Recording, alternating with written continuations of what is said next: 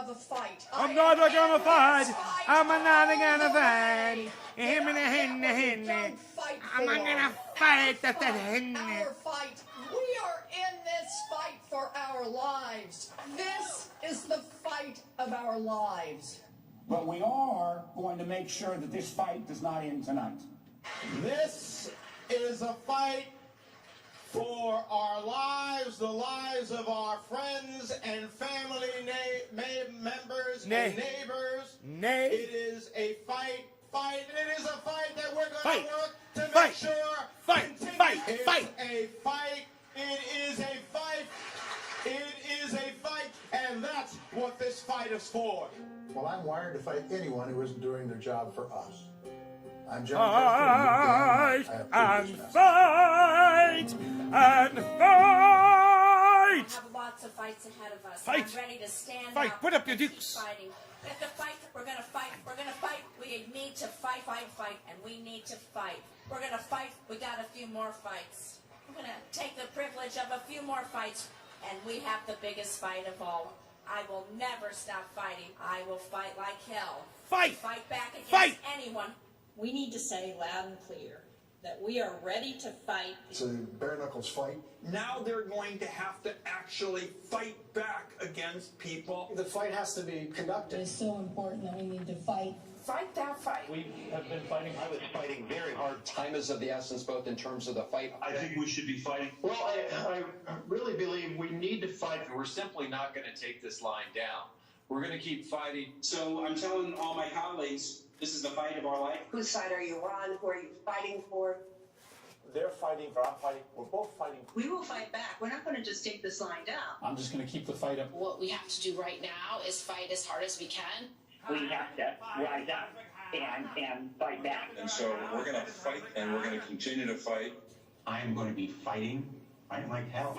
Keep fighting, or we kept fighting and we did, so we're going to keep fighting. We have to be fighting every single day. We have to fight back, and we have no choice but to do that. I think we're doing the right thing to do that.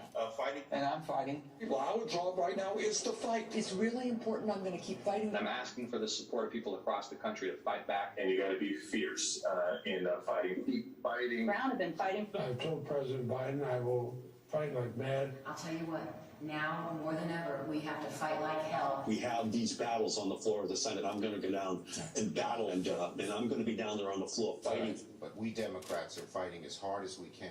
Democrats are fighting as hard as we can. Credit it in any way, but we're fighting back. What we've got to do is fight in Congress, fight in the courts, fight in the streets, fight online, fight at the ballot box. Fighting and pushing around the clock, fighting, continue to be brave and be strong and keep fighting. We're getting people engaged. I love shit like this. We're fighting. I wish I had an editor that would make shit like this for me. Continue to fight. Fight. This is going to be a fight. We'll also fight him and challenge him in every way that we can. In the Congress, in the courts, and in the streets. To continue fighting, we each have an important role to play in fighting. In this fight, like so many before it, it has been a fight. The American people are going to have to fight. And about the importance of fighting. I will always fight. Fighting. But we always must fight. Joe Biden has a deep, deep-seated commitment to fight and to fight. And about the importance of fighting. We always must fight, to fight, to fight, and to fight. As our willingness to fight continued the fight, as Joe Biden says, to fight. Another It's one about bites the fighting dust. what we're Oh, fighting for. another We one will bites tell the dust. them about Hey. what we did to fight. Really about a fight. But truly, I do believe that we're in a fight. I believe that we are in a fight.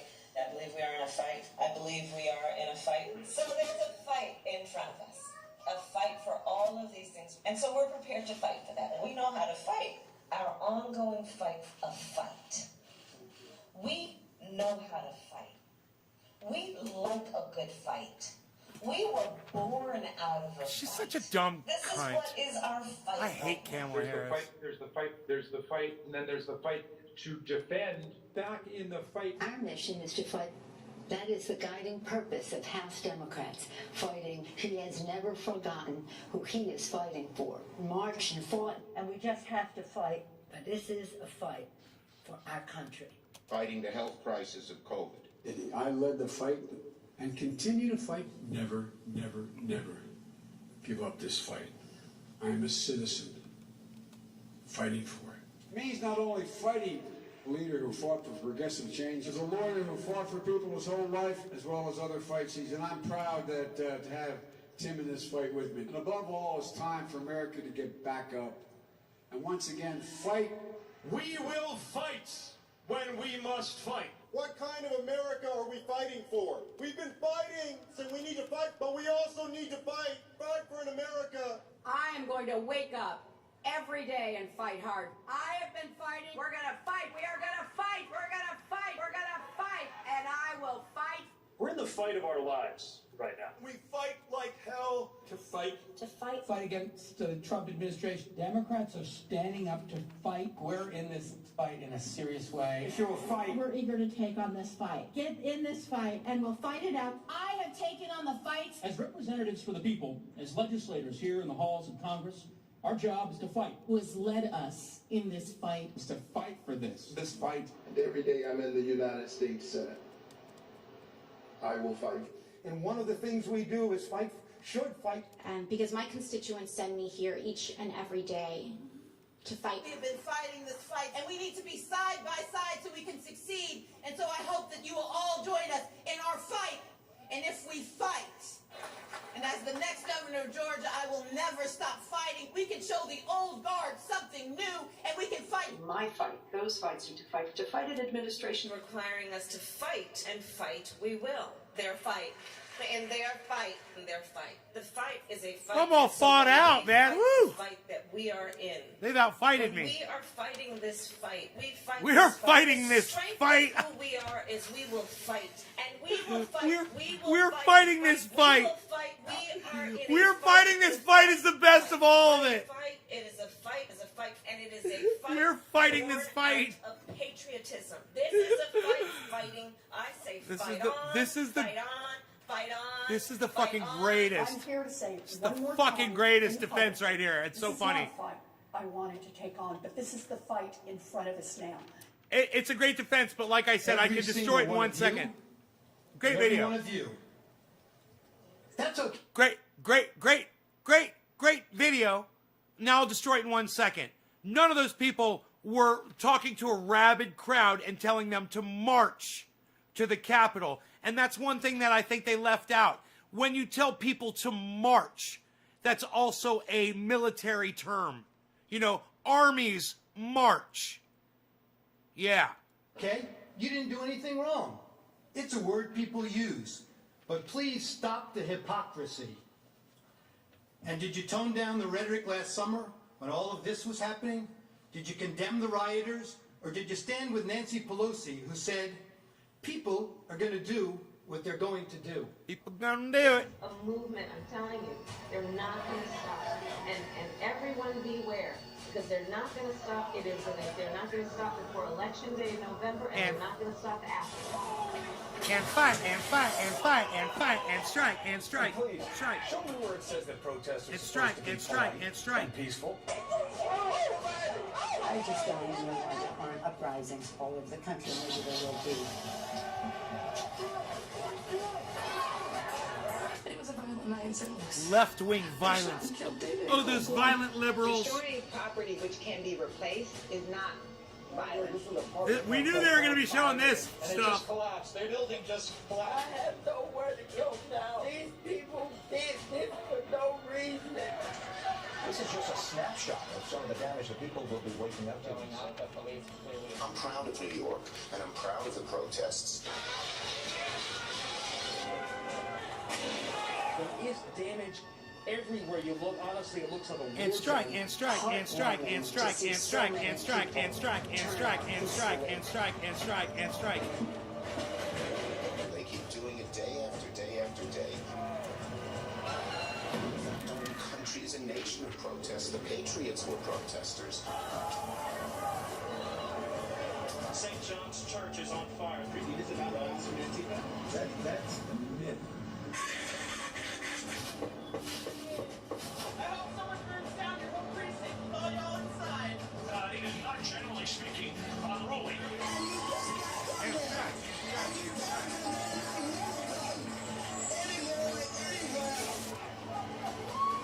they're not going to let up, and they should not. You claim that it's wrong to object to the Another one certification of going election out. results. Another one's You, along with going your allies out. in I the said attempted to another cancel and one. censor Another one members of this going chamber out. who voiced concerns and objected to certification. Manager Raskin, you'd been in Congress only 3 days when you objected in 2017. It's one of the first things you did when you got here. I have an objection because 10 of the 29 electoral votes cast by Florida were cast by electors not lawfully certified. Is the objection in writing and signed not only by the member of the House of Representatives, but also by a senator? It is in writing, Mr. President. Is it signed by a senator? Not as of yet, Mr. President. In that case, the objection cannot be entertained. Mr. President, I object to the certificate from the state of Georgia on the grounds that the electoral votes were No not... debate. There's no debate. I object to a certificate from the state of North Carolina based on violations of the There Voting is no Rights Act debate. and There's no acted debate by in the Russian joint government. session. I object because people are horrified by the overwhelming evidence. Section of Russian 18, affairs Title prior- 3 of the United States Code prohibits debate. I object. Objected to the counting of the electoral votes of the state of Ohio. I object to the certificate from the state of Alabama. The electors were not lawfully certified. I object to the 15 votes from the state of North Carolina because of the massive voter suppression and the closing of polling booths. There's no debate. There's no debate. 16 There's to 1. no debate. And the massive The voter gentleman. suppression that occurs to The African Americans. gentleman will suspend. I have an objection to the electoral votes. The objection is in writing, and I don't Someone care bought that one of it these. is not, Someone's it is getting one not of these. signed by Not a bought. member of the Someone's Senate. getting one. I do not wish to debate. I wish to ask, is there one United States senator who will join me in this letter? There's no debate. The objection is signed by a member of the House, but not yet by a member of the Senate. Well, it is over.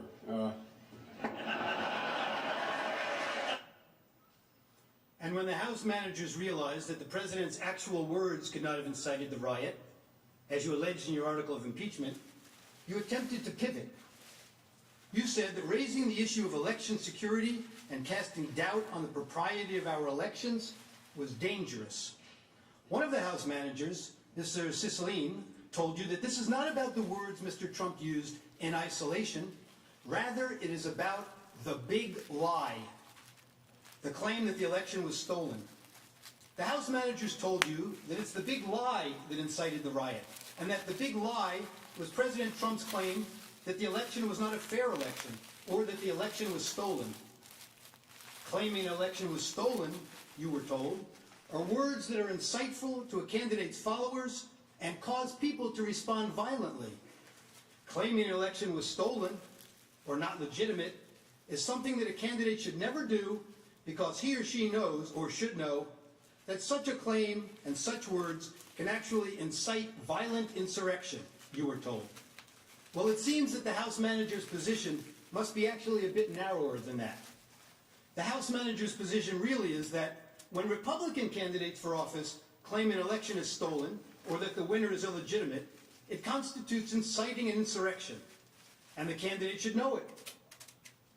But Democratic Party candidates for public elective office are perfectly entitled to claim the election was stolen or that the winner is illegitimate or to make any other outrageous claim they can. It is their absolute right to do so. And it is their absolute right to do so, irrespective of whether there's any evidence to support the claim. Democratic candidates can claim that an election was stolen because of Russian collusion or without any explanation at all. And that is perfectly okay and is in no way incitement to an insurrection. And somehow, when Democratic candidates publicly decry an election as stolen or illegitimate, it's never a big lie. You've been doing it for years. But can you imagine telling your supporters that the only way you could possibly lose is if an American election was rigged and stolen from you?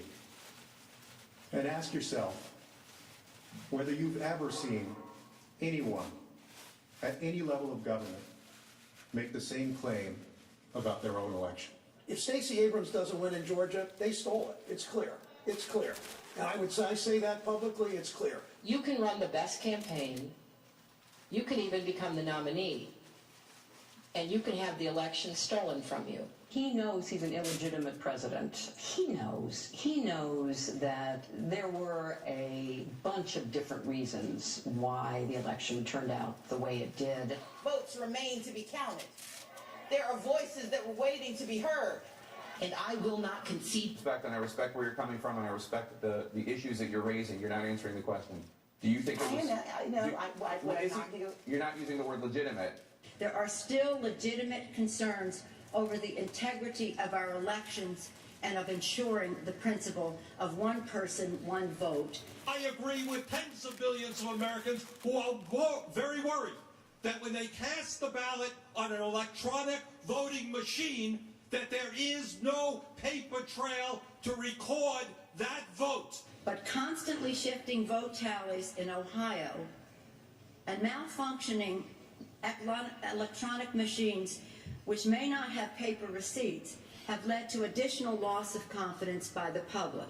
This is their only opportunity to have this debate while the country is listening.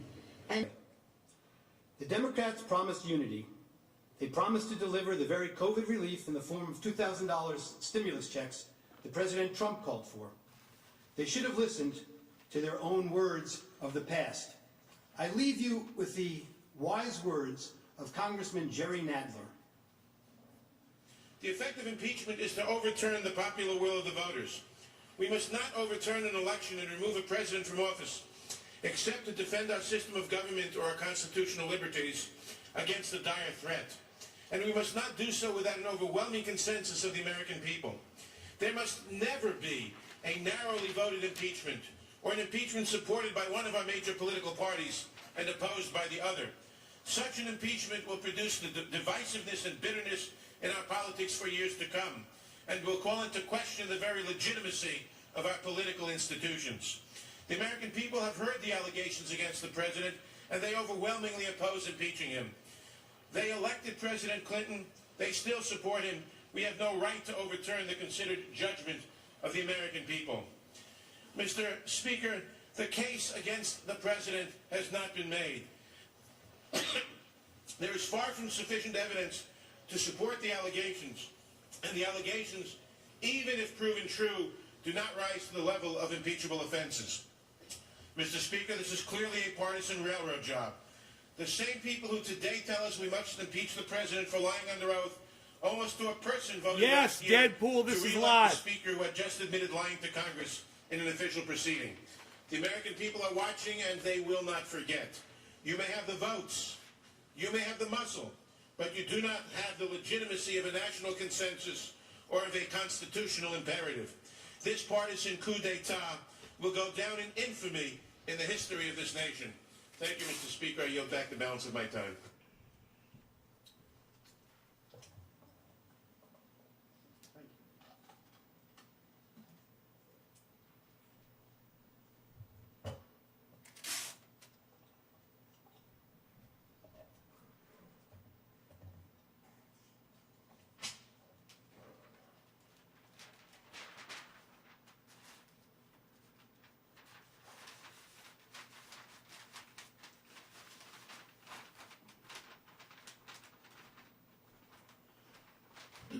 Good afternoon again, Senators.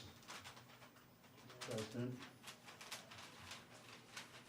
There are two fundamental questions for purposes of this free speech analysis. First, does the First Amendment to the Constitution apply in this chamber to these impeachment proceedings? Second, if it does, do the words spoken by Mr. Trump at the Ellipse on January 6th meet the definition of constitutional incitement so as to void the protections afforded by the First Amendment? I will explain why the answers to both of these questions must be a resounding yes. The Constitution and the First Amendment must certainly apply to these impeachment proceedings, and Mr. Trump's speech deserves full protection under the First Amendment.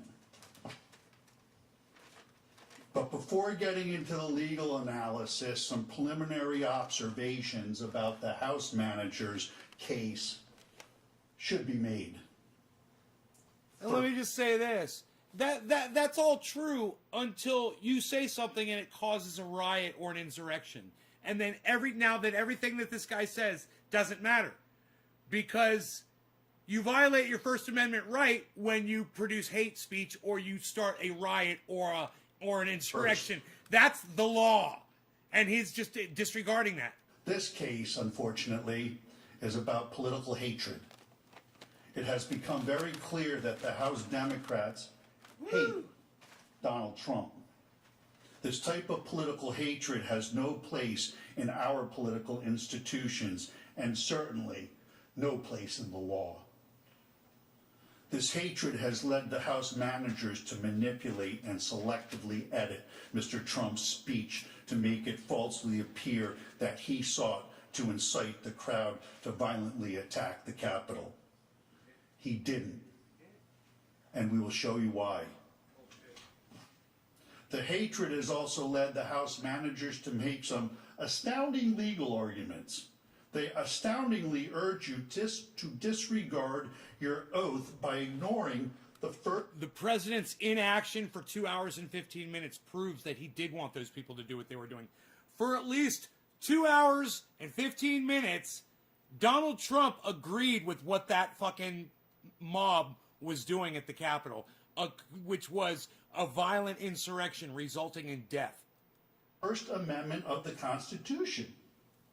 2 hours and 15 minutes. That's a long time. Landmark binding United States Supreme Court cases, precedents, Wood and Bond, both of which unequivocally hold that elected officials have core First Amendment rights to engage in the exact type of political speech which Mr. Trump engaged in. I was shocked the House managers not only spent a mere 3 pages on the First Amendment analysis in their trial memo, but yesterday they spent a mere 10 minutes at the end of their case as a throwaway. What we have read and what we have heard is devoid of any constitutional analysis for less than what I would expect from a first-year law student. They left out landmark cases, total intellectual dishonesty. And finally, hatred is at the heart of the House managers' frivolous attempts to blame Donald Trump for the criminal acts of the rioters based on double hearsay statements of fringe right-wing groups based on no real evidence other than rank speculation. Hatred is a dangerous thing. We all have to work to overcome it. Hatred should have no place in this chamber in these proceedings. The second observation. The Senate is presented with an extraordinary task sitting in judgment of a former president's words in a speech that he gave at a political event. The House managers accuse Mr. Trump of using his words to incite the horrific events at the Capitol on January 6th. But yesterday, they gave you a new and novel standard of incitement with an element of foreseeability, a negligence concept. They cite 0 case law. They made it up. This task of applying a completely made-up legal standard of incitement to an impeachment proceeding is truly an unprecedented task for the Senate. And that is something the Senate must seriously consider when deciding the issue. Do you want to create a precedent where the Senate will be tasked with sitting in judgment as to the meaning and implied intent of a president's words? Or words of any elected official? Will that allow and maybe encourage a majority party to weaponize the awesome power of impeachment against the minority to suppress a point of view? Will the Senate then have to deal with constant articles of impeachment by a majority party accusing minority presidents or other elected officials of so-called insightful or false speeches? you can see where this would lead. Sadly, we have all seen the political rhetoric get ratcheted up over the last few years. Ratched? We've all been witnesses to many incendiary Another guy words called the by insurrection our a officials at resurrection. political events, Right on the opening. broadcast over the media, I was like, internet. dude, you're saying the quiet part out In each of loud. those instances, It will wasn't, there now Donald be Trump some wasn't being resurrected as Jesus Christ. It was an insurrection, you fucking moron. One last thought. That Donald Trump could find at the last minute. We agree with the House managers, context does indeed matter. The inflammatory rhetoric from our elected officials must be considered as part of the larger context of Mr. Trump's speech at the Ellipse on January 6th. The inflammatory language from both sides of the aisle has been alarming, frankly. But this political discourse must be considered as part of these proceedings to contextualize Mr. Trump's words. We have some video to play that highlights some of what I'm talking about. I preface this video by noting I am not showing you this video as some excuse for Mr. Trump's speech. This is not whataboutism. Huh, okay. I am showing you this to make the point that all political speech must be protected. Oh, okay. Okay. I just don't even know why there aren't uprisings all over the country. Maybe there will be. There needs to be unrest in the streets for as long as there's unrest in our lives. You got to be ready to throw a punch. You have to be ready to throw a punch. Donald Trump, I think you need to go back and punch him in the face. That I thought he... No, I'm sorry. That is not why you're playing this video, you fucking liar. You are totally doing whataboutism. Now, and number two, not only are you doing whataboutism, but you're you know, the what these people are saying is fucking reprehensible speech, and I don't support it. I don't support what these fucking morons are saying. You know, when they say, you gotta fight, you gotta punch him in the face. All that shit. No, these people need to be fucking held accountable for this stupid fucking rhetoric and this language. You know, like I said, it is violence encouraging, violence causing speech. It's hate rhetoric. It's hate speech directed at somebody, not besides themselves, obviously, every time. You should have punched him in the face. We get the idea. Let's fast forward. Is 1789 to 1798. He was appointed by President George Washington. In fact, Wilson taught the first course on the new Constitution to President Washington and his cabinet. The first in the nation's history, in Philadelphia, at the University of Pennsylvania in 1789. Wilson, in his law lectures, the first of their kind under the Constitution, plainly states that the Senate may not ignore the Constitution in impeachment proceedings. He states that lawful and constitutional conduct may not be used as an impeachable offense. Let me say that again. He states that lawful and constitutional conduct may not be used as an impeachable offense. Read along with me.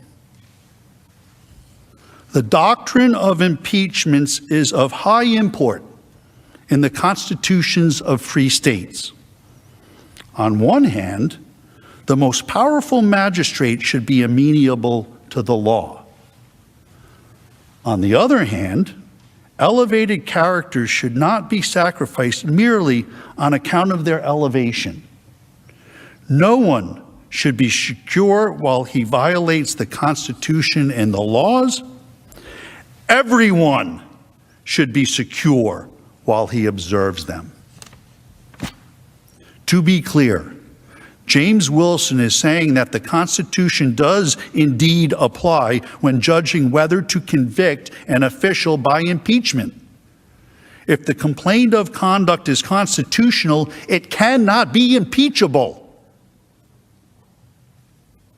Are we to ignore the words and teachings of James Wilson? The House managers surely want you to. The House managers have made several references to this letter, signed by 140 partisan law professors, calling Mr. Trump's First Amendment defense legally frivolous. This is really an outrageous attempt to intimidate Mr. Trump's lawyers. Whenever a lawyer advances a truly frivolous argument, they may violate professional ethical rules and could be subject to discipline. This letter is a direct threat to my law license, my career, and my family's financial well-being. These law professors should be ashamed of themselves, and so should the House managers. How dare you? Do you really hate Donald Trump so much that you're willing to destroy good, hard-working people's lives, people that are only doing their jobs, and frankly, as counsel for an accused fulfilling a constitutional role? It's astounding, really. I'm a citizen, not a politician.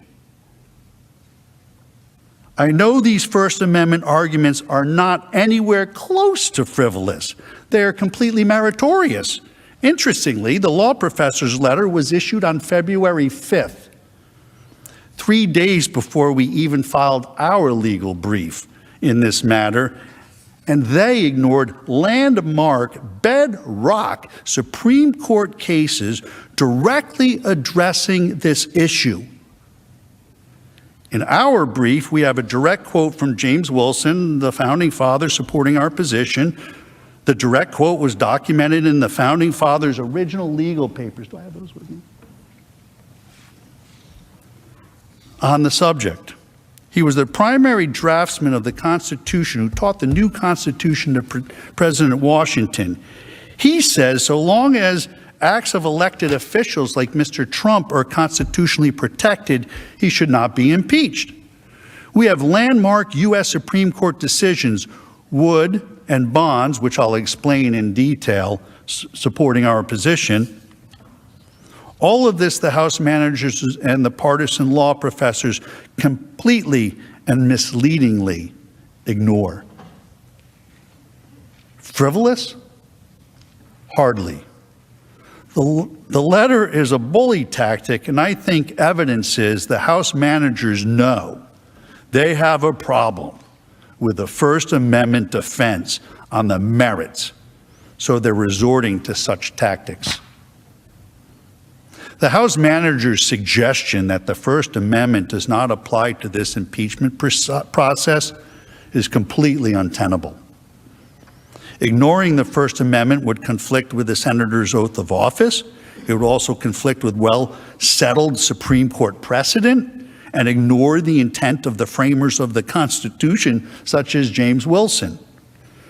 Above all else, ignoring the Constitution would adopt the new Raskin common sense doctrine we heard yesterday, eroding hundreds of years of First Amendment protections. We are here under the Constitution. It is illogical what the House managers say. The Constitution does apply to this constitutional impeachment process. It's double talk, nonsense, illogical. If the House managers had their way, they would ignore all of the Constitution. Does that include the Sixth Amendment? The right to counsel? They would have Mr. Trump sitting here without lawyers. And who would be next? It could be anyone. One of you. Or one of you. You must reject this invitation to ignore the First Amendment. It is anti-American and would set dangerous precedent forever. The law has developed over the years to clearly establish elected officials have the right to engage in protected speech. Mr. Trump is not just a guy on the street or a guy at a bar or a fire chief or a police officer. There were a few of them in there. All analogies given by the House managers. These sideways analogies are wrong. Mr. Trump was an elected official, and there is an entire body of law, Supreme Court landmark cases supporting the conclusion that Mr. Trump actually has enhanced free speech rights because he is an elected official. These cases are ignored by the House managers and the law professors. And that, too, is total intellectual dishonesty. The Supreme Court has long held that the First Amendment's right to freedom of speech protects elected officials. Two important on-point decisions from the Supreme Court, Wood versus Georgia and Bond versus Floyd, expressly contradict the House managers' position. The House managers do not even cite those cases in their brief. They barely acknowledged them in their reply, and they were mum on them yesterday. In Wood versus Georgia, the Supreme Court addressed a case involving a sitting sheriff whose re-election was being investigated by a grand jury and paneled by a judge based on allegations of irregular Negro bloc voting. It was in the 60s. The sheriff spoke publicly in multiple press releases calling the grand jury investigations racist, illegitimate, and an attempt to intimidate voters. He even urged the grand jurors on how to decide the issues and not let its high office be a party to any political attempt to intimidate voters. The sheriff viewed the grand jury as challenging the legitimacy of his election. The sheriff even sent a letter to the grand jurors with these allegations, which is an extraordinary step since laws in most states, including Georgia, prohibit attempts to influence or intimidate jurors. The sheriff was charged and convicted of contempt of court and obstruction of the grand jury. But the Supreme Court, in a decision written by Justice Brennan, reversed. The court held that the First Amendment protected an elected public official's speech because the voting controversy directly affected the sheriff's political career. G29. The petitioner was an elected official and had, read with me, please, everybody. The petitioner was an elected official and had the right to enter the field of political controversy, particularly where his political life was at stake. The role that elected officials play in our society makes it all the more imperative that they be allowed freely to express themselves on matters of current public importance. Wood, thus, stands for the proposition that a difference of political opinion expressed in a speech on an issue of voting irregularity cannot be punishable where all that was done was to encourage investigation and peaceful political speech. Just like Mr. Trump has done here. The legal scholars call that directly on point. A second case, Bond versus Floyd, involved a state legislature punishing an elected official for protected political speech. Bond is particularly instructive here, too. In Bond, the Supreme Court squarely addressed the question of an elected official's punishment by a legislature for statements alleged to have incited public violation of the law, the burning of draft cards. The court unequivocally rejected the idea, advanced here by the House managers, that an elected official is entitled to no protection under the First Amendment. The Supreme Court held that the Georgia House of Representatives was, in fact, forbidden by the First Amendment from punishing Bond, by not seating him, for advocating against the policy of the United States. There are three fundamental holdings in Bond. 1, the manifest function of the First Amendment in a representative government requires that legislators be given the widest latitude to express their views on issues of policy.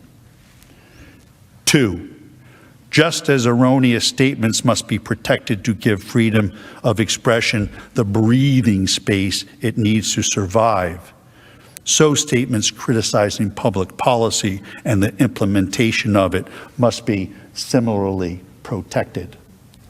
Third holding, legislators have an obligation to take positions on controversial political questions so that their constituents can be fully informed by them and be better able to assess their qualifications. Please read along with me. Their qualifications for office. Also, so they may be represented in governmental debates by the person they have elected to represent them. Mr. Trump enjoys this same First Amendment protection from Congress.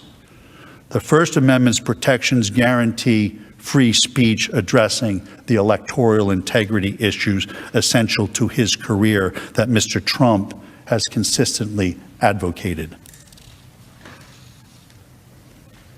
The House managers argue that the First Amendment, and I quote, does not shield public officials who occupy sensitive policy-making positions from adverse actions when their speech undermines important governmental interests.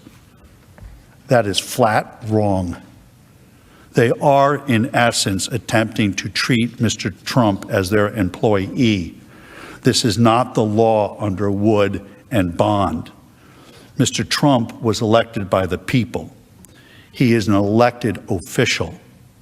The Supreme Court says elected officials must have the right to freely engage in public speech. Indeed, the Supreme Court expressly rejected the House manager's argument in Wood versus Georgia, holding that the sheriff was not a civil servant, but an elected official who had core First Amendment rights which could not be restricted. That's Wood v. Georgia, page 395, footnote 21. The House managers do not mention Wood or Bond in the trial brief or anywhere else. Why? Why not? Because it does not fit their narrative or their story. They want to punish Mr. Trump for engaging in constitutionally protected free speech, and they do not want you to consider the issue. But you must. Question 2. Does Mr. Trump's speech deserve protection under the First Amendment? There is no doubt Mr. Trump engaged in constitutionally protected political speech that the House has improperly characterized as incitement of insurrection.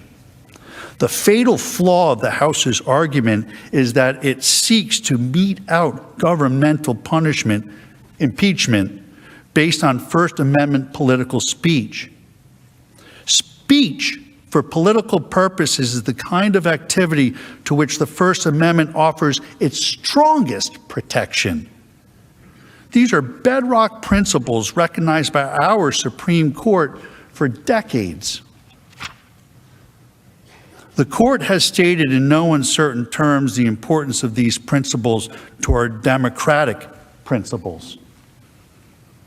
The general proposition that freedom of expression upon public questions is secured by the First Amendment has long been settled by our decisions. The constitutional safeguard, we have said, was fashioned to assure unfettered interchange of ideas for the bringing about of political and social changes desired by the people. New York Times v. Sullivan. Our First Amendment decisions have created a rough hierarchy in the constitutional protection of speech. Core political speeches occupy the highest, most protected protected position. Even political speech that may incite unlawful conduct is protected from the reach of government punishment. The court has said every idea is an incitement, and if speech may be suppressed when it might inspire someone to act unlawfully, then there is no limit to the state's censorial power. The government may not prohibit speech because it increases the chances of an unlawful act will be committed at some indefinite time in the future. The House manager showed you a series of tweets going all the way back to 2015 in an effort to prove incitement. All of that evidence is totally irrelevant under the constitutional definition of incitement. Brandenburg versus Ohio is really the landmark case on the issue of incitement speech. Half of the case was mentioned yesterday. In the Brandenburg v. Ohio case, another landmark, the court held the government may only suppress speech for advocating the use of force or a violation of law if such advocacy is directed to inciting or producing imminent lawless action and is likely to incite or produce such action. The Brandenburg holding has been interpreted as having three basic prongs to determine if speech meet the definition of incitement. The Brandenburg test precludes speech from being sanctioned as incitement to a riot unless the speech explicitly or implicitly encouraged use of violence or lawless action. 2, the speaker intends that his speech will result in use of violence or lawless action. And 3, the imminent use of violence or lawless action is the likely result of the speech. The House managers cannot get past the first prong of the Brandenburg test. They have not and cannot prove Mr. Trump explicitly or implicitly encouraged use of violence or lawless action, period. Brandenburg requires a close examination of the words themselves. The words are either important or they're not. The House managers admitted that the incitement issue is not about the words.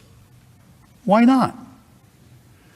Because on the face of it, Mr. Trump's words are no different than the figurative speech used by every one of the senators assembled here today. If it is not about the words, but about the big lie of a stolen election, then why isn't House Manager Raskin guilty since he tried to overturn the 2016 election? The more the House managers speak, the more hypocrisy gets revealed. Hypocrisy. Even though they say it's not about the words, the law under Brandenburg requires a close analysis of the words to determine incitement. So we need to look at those words.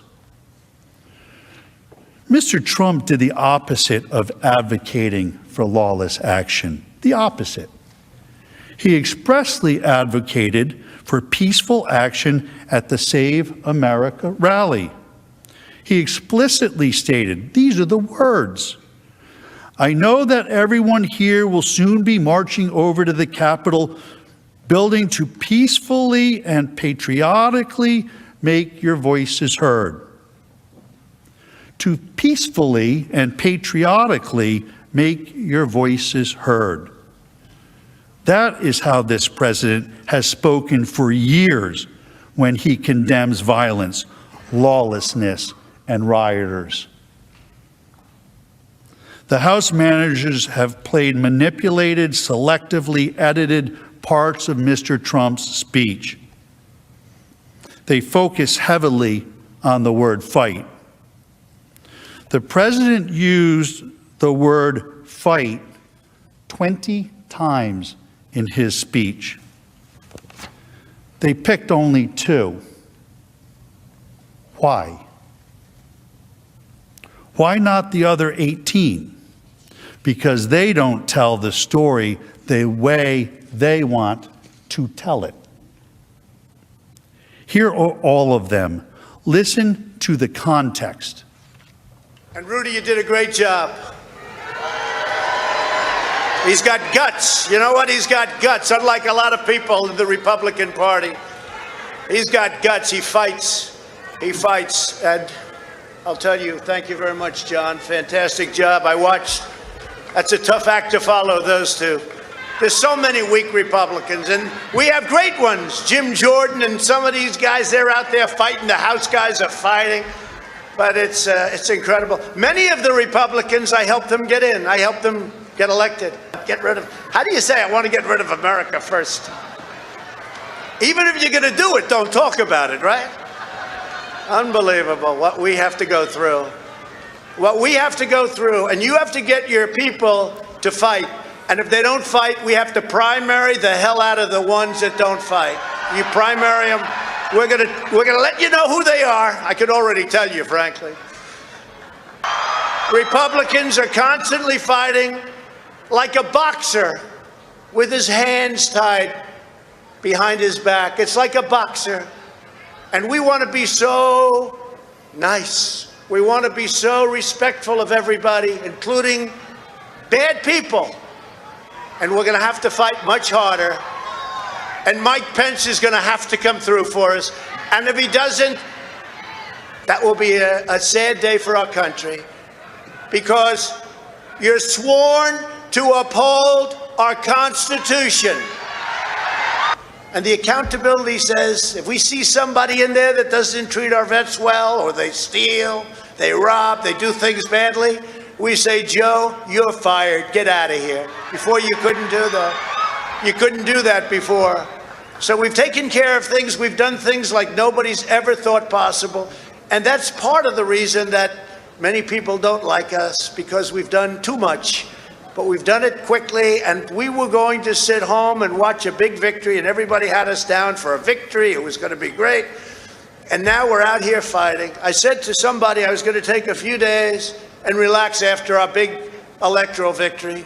10 o'clock, it was over. The American people do not believe the corrupt fake news anymore. They have ruined their reputation. But you know, it used to be that they'd argue with me, I'd fight. So I'd fight, they'd fight, I'd fight, they'd fight, boop, boop. You'd believe me, you'd believe them. Somebody comes out, you know, they had their point of view, I had my point of view. But you'd have an argument. Now what they do is they go silent. It's called suppression. And that's what happens in a communist country. That's what they do. They suppress. You don't fight with them anymore unless it's a bad story. If they have a little bad story about me, they make it 10 times worse and it's a major headline. But Hunter Biden, they don't talk about him. What happened to Hunter? Where's Hunter? With your help over the last 4 years, we built the greatest political movement in the history of our country, and nobody even challenges that. I say that over and over, and I never get challenged by the fake news. And they challenge almost everything we say. But our fight against the big donors, big media, big tech, and others is just getting started. This is the greatest in history. There's never been a movement like that. Our brightest days are before us. Our greatest achievements still wait. I think one of our great achievements will be election security, because nobody until I came along had any idea how corrupt our elections were. And again, most people would stand there at 9 o'clock in the evening and say, I want to thank you very much. And they go off to some other life. But I said, something's wrong here. Something's really wrong. Can't have happened. And we fight. We fight like hell. And if you don't fight like hell, you're not going to have a country anymore. Our exciting adventures and boldest endeavors have not yet begun. my fellow Americans, for our movement, for our children, and for our beloved country. And I say this, despite all that's happened, the best is yet to come.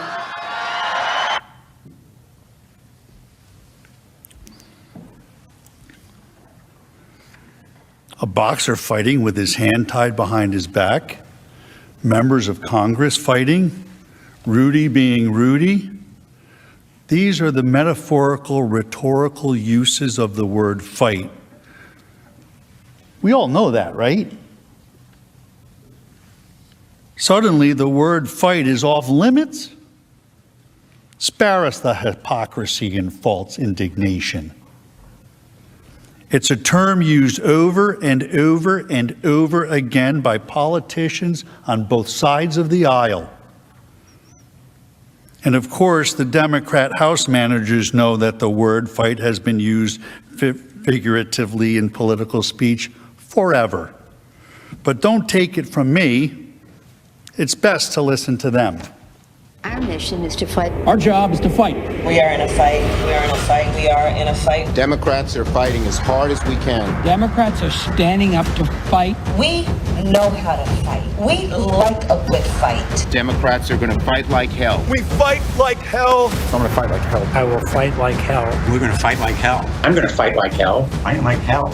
I will fight like hell. We have to fight like hell. I, and I know many other senators and members of the House, will fight like hell. We are going to fight like hell. We're going to fight like hell. Fight like hell.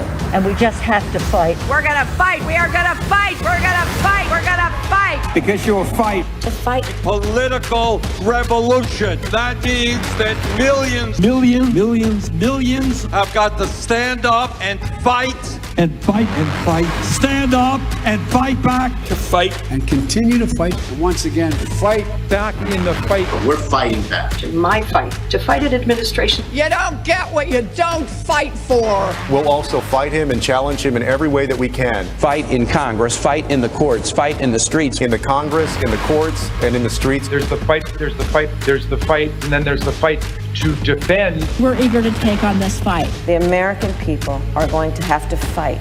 Get in this fight. Get in this fight. Around the clock fighting. We've got to keep fighting and keep focused. We will fight when we must fight. We've been fighting, and we need to fight, but we also need to fight. It's always going to be an uphill fight. This is going to be a fight. We always must fight.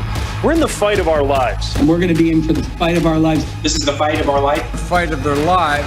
We are in this fight for our lives. We cannot ever give up fighting.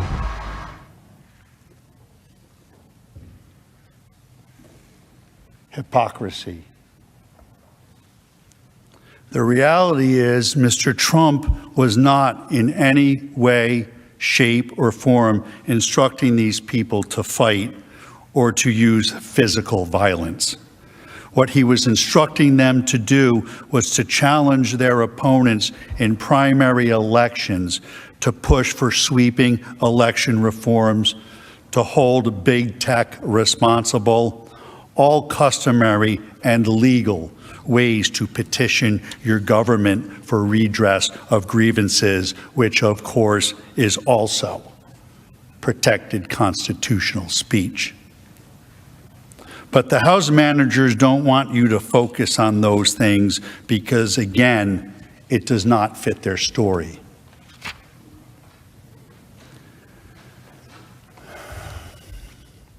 In the end, I leave you with this quote from Benjamin Franklin.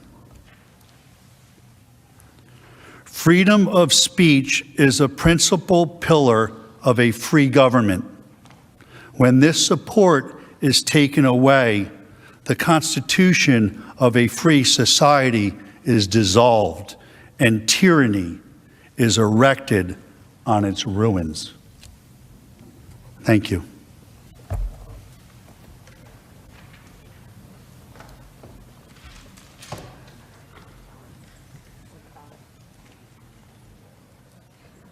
Mr. President, The majority leader. I ask unanimous consent the Senate recess for a 15-minute break. The objection.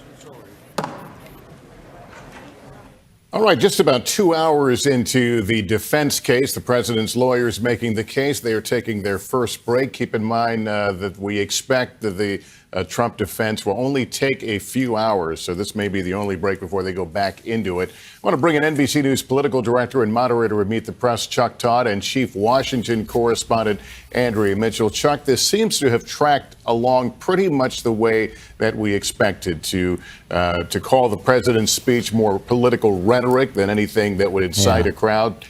Going after many of the usual enemies, the media and Democrats, and using the words of Democrats against this case, essentially indicting them for their words. Your thoughts? Yeah, no, I mean, Sean Hannity or Rush Limbaugh could have put this together. It was just sort of a lazy version of whataboutism. I mean, it really wasn't even that sophisticated. It was a bit intellectually dishonest in numerous times. But it's clear what they're trying to do, right? They're trying to isolate the January 6th speech. They're trying to ignore everything else about it. They're trying to ignore all the tweets around it. And look, there's still 2 hours. Maybe they will address the dereliction of duty issues with him during the siege and right after it.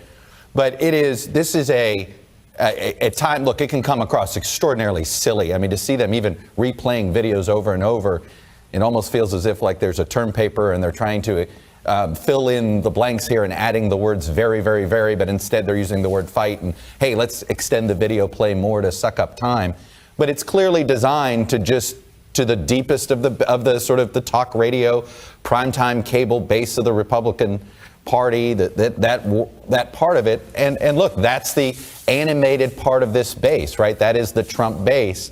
They're not trying to address any of the real elephants in the room right now, and maybe that's their fast track in their minds, their fast track to acquittal, but they're not actually addressing any of the real accusations that have been made against the former president. Andrea, some of those accusations had to do with what the former president was saying at the time. His vice president was being whisked away to a secure location of the Capitol. What other things stood out in terms of things that have not been addressed so far that were made by the House managers?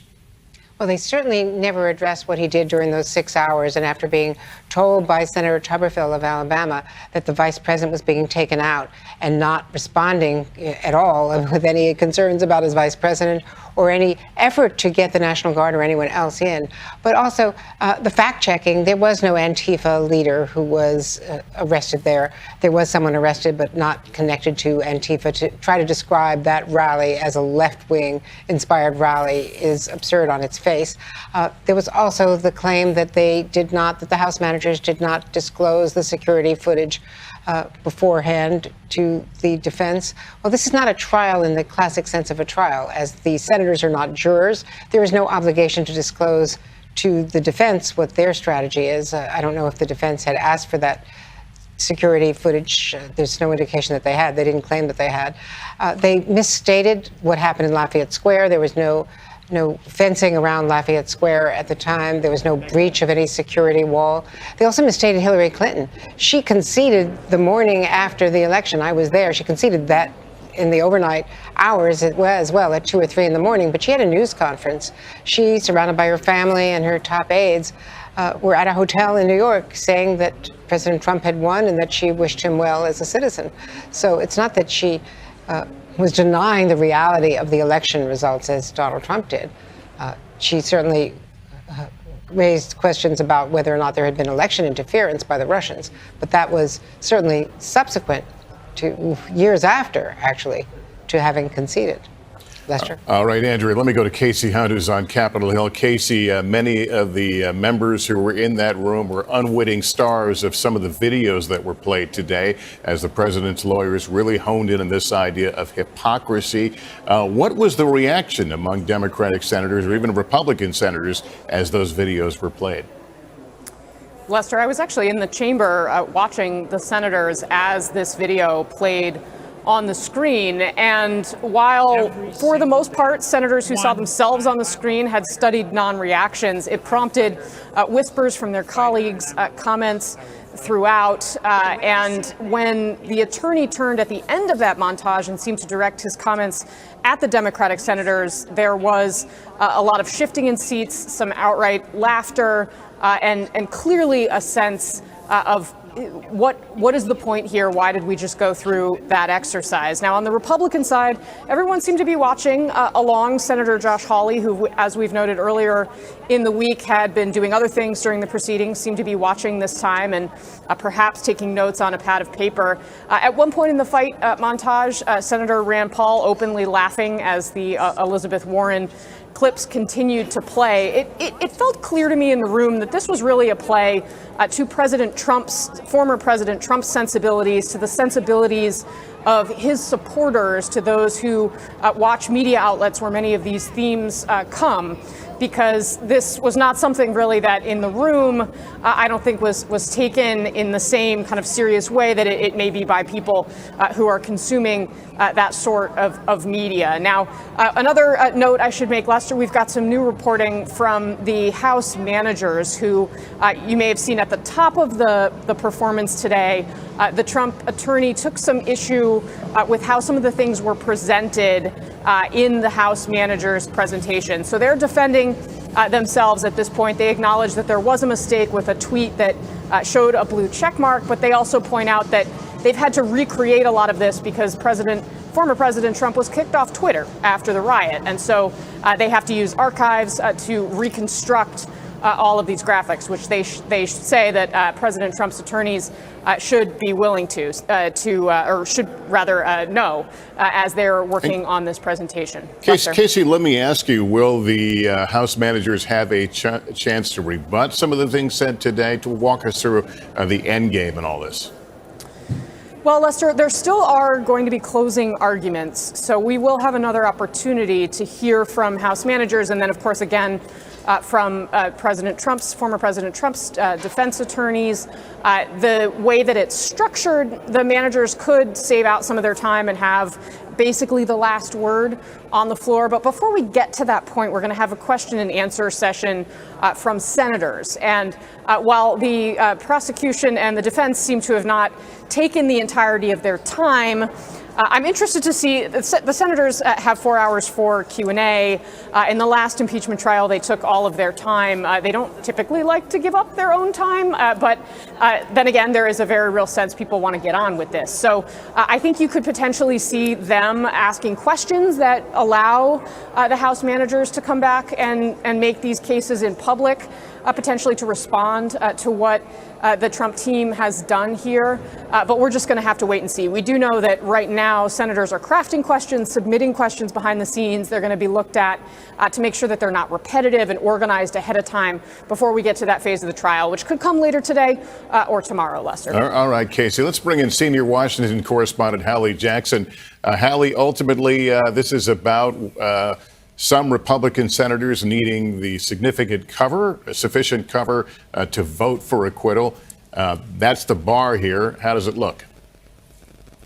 Well, the reaction that Casey just described from some of the senators in the room, I think, is interesting. And the reaction that I imagine that we're seeing, although we don't have a camera at Mar-a-Lago right now, from Donald Trump, I think is worth noting. I think there are things that he would have liked in that presentation. Number one, the audiovisual element of it. He's a person who likes TV. There were plenty of clips, in some instances, repetitive clips as you were watching through them, including some of the montages that we saw there. The Trump defense team and those around the Trump defense team liked that. They thought and said publicly, as this presentation was happening over the last 2 hours, that was basically hammering or pummeling the point home that they wanted to make. I think that if you're Donald Trump, you also like to see his attorneys, two of them at least, use some of these buzzwords that we often hear in conservative circles. So, for example, you heard one of the former president's attorneys call this constitutional cancel culture, basically seizing on this sort of line that's been used in various other instances, not at all relating to impeachment, in conservative circles in the last, year or so, 6 months or so. You also heard one of the attorneys say this is not whataboutism, to the point that Chuck Todd made just a couple of minutes ago. It is, in fact, the definition of whataboutism, and that it is essentially looking to equivocate the actions and the language of former President Trump to things that Democrats have said in an entirely different context and one that was not shown there. So here's what's not been addressed. And you talked about the questions of what is still sort of out there. We do have time left, right? They technically have up to, I think, 14 more hours. They are certainly not expected to take all this time. But one of the things that really hasn't been touched on yet that Republicans do want to know about or will want to hear about, including certainly Democrats too, is what about the case that the House managers made specifically yesterday, linking the acts of the insurrectionists, the language of the insurrectionists, to direction from Donald Trump himself? That's going to be important for the defense team to try to put up some kind of answer to here, because that is an open question. When you look ahead to the Q&A, there are other senators, I think Republican Bill Cassidy among them, who want to know more about that phone call between Tommy Tuberville, Senator Tuberville,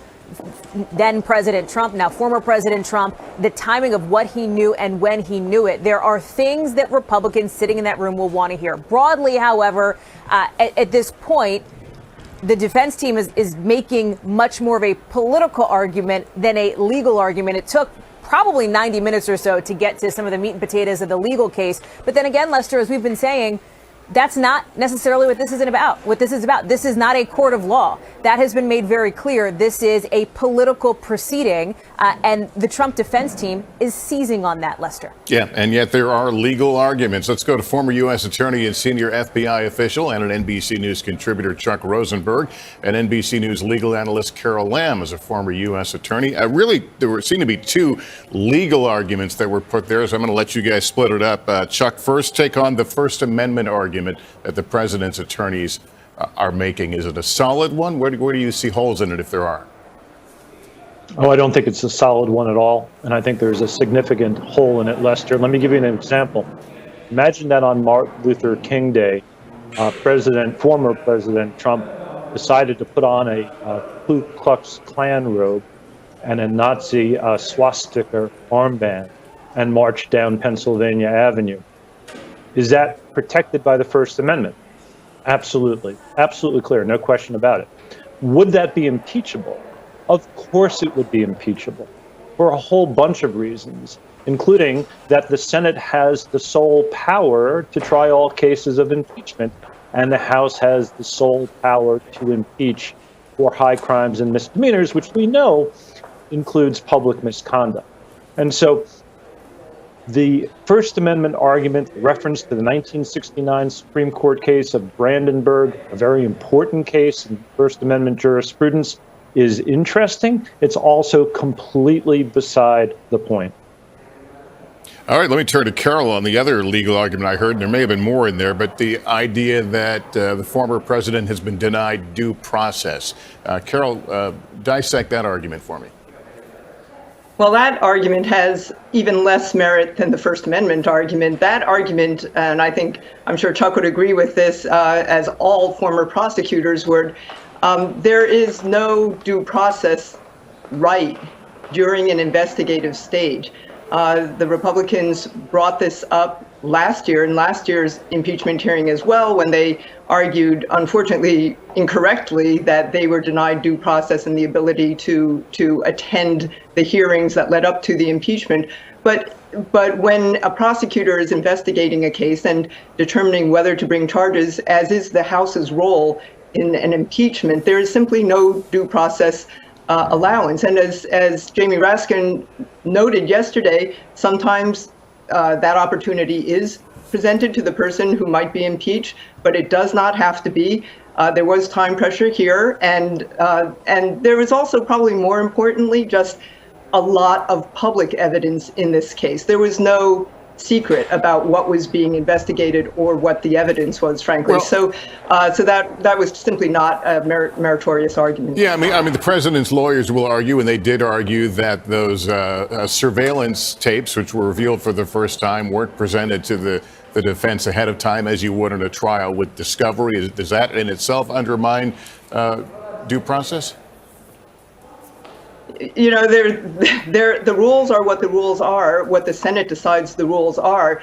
In a criminal court of law or even a civil court of law, there are many, many rules and a lot of case law that is imposed by courts in the wake of laws being passed, and people have to abide by those rules.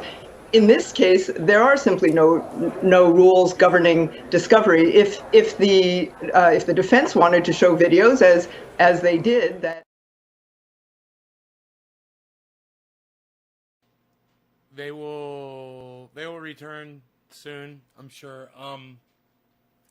They said 15-minute break. I actually was listening with my cell phone. Is there anybody here? Actually, I don't even know if anybody's here. I should probably check that. I'm only broadcasting on 7 channels, 6 YouTubes, and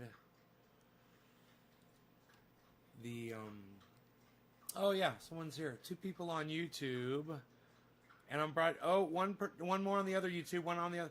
No one's on Trovo, huh? Everybody's watching on YouTube though. Okay, fair enough. Hey, Cheech Chong, what's up? You guys hear and see me okay? Everything's running good. I haven't dropped any frames. It's good. Yeah, I had to run out of here and drop that mail off. So my mom, you know, I want to send my mom a triage oil. She's running low. She said, Iceman introduced me to this guy a long time ago. Dan contacted me, said he could use some, so I hooked him up. And somebody ordered some, and I got your order out. Somebody ordered some. They had actually said something in the chat. They're like, yeah, I just ordered my triage oil. I can't remember who it was, but yours is out too. So out with my mail today. This is the best I've seen you. Oh yeah, it's the clearest. Oh good, good, good. Well, I'm on my Really? It's good to know. I'm on my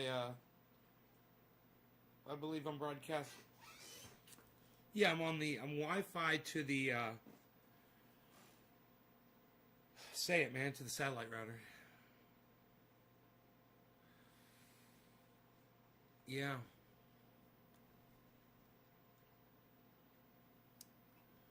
So this thing is going.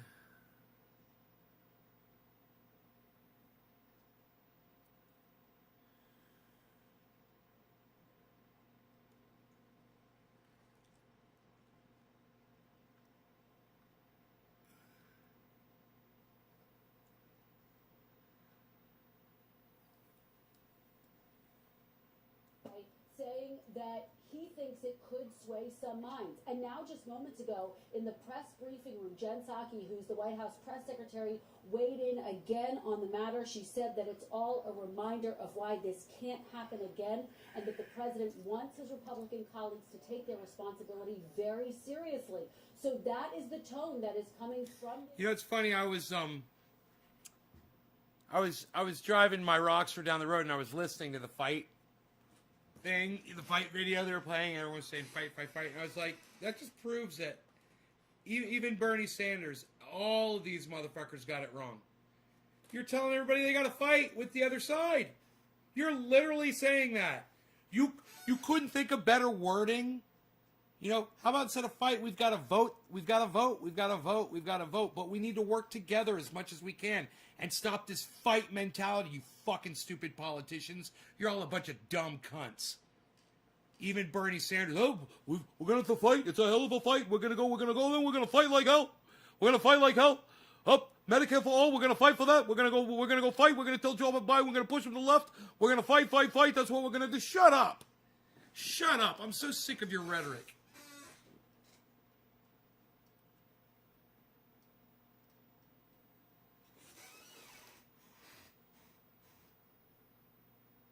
No, Patrick, there isn't. There is absolutely not. There is absolutely no evidence that says that cannabis in any way will somehow make COVID care quicker. Just you on the internet repeating some bullshit, actually. Minutes of the defense presentation, Antifa, cancel culture, witch hunt, Elizabeth Warren. These are obviously names that sparked a lot of emotion among the president's base. How key was it that they quickly went there? I think it's key, Lester, because you're focused on this is language that appeals to the president's base. But more importantly, it is language that has come out of the former president's own mouth. And so the entire presentation of the defense, I kept thinking the things that I always thought during Donald Trump's presidency, whenever any of his officials were speaking ostensibly to the public, you all... Oh, really? Was it from a cannabis lobby group? Oh, wow. Who would have ever guessed that anyone pushing some bullshit theory that CBD speeds up your recovery of COVID would be from a cannabis lobby group in Germany, fucking Patrick? Please. Always got the sense, and eventually you always knew that those officials were speaking to an audience of one. They were speaking directly to the president, then President Trump, because sounds real scientific, bro. They knew he was listening, and they knew that they would be berated if they did not hew to the lines and the arguments that he wanted out there. And so when cancel culture was said, when witch hunt was said, barely 2 minutes into their presentation, the light bulb went off in my head and said, they're not really talking to the senators. They're not even talking to the American people in the way that the House impeachment managers. They are talking to Donald Trump. And we know that Donald Trump is watching because the press reports about how angry he was on the first day of the trial when the arguments were going back and forth over the constitutionality of the actual trial, and how angry he was with his lawyer, Mr. Castor, which is why we have not seen him today. So it's an audience of one, has always been, and apparently will continue to be. Yeah, Rich, weigh in on that for me. Let's say it's an audience for one, but if you're a Republican member of the Senate who's been feeling really queasy about all this, does anything you've seen in the haven't first part of this 15 minutes debate gone by would yet? make you feel better about acquitting? Yes. Now, obviously, they're throwing out a lot of flack, and they are concerned with President Trump and what he thinks of everything they're saying. But I think that the key thing to focus on is what I believe is the defect in the article of impeachment, which strongly implies, if it doesn't explicitly state, that the president had the intent for these protesters to ransack the Capitol. That's at the heart of the article. And I don't believe that's true, and I certainly don't believe it was proven. And I think at the end of the president's defense right before this break, that was the point of the emphasis on the word fight. Because the Democrats say, look, he said fight. You know, he said fight like hell. He wanted them to go beat up police officers and try to run down and hang Mike Pence. And the president's lawyers are saying, no, everyone uses that word. It's kind of martial imagery that's common in our political discourse, so you can't hang intent on that. So I believe that this is the defect in the article. I think if Democrats in the House had taken more time with it, thought about it, marinated in the factual record more, they would have written it differently. There are all sorts of blameworthy things that you could put in the article without stretching to something that can't be proven, and I think is factually incorrect. All right, let me bring Chuck Todd in here and Andrea Mitchell as well. Chuck, I don't know how many times we heard the word fight, but did they effectively take the sting out of the word? We heard it over the last couple of days from the House managers, from the president's mouth, trying to create that linkage. He's telling them to go fight at the Capitol. Hearing it and presented in this way with the dramatic music behind it and the beating drums, did that take some of the sting out of the word?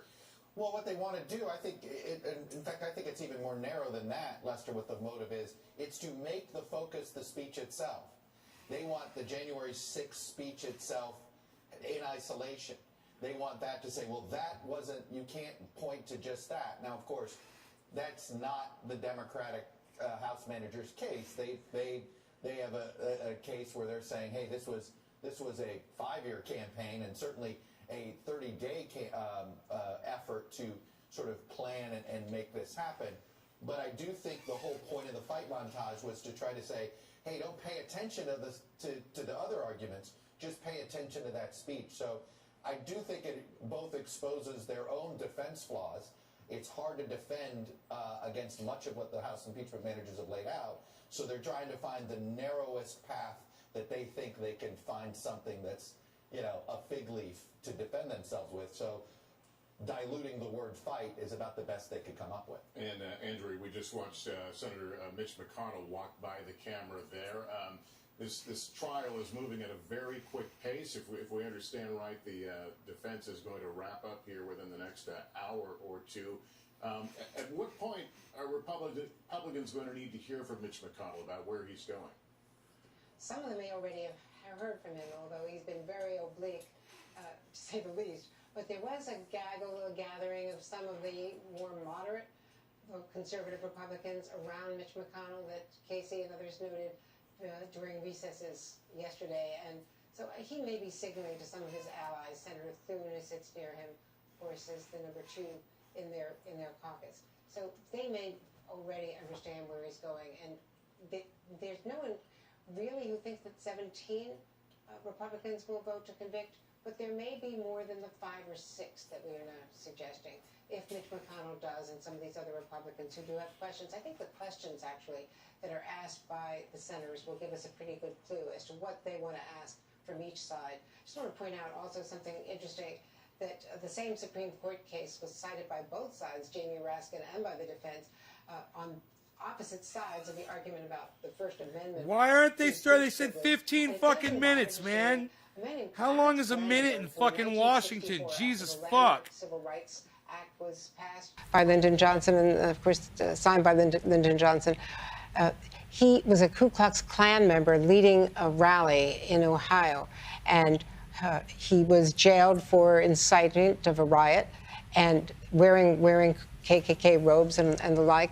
He was defended in a Supreme Court argument by none other than Eleanor Holmes Norton, the black woman who is the 83-year-old longtime veteran delegate from the District of Columbia to Congress. And she was asked recently by the Washington Post about this, and the Supreme Court upheld the case, saying that he was not inciting to riot. And she said that as an ACLU lawyer then and now as a free speech proponent, she believes that that was the right case because he was not inciting a riot. But the counter-argument made by Jamie Raskin is that President Trump was, and that was from his statements before, during, and after.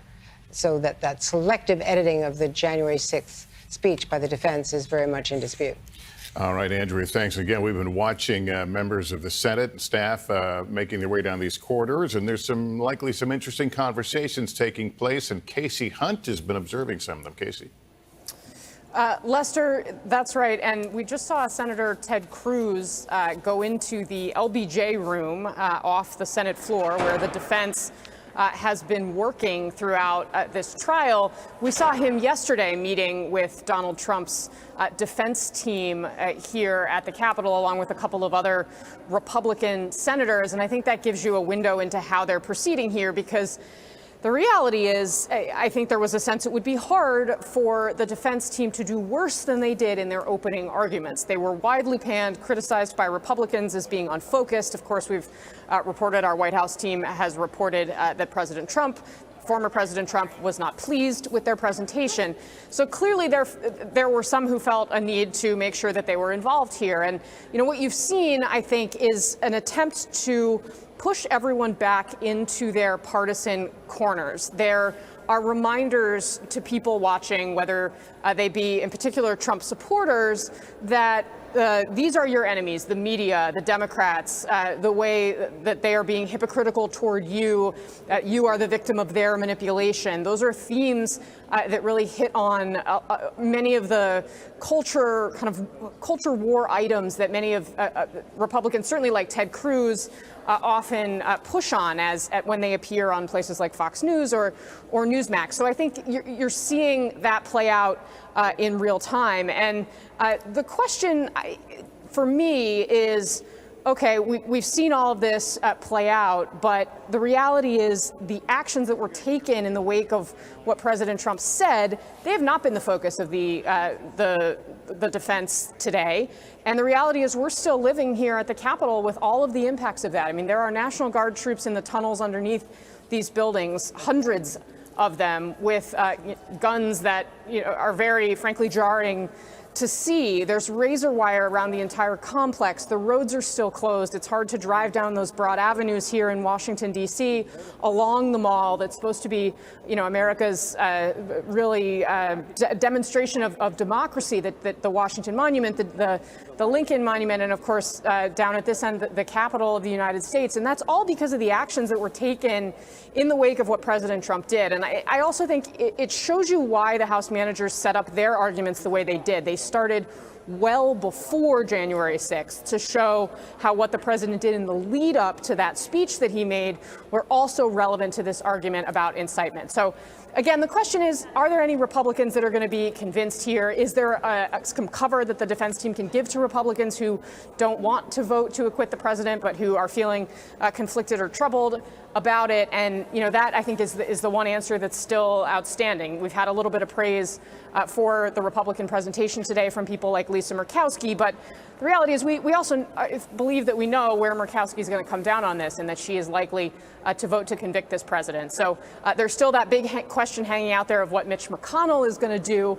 And I think the reporting that I'm pursuing over the course of the next few hours is, okay, how did he react to what he saw today? How did John Thune, his number 2, react to what he saw today? Because I think that may tell us a lot about the next 24 hours. Yeah, all right, Casey, thank you. Let me bring in attorney Dan Goldman, who assisted the Democrats during the first impeachment of Donald Trump. Dan, I want to talk about, there's going to be obviously more of the defense case, but then there's going to be this question and answer period. If you're a Democratic senator right now, what questions have been unanswered that you would want to ask to this defense team? Oh, there are a lot of questions that I'd want to ask. The first would be, if Donald Trump was not responsible for the insurrection, why were there so many Republican officials going on television during the riot saying that Donald Trump needs to call it off because he's the only one who can? Why were so many of the supporters saying on Parler or other social media postings that they were there at the direction of Donald Trump? We really haven't addressed what Rich Lowry's point is very much at all. We haven't addressed a number of things. They haven't addressed the constitutional argument. They haven't addressed this intent argument. I thought the first thing that they would do would be to condemn the attacks and try to distance Donald Trump from them. They haven't done that yet. And they haven't addressed any of what you just recited, the sort of buildup to the January 6th event, which is everything in terms of proving intent. It's showing there was a pattern in practice of Trump making inflammatory comments and his supporters reacting with violence that Trump would then endorse. That indicated that he certainly intended to incite them to protest. So, I mean, there are a ton of questions that are unanswered now, and I'm guessing will remain unanswered after this presentation, because they are just trying to find a couple of talking points that can be replayed on conservative media that the Senate Republicans can glom onto, that they can then hang their acquittal verdict on without taking, too much heat. And I frankly expect to see a little bit more of some of what I said just now, but I thought that, some of the claims about manipulating evidence and the partisan talk about unity and divisiveness, it's really hard to hear that sort of thing when Donald Trump has still not recognized Joe Biden as legitimate president. He has still not admitted that his big lie was a lie. It's hard to then claim, oh, this is a divisive proceeding. So I would anticipate that they will get to more of the meat and potatoes of what their argument is going to be. Yeah, well, we'll see here very shortly when this trial resumes. Dan, thank you. Hallie Jackson, let's talk about the defense team and what their plan is for the rest of the afternoon. Well, if they've got more meat and potatoes to get to, as Dan Goldman just laid out, it's going to be on a pretty small plate, because Trump attorney David Schoen is telling one of our NBC News colleagues over on Capitol Hill that they don't have much left, which means this is going to wrap up probably within the next hour to perhaps 2 hours, probably max, which means we may be barreling toward that Senate Q&A at some point tonight in what is really, Lester, an extraordinarily accelerated timeline, especially considering what has been laid out now from the House Democratic managers. Listen, nobody wants this to be dragged out, at least on the defense side. That has been a very specific point that has been made repeatedly by those on the former president's defense team. But if this goes at the rate we think it'll go, it might be closer to 3 hours even than 4. And this had been the plan, at least as of yesterday. That said, at least as of late last night, our team has reported that the Trump legal team was still trying to put together how their arguments would come together, who would go when, the order, et cetera. You're seeing some of that now. You will see, as we heard at the very top of the defense team presentation, Bruce Castor, who is that attorney that so irritated former President Trump, based on the sources that I've talked to and our team has talked to, when he spoke earlier in the week. So that is something to keep an eye on. But again, it does look like we may be headed to that Q&A. Of course, it's up to the Kristen Welker right now. Kristen, what sort of reaction are you getting to what we have seen thus far? Well, former President Trump's allies believe this has been a very strong presentation so far by the legal team. They think that this was an important reset from everything that Hallie was just talking about, that first appearance by the legal team, which disappointed the former president. And so now they watch and wait to see what happens in these final remaining hours. I do think, Lester, it's worth taking a step back and noting that all of this is unfolding against the backdrop of a Republican Party that is sharply splintered right now. We know that just 6 Republican senators voted to say that, yes, these proceedings were even constitutional. So that, of course, gives us a potential indication of what we might see in a final vote. But behind the scenes, there's a lot more discord. We know that there are a number of Republicans who, for example, might vote to acquit former President Trump, but who still feel let down by his behavior on January 6th. And today, these stunning quotes that we are getting from former President Trump's UN ambassador, Nikki Haley, who said in an interview, Lester, and let me just read you some of what she said. She was asked about the former president's words and actions on that day. She said, "We need to acknowledge he let us down. He went down a path he shouldn't have, and we shouldn't have followed him. We shouldn't have listened to him, and we can't let that ever happen again." When she was asked if she thought Mr. Trump could run for office again, she says she doesn't. She thinks he's fallen too far. Now, we have reached out to people in Mr. Trump's inner circle to try to get reaction to that. So far, we haven't been able to. We've also, of course, reached out to Nikki Haley. It is worth noting she's someone who has her own eyes on a potential run in 2024. But it does underscore what is happening here within the Republican Party. You have people choosing sides about what happened on January 6th and about former President Trump. Now, if you look at the polls, he is still very popular within the Republican Party. He still has a very strong base of support. And so anyone who wants to run in 2024, Lester, is going to have to contend with that. And that's part of the political box that a number of these Republican senators find themselves in right now. But again, just remarkable comments coming from former President Trump's former UN ambassador, Nikki Haley, who, of course, left long before the Trump presidency was over. Lester, in part, it was thought at the time to try to distance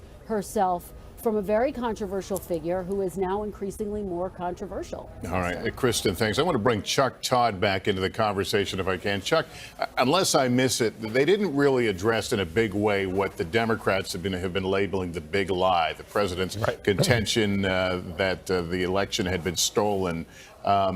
It seems a little awkward that you've got, Republicans in those chambers who bought into this, who supported this. So do you expect that the defense is going to take that on or just move past it? Lester, I think that they would claim they already took it on. I think that they're in their own whataboutism way. That was the point of putting Hillary Clinton up there. That was the point of talking about Jamie Raskin being one of those that rose to challenge the electors in January 6 on 2017. So I think that is their attempt to try to dilute that charge as well. But look, they're already having a real trouble here. Their first 2 hours of presentation isn't holding up well under fact checks. Apparently, they claimed somehow they didn't get those videos beforehand. Well, it turns out they did. And I do want to remind folks one other thing. There's this conversation about due process. Did they get their due process? Well, the House impeachment managers have a very important Republican ally on their side on this question, and it's Mitch McConnell. When both McConnell and Schumer agreed to the rules of the trial, here's what McConnell said in a statement. Republicans set out to ensure the Senate's next steps will respect former President Trump's rights and due process, the institution of the Senate, and the office of the presidency. That goal has been achieved. This is a win for due process and fairness. Those are the words of Mitch McConnell. about the rules of this trial. So it is almost foundational undermining of their due process argument, Lester. I'm glad you brought that up because I wanted to bring Rich Lowry back into this and talk a little more about Mitch McConnell and what influence he still wields here.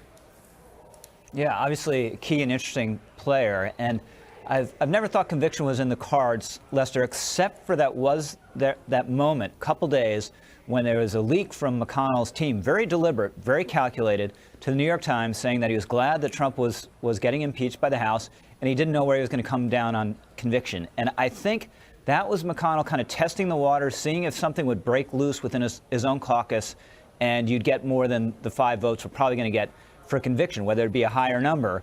And I think if it was a higher number, that McConnell probably would have joined it. I think his calculations probably have changed now that he realizes as the leader that he can't be one of 6. You know, he could be one of 12, one of 17, but one of 6 would be awkward for him. And then I imagine, I'm guessing also has an eye to future political fights with the Trump forces and realizes voting to convict will make him very radioactive for a lot of voters. All right, Rich, thank you. Senator Leahy is back, and we're going to trial resumes. Mr. Castro is recognized.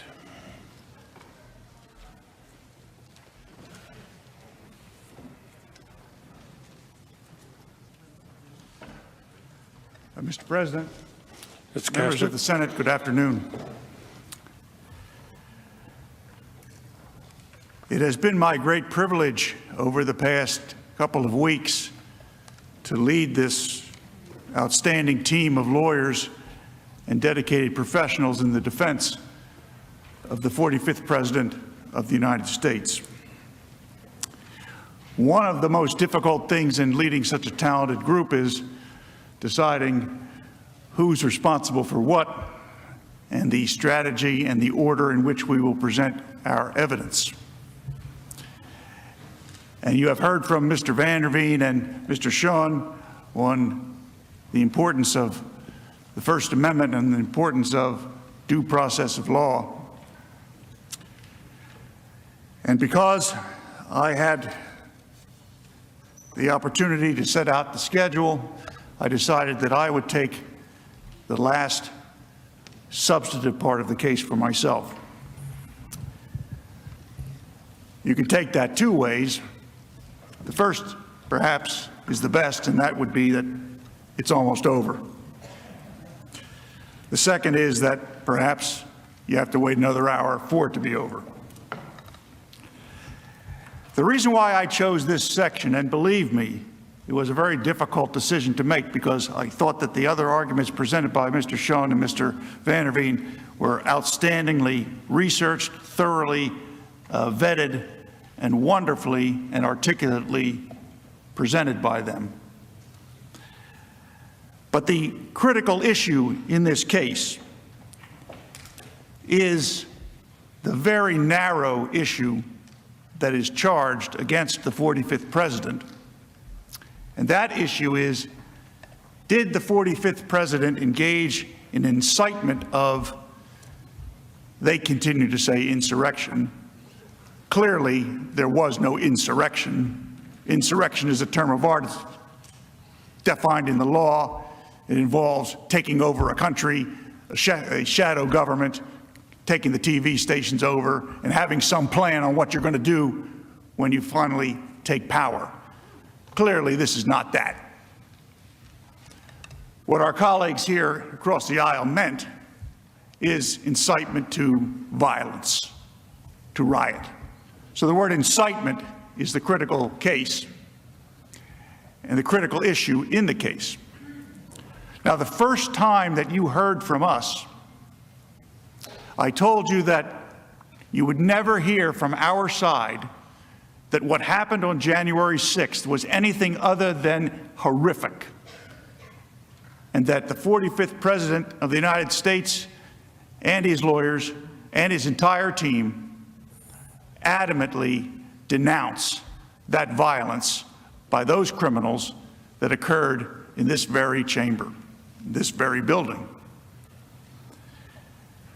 There was a reason why we started our presentation back on Tuesday in that way, because I did not want the senators to consider that there was any challenge to that particular fact. And yet, the House managers, knowing it was not contested at all, chose to spend 14+ hours showing you pictures of how horrific the attack on the United States Capitol was. They spent no time at all in connecting legally the attack on the Capitol to the 45th President of the United States, which is the only question that needs to be answered, is, was Donald Trump responsible for inciting the violence that came to this building on January 6th?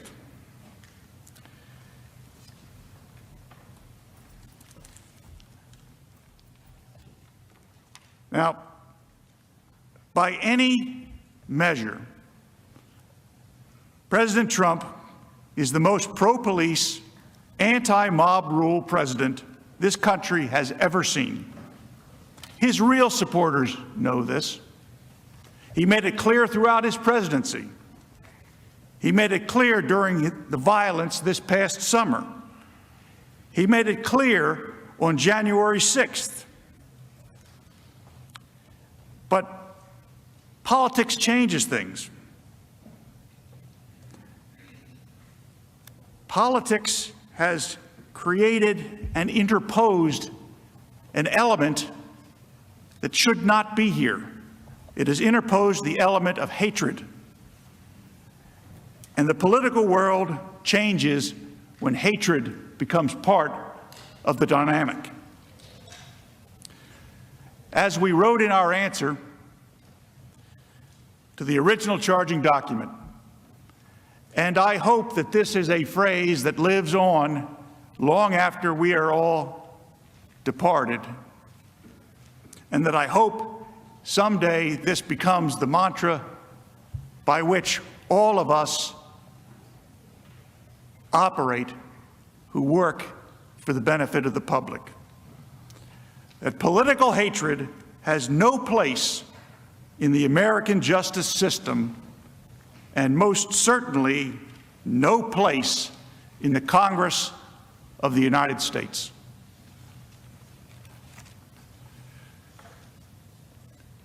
To illustrate the contrast that I am speaking of, we have a video.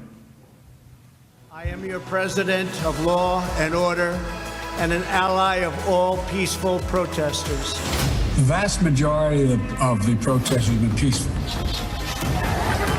Republicans stand for law and order, and we stand for justice. I just don't even know why there aren't uprisings all over the country, and maybe there will be. My administration will always stand against violence, mayhem, and disorder. There needs to be unrest in the streets for as long as there's unrest in our lives. I stand with the heroes of law enforcement. And you push back on them, and you tell them they're not welcome anymore, anywhere. We will never defund our police. Together, we will ensure that America is a nation of law and order. We were in high school, I'd take you behind the gym and beat the hell out of him. I think you need to go back and punch him in the face. Feel like punching him.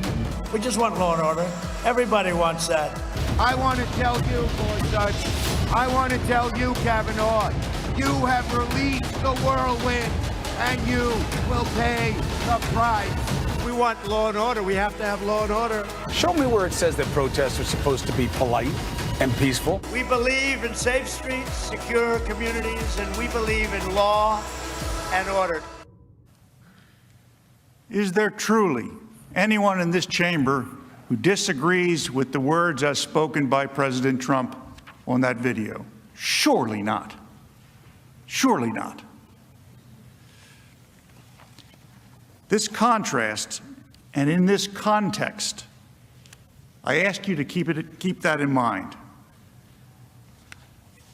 My colleagues here, actually my colleague here, Mr. Raskin hopes that you don't.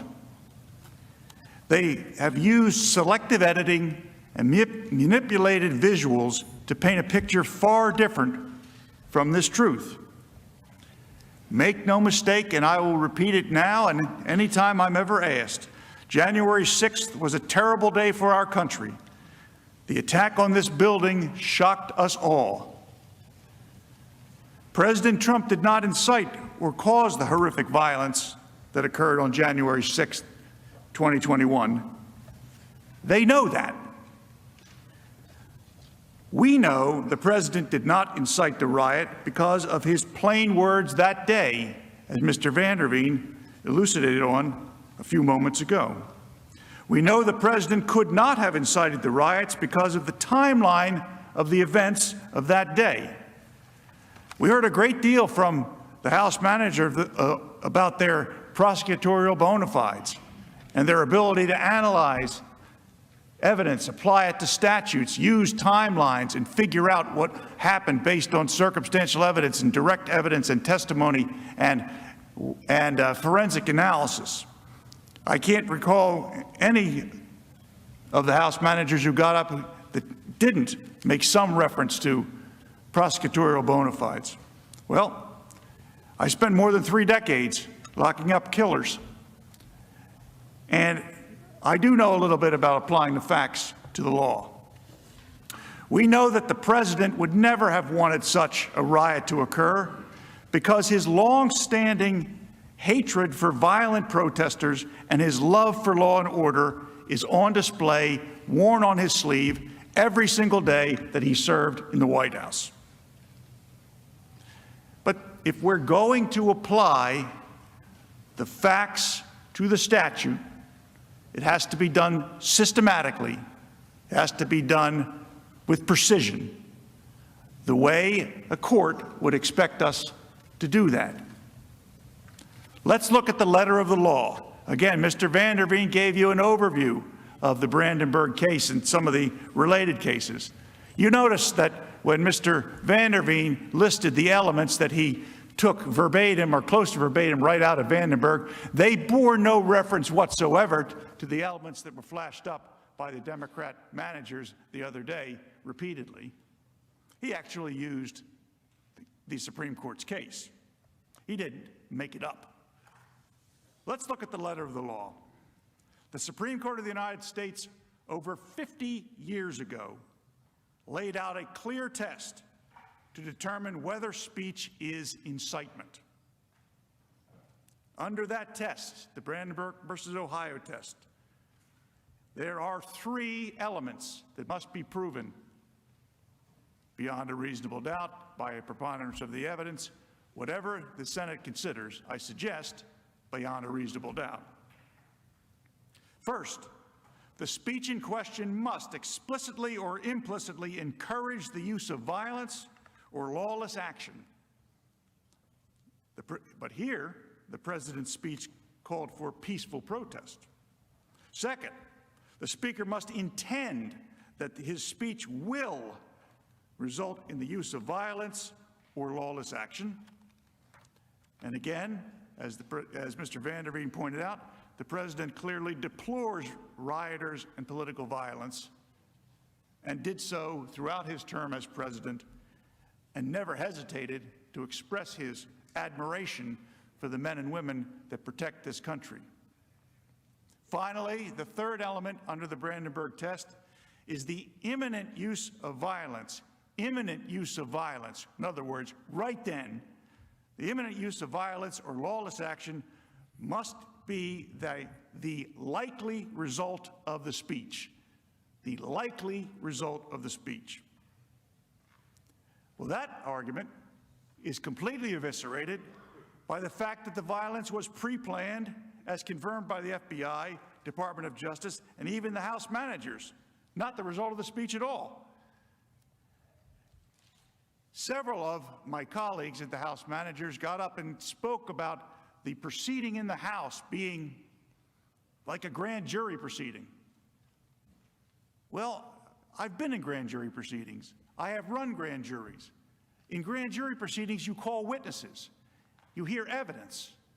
You make transcripts. You take affidavits. You develop physical evidence. You hear reports from police officers. You hear forensic analysis from scientists. In fact, you invite the target of the grand jury to come in and testify if he or she pleases to be heard by the grand jury. Which one of those things happened in the House prior to the impeachment article? I don't believe any of them happened. So the suggestion that what happened in the House was anything at all like a grand jury investigating a case and preferring it for prosecution is complete nonsense. And if the House managers are trying to fool you about that, you must ask yourself, what else are they trying to fool you about?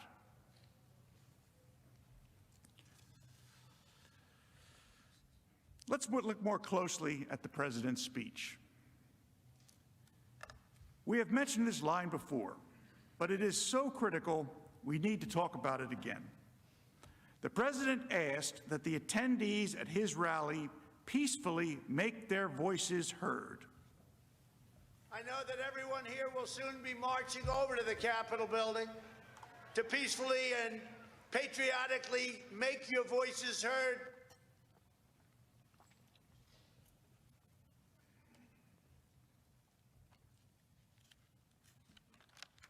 The managers would have you believe that the president's supporters usually follow his every word, but in this case, imputed some imaginary meaning to them while ignoring his most clear instructions. President Trump said, peacefully and patriotically make your voices heard, and the House managers took from that, go down to the Capitol and riot. So you are supposed to put yourselves in the heads of the people who hear peacefully and patriotically make your voices heard and conclude that those words do not mean what the president said. More than that, the president criticized the destruction wrought by left-wing anarchists and rioters. He told his supporters that they build, they don't destroy.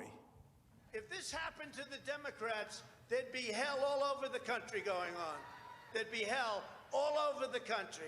But just remember this, you're stronger, you're smarter, you've got more going than anybody, and they try and demean everybody having to do with us. And you're the real people. You're the people that built this nation. You're not the people that tore down our nation. Is it possible, listening to those words in the proper cadence without them being edited or the sound changed so that they're indistinguishable or sounds as though the crowd is right there, but listening to it as you have here, unedited by us, is it possible that President Trump's disdain for political violence could be any clearer to the persons listening as he was speaking? Is it possible that his words could have been misunderstood? I suggest to you that is impossible. Now, the House manager said the president told the crowd, quote, "You have to get out your people to fight." The House manager's claim is that the President of the United States was telling the audience to get each other to physically fight.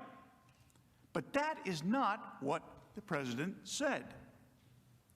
The people who should fight, he said, were members of Congress.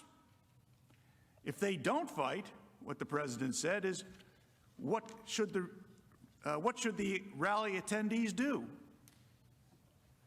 If members of Congress wouldn't fight for the principles they held dear, what was it that the president specifically told his supporters at that rally he wanted them to do? He wanted them to support primary challenges. Now, nobody in this chamber is anxious to have a primary challenge. That is one truism I think I can say with some certainty. But that's the way we operate in this country. When the people of a state want to change their representatives and their senators, they use the electoral process. President Trump told his listeners that if their members of Congress won't fight for their views, then go back home and find others that will. That's what President Trump said. The people who should fight were the members of Congress. You have to get your people to fight. He told them. You have to get your people to fight. And if they don't fight, we have to primary the hell out of the ones that don't fight. You primary them. We're gonna let you know who they are. I could already tell you, frankly. It is pretty stark contrast when you watch that video, isn't it? When you see the House manager tell you, and I don't know if we're under oath here, but when I walked into this room, I sure as heck felt I was under oath and that I was speaking not only to senators of the United States, but before the entire world and with God watching. And who is ASFOP? Got up here and told you that the President of the United States on January the 6th... And who are the Tucson boys and James Freeman and Bayo? The implication that they wanted you to draw was that he was sending them down to Capitol Hill to go and breach the building and trash the very sacred halls of Congress. But we now know that is not at all anything near what the president said. What the president said was, if you can't get your members of Congress to do as you would like them to do, you primary them. That's the American way. The first way that the House managers presented and wanted you to conclude, that's the criminal way. But what the president said was the American way. Again, House managers manipulated President Trump's words. I can't stand here and pretend to tell you that I know every time from all those videos that the House managers manipulated what the president said, put up evidence that was not with the foundation of correctness and admissibility we expect. I can't tell you that I picked up every one. I don't think Mr. Van der Veen or Mr. Schoen or any of the others that worked with us can tell you that. But what I can tell you is that there were an awful lot of times, and I know at least some of you were judges in previous lives, and if one of the lawyers was able to create the impression that one side intentionally presented false or misleading evidence, that judge would give an instruction called falsus in uno, falsus in omnibus. False in one thing, false in everything. In other words, if they're trying to fool you about one thing, not only might they be trying to fool you in something else, but under that maxim of the law, you may conclude they're trying to fool you in everything else.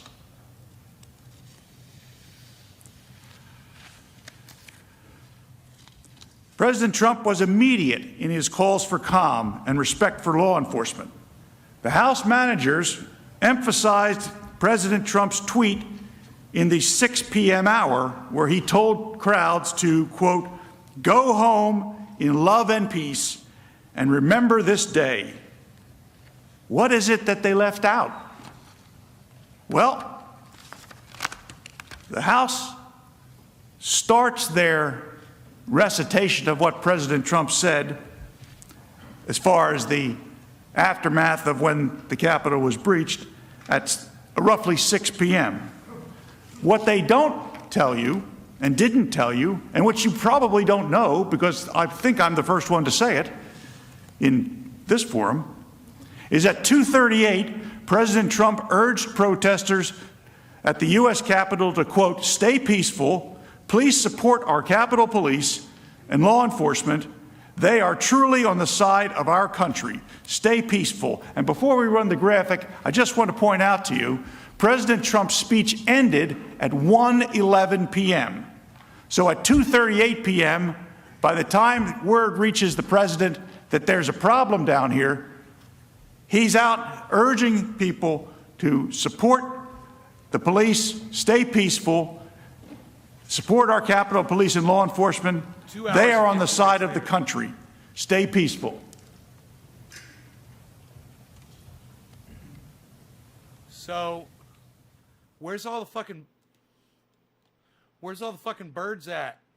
You guys, go outside and see if you see any birds outside. Do me a favor. You guys see any birds? Let me know. Come back and let me know if you see birds. I'm outside. I didn't see any fucking birds. I'm just like, hey man, there's usually birds outside. Isn't that weird? There's no fucking birds outside. Respect the law and our great men and women in blue. 3:13 p.m.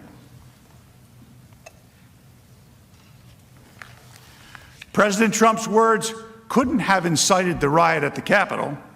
The day's events make this clear. Let's walk through the actual timeline. Okay. At 11:15 a.m., police security camera videos show crowds forming at First Street near the Capitol reflecting pool. This is a full 45 minutes before President Trump even took the stage on January 6th. You're just making the case that this was all pre-planned, you dumbass. That's all you're doing. They were just waiting for Donald Trump to give the word, but they were all there at Donald Trump's request. That's why all those people were in Washington and already at the Capitol. During the hours and hours of the House manager's presentation, did you? When the president spoke, what did he call for?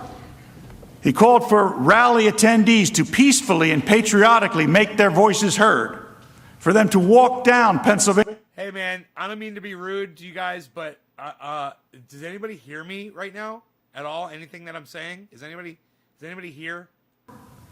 Because of all of the events that I am about to describe, they all occurred before President Trump's remarks concluded. At 12:49 p.m., the first barriers at the U.S. Capitol grounds were pushed over and the crowd entered the restricted area. At 11:05 p.m., Acting Defense Secretary Christopher Miller received open source reports of demonstrator movements to the U.S. Capitol. At 1:09 p.m., U.S. Capitol Police Chief Stephen Sund called the House and Senate Sergeants at Arms, telling them he wanted an emergency declared and he wanted the National Guard called. The point? Given the timeline of events, the criminals at the Capitol weren't there at the ellipse to even hear the president's words. They were more than a mile away, engaged. That's what cell phones are for, dude. People were on cell phones. People knew what was going on. That speech was being covered live. People were watching it on their phones, you fucking idiot. Fact. Watch this. Does anyone in this chamber honestly believe that but for the conduct of President Trump, that a charge in the article of impeachment, that attack at the Capitol would have occurred? Does anybody believe that?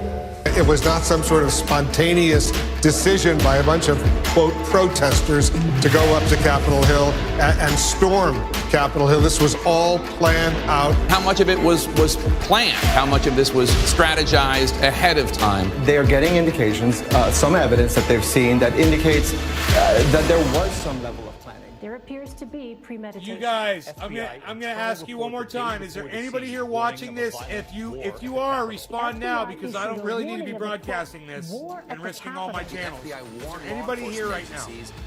You're obviously not interested in this if you don't respond. Be ready to fight. Congress needs to hear glass breaking, doors being kicked in. We developed some intelligence that a number of individuals. I'm gonna shut the show down. If you're watching and you're enjoying it, you're choosing not to talk. Violence. We immediately shared that information information. And they pushed out that information through this JTTF structure. It was immediately disseminated through a written product and briefed through our command post operations to all levels of law enforcement. The FBI says 2 pipe bombs discovered near the Capitol on January 6th were placed there the night before. New video appears to show a person suspected of planting pipe bombs near the U.S. Capitol the night before. The FBI now says the bombs were planted the night before the Capitol siege between 7:30 and 8:30 p.m. They were planted the day before. All goes to the idea of premeditation and coordination among individuals. This was a planned assault going after a castle. Yeah, and So Donald to Trump answer told the them all to question go of the there House on manager, six. does anybody believe again. that this would have occurred but for the speech? Obviously, it wouldn't have occurred if Donald Trump hadn't have fucking said, go there on the 6th. I'm going to have an event. You fucking idiot. All of these facts make clear the January 6th speech did not cause the riots. The president did not cause the riots. Bro, look. He neither explicitly or If Donald Trump wasn't planning an event on the 6th, those pipe bombs never would have been brought into Washington on that day. exercise of every American's First Amendment rights to peacefully assemble and petition their government for redress of grievances. In other words, the Brandenburg Standard is not made out. What a fucking insult to our intelligence. The House managers admitted many facts are unknown. Even Speaker Pelosi admitted not knowing the real cause of the violence when she called for a 9/11-style commission to examine the facts and causes that led to the violence.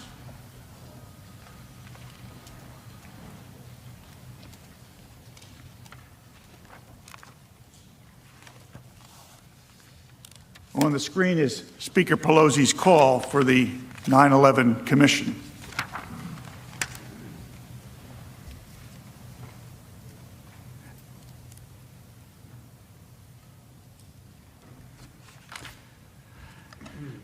Let's touch now on the second absurd and conflated allegation in the House manager's single article.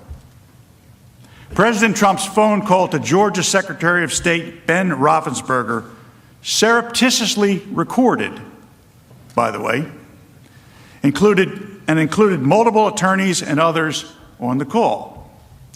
Let me point out the very obvious fact that the House managers ignored. The private call that was made public by others cannot really be the basis to claim that the president intended to incite a riot, because he did not publicly disclose the contents of the call. How could he have hoped to use this call to invite his followers if he had no intent to make the conversation public and indeed had nothing to do with it being secretly recorded? The House managers told you that the president demanded that the Georgia Secretary of State, quote, find just over 11,000 votes. The word find, like so many others the House managers highlighted, is taken completely out of context. And the word find did not come out of thin air. Based on an analysis of publicly available voter data, that the ballot rejection rate in Georgia in 2016 was approximately 6.42%. And even though a tremendous amount of new first-time mail-in ballots were included in the 2020 count, the Georgia rejection rate in 2020 was a mere 0.4%, a drop-off from 6.42% to 0.4%. President Trump wanted the signature verification to be done in public. How can a request for signature verifications to be done in public be a basis for a charge for inciting a riot? With that background, it is clear that President Trump's comments and the use of the word find were solely related to his concerns with the inexplicable dramatic drop in Georgia's ballot rejection rates. Let's examine how the word find was used throughout that conversation. Mr. Trump's first use of the word find was as follows, quote, we think that if you check the signatures, a real check of the signatures going back in Fulton County, you'll find at least a couple 100,000 of forged signatures of people who have been forged. And we are quite sure that's going to happen. President Trump also used find as follows, quote, "Now, why aren't we doing signature, and why can't it be open to the public? And why can't we have professionals do it instead of rank amateurs who will never find anything and don't want to find anything? They don't want to find, they don't want to find anything. Someday you'll tell me the reason why, because I don't understand your reasoning. But someday you'll tell me the reason why. But why don't you want to find?"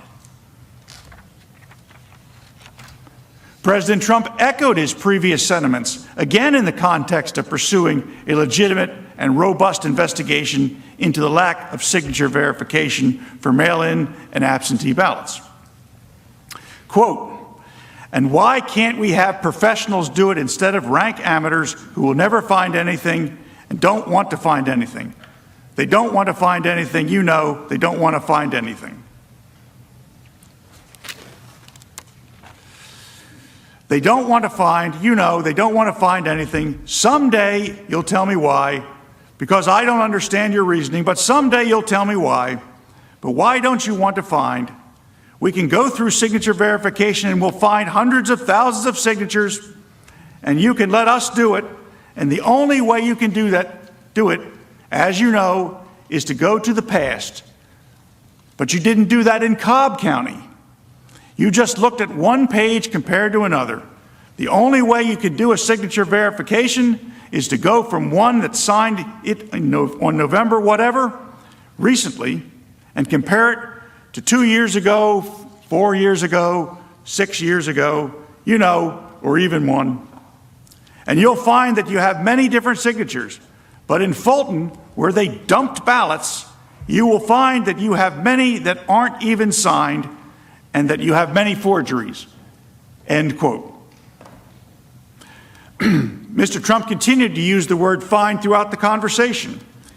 Each and every other time in the context of his request that Mr. Raffensperger undertake a review of signature verifications, and his concerns generally with ballot integrity and his reported electoral deficit, here are a few examples. Quote, "But why wouldn't you want to find the right answer, Brad? Instead of keep saying that the numbers are right, because those numbers are so wrong." Another example, quote, "We think that if you check the signatures, a real check of the signatures, going back in Fulton County, you'll find at least a couple 100,000 of forged signatures of people who have been forged, and we are quite sure that's going to happen." End quote. Moreover, there was nothing untoward with President Trump, or any other candidate for that matter, speaking with the lead elections officer of a state. That's why the Georgia Secretary of State took a call along with members of his team, one of whom decided to record it and release it to the press. The only reason this conversation is being discussed in this chamber is because, once again, the media and their Democratic allies distorted the true conversation to mislead you and the American public. So we have a complete lack of evidence for the article of impeachment presented by the House managers. So why are we here? Politics. Their goal is to eliminate a political opponent, to substitute their judgment for the will of the voters. Why bother with a Senate trial of Donald Trump? He's no longer president. He'll be out of office anyway. Is it to keep him from ever running again? Make sure he can never run for office again. Keep him from running for office again. Donald Trump would not be able to run for office again. Barring him from running for office again. Disqualified from running for office. Disqualify him from ever running from office again. Disqualified from running for office again. It's about focusing the he can never run again. Remove him from ever running for office again. Never be able to run for office again. To ban former President Trump from running again. If we don't impeach this president, he will get reelected.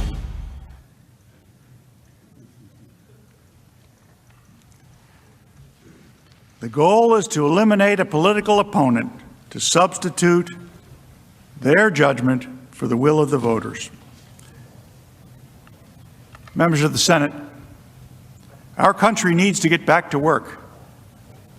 I know that you know that. But instead, we are here. The majority party promised to unify and deliver more COVID relief. But instead, they did this. We will not take most of our time today, us of the defense, in the hopes that you will take back these hours and use them to get delivery of COVID relief to the American people. Let us be clear. This trial is about far more than President Trump. It is about silencing and banning the speech the majority does not agree with. It is about canceling 75 million Trump voters and criminalizing political viewpoints. That is what this trial is really about.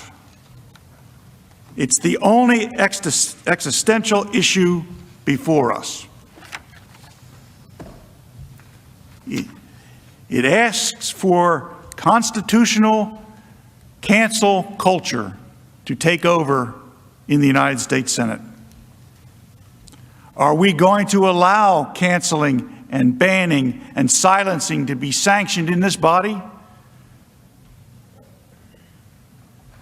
To the Democrats who view this as a moment of opportunity, I urge you instead to look to the principles of free expression and free speech. I hope truly that the next time you are in the minority, you don't find yourself in this position.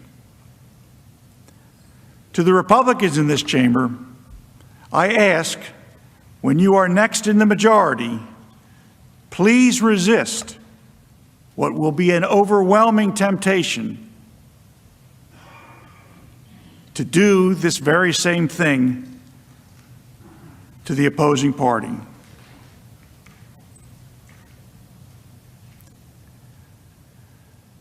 Members of the Senate, this concludes the formal defense of the 45th President of the United States to the impeachment article filed by the House of Representatives.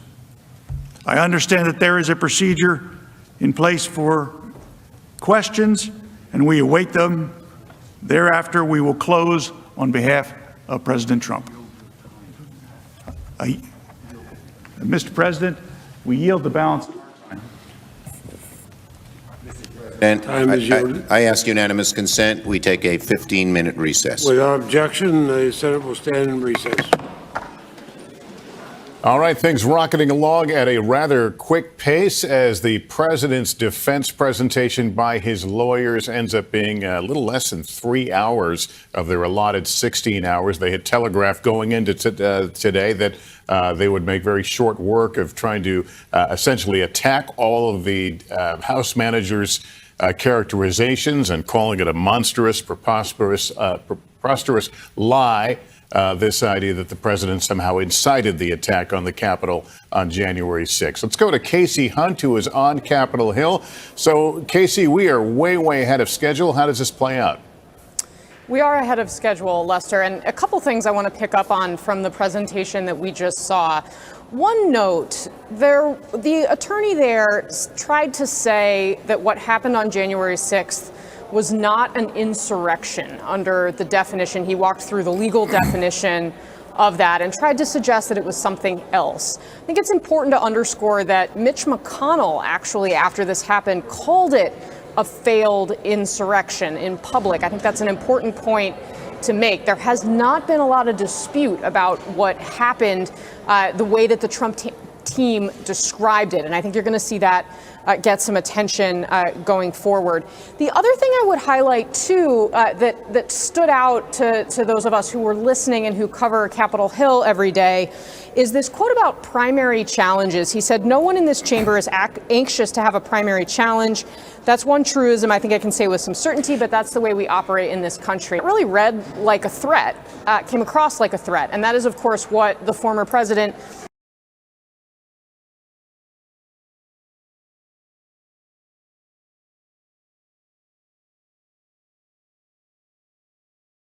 Okay, we are continuing to learn about who the individuals involved in the January 6th Trump riot are and who they were and what areas of society and industry they came from. Now, I already told you, it was either last week or maybe the week before, that members of the military, current and former, were dramatically overrepresented among the Trump rioters on January 6th. Something like 14% of those arrested were either former or current members of the military. That's very concerning. And we now have another individual story. 14% is a general number. We now have an individual story that's even more horrifying. According to Time, a man who authorities say is a leader of the far-right Oath Keepers militia group and helped to organize other extremists in their participation in the January 6th Trump riots. Number one, held a top-secret security clearance for decades, and number two, previously worked for the FBI, according to his own attorney. Now, you might be wondering, why is this guy's own attorney saying these things? It raises more concerns. It should make us horrified that that was the position this guy held. Well, his attorney is raising these issues to justify that he should be out on bail and that he's super trustworthy and you don't have to worry about him. The man's name is Thomas Caldwell. Authorities believe that he has a leadership role in this extremist group called the Oath Keepers. He was FBI section chief between 2009 and 2010. This is not... Under Barack Obama? Would be a real flag in terms of their participation. But this was not a nobody to the extent that there are nobodies in the FBI. This was a section chief from 2000. Oh, yeah? Are you going to say anything about the fact that that was Barack Obama's FBI, David Pakman? What? Let's find out. 2009 to 2010. Previously, he was in the Navy. Again, we talked about the overrepresentation of members of the military among the Trump rioters. And his lawyer, Thomas Plofshin, wrote in a motion saying, listen, look at this guy's cred. You can safely release him as he awaits trial because he was in the Navy and he was FBI section chief. And the reason why you can trust him is he had this top secret security clearance and he worked for the FBI. Thank you for exposing that guy. Firm that did work for the U.S. government. There's no telling what kind of information he's able to give those guys in the Oath Keepers. The individuals involved. Jesus fucking Christ. Riot. We are horrified. We are horrified about, wow, I mean, listen, people can change in 11 years, right? This guy was FBI section chief from 2009 to 2010. In 2021, he finds himself participating in the Trump riot. Many of us would logically be led to ask, did the FBI miss signs about this guy back in 2009? And the counter-argument will be, well, no, the FBI could have done its job at vetting in 2009. There really might have been nothing there then. And something happened since then that ended up radicalizing this guy to the point where he's part of the Oath Keepers, this right-wing militia group, and he's participating in the January 6th riots. That's fucking scary. We all should be asking. Some of those that hold forces are the same that burn crosses. Who's in the military now? Who's in the FBI now? Don't forget it. Has these same Some of ideas, those that work forces are the same that burn crosses. This guy, and we just don't know about that yet. That is a very, very concerning element of this. And the truth is, we should be horrified that these are the individuals that not just participated, but allegedly were organizers of the Trump riot. This is essentially dismissing what happened in Georgia. Shut up, David. To January 6th, the denial of the election of Joe Biden, and also the pressure on Georgia. Just we saw this week. Georgia. The district attorney in Fulton County, Georgia has opened a criminal investigation into whether or not that was illegal interference with the election and inciting or promoting election fraud by pressuring multiple officials in the Republican Party, and elected officials, the Secretary of State and others, to change the vote by at least one vote. And the way he characterized that and read that transcript of that very damaging audio remains to be seen. But that is an active case, a criminal prosecution pending that could be lodged against the president and others. Yeah, this idea, he was talking about the president saying, find the votes. The defense of that at times did feel perhaps a bit tortured. I want to bring in senior Washington correspondent Hallie Jackson right now. Hallie, this has been being anxiously watched by Republicans everywhere. What kind of reaction? What are you hearing? Yeah, so far, Lester, and I'll pick up on a thread after this, too, of what you and Andrew are just discussing, but so far, I think you are seeing it from what we have heard from some of the Senate Republicans, including one Republican senator not expected to vote against former President Trump, Ron Johnson, who thought that this was obviously a successful defense. In his view, that is something that's been picked up upon by some of the former president's defenders here. I think that you'll get more of a read on that as folks start to leave, but you even had, interestingly, Senator Murkowski, for example, a Republican who is not always known for going along with what the former president either wanted or his positions. She's been known to break away, applauding the defense so far. I think that gives you a bit of an indication as we head now to the Q&A, which it's always interesting, and you remember this, as I do, from the last impeachment trial of Donald Trump, the Q&A, you can read those tea leaves and see sort of which senators are leaning where, who's asking which questions to which side. Is much of a tell as anything in these kinds of trials. I will say, Lester, that when you look at what the defense team did there, what Bruce Castor laid out, he said and did a couple of things. So to pick up on what you and Andrew were talking about, this discussion of that call between former President Trump, then the president at the time, and the Georgia Secretary of State. Georgia? This was stunning to a lot of people when that audio was revealed after the election, when Donald Trump said, I'm asking you to find the votes. And Bruce Castor reading that into the record in the impeachment trial, these quotes from Donald Trump, I find very interesting because the discussion that I had with sources all up until the trial began was that election fraud, these false claims of voter fraud that Donald Trump made were not going to be part of this defense. Why? For a couple of reasons. Number one, it's why the original defense team for Donald Trump left, basically parted ways with him, because based on what we have heard from sources, Donald Trump wanted them to make that a central theme of the arguments. Those attorneys said that's not going to hold water, and they couldn't come to an agreement. But secondly, because even the former president's Republican allies did not want that to be a central piece of these arguments at the trial. Yet here is Bruce Castor reading into the record pieces of that phone call. And we should note, Lester, it has been exhaustively fact-checked. You didn't hear that fact-checking in the chamber, but the things that Donald Trump was saying at the time simply were not true. Like the idea that signatures were being invented in some of these Georgia counties, that is just not accurate. It just didn't happen. And in fact, the point of this call was for the Secretary of State, perhaps not the point, but a function of the call, was for Secretary of State Raffensperger to push back on things that then President Trump was saying and to explain that is actually not correct. Here is the actual piece of it that's accurate. And we have been through that over the last month or so. The other piece of this, Castor referenced just in this last section here, he claimed that the House Democratic impeachment managers did not spend time trying to connect Donald Trump to what happened on January 6th.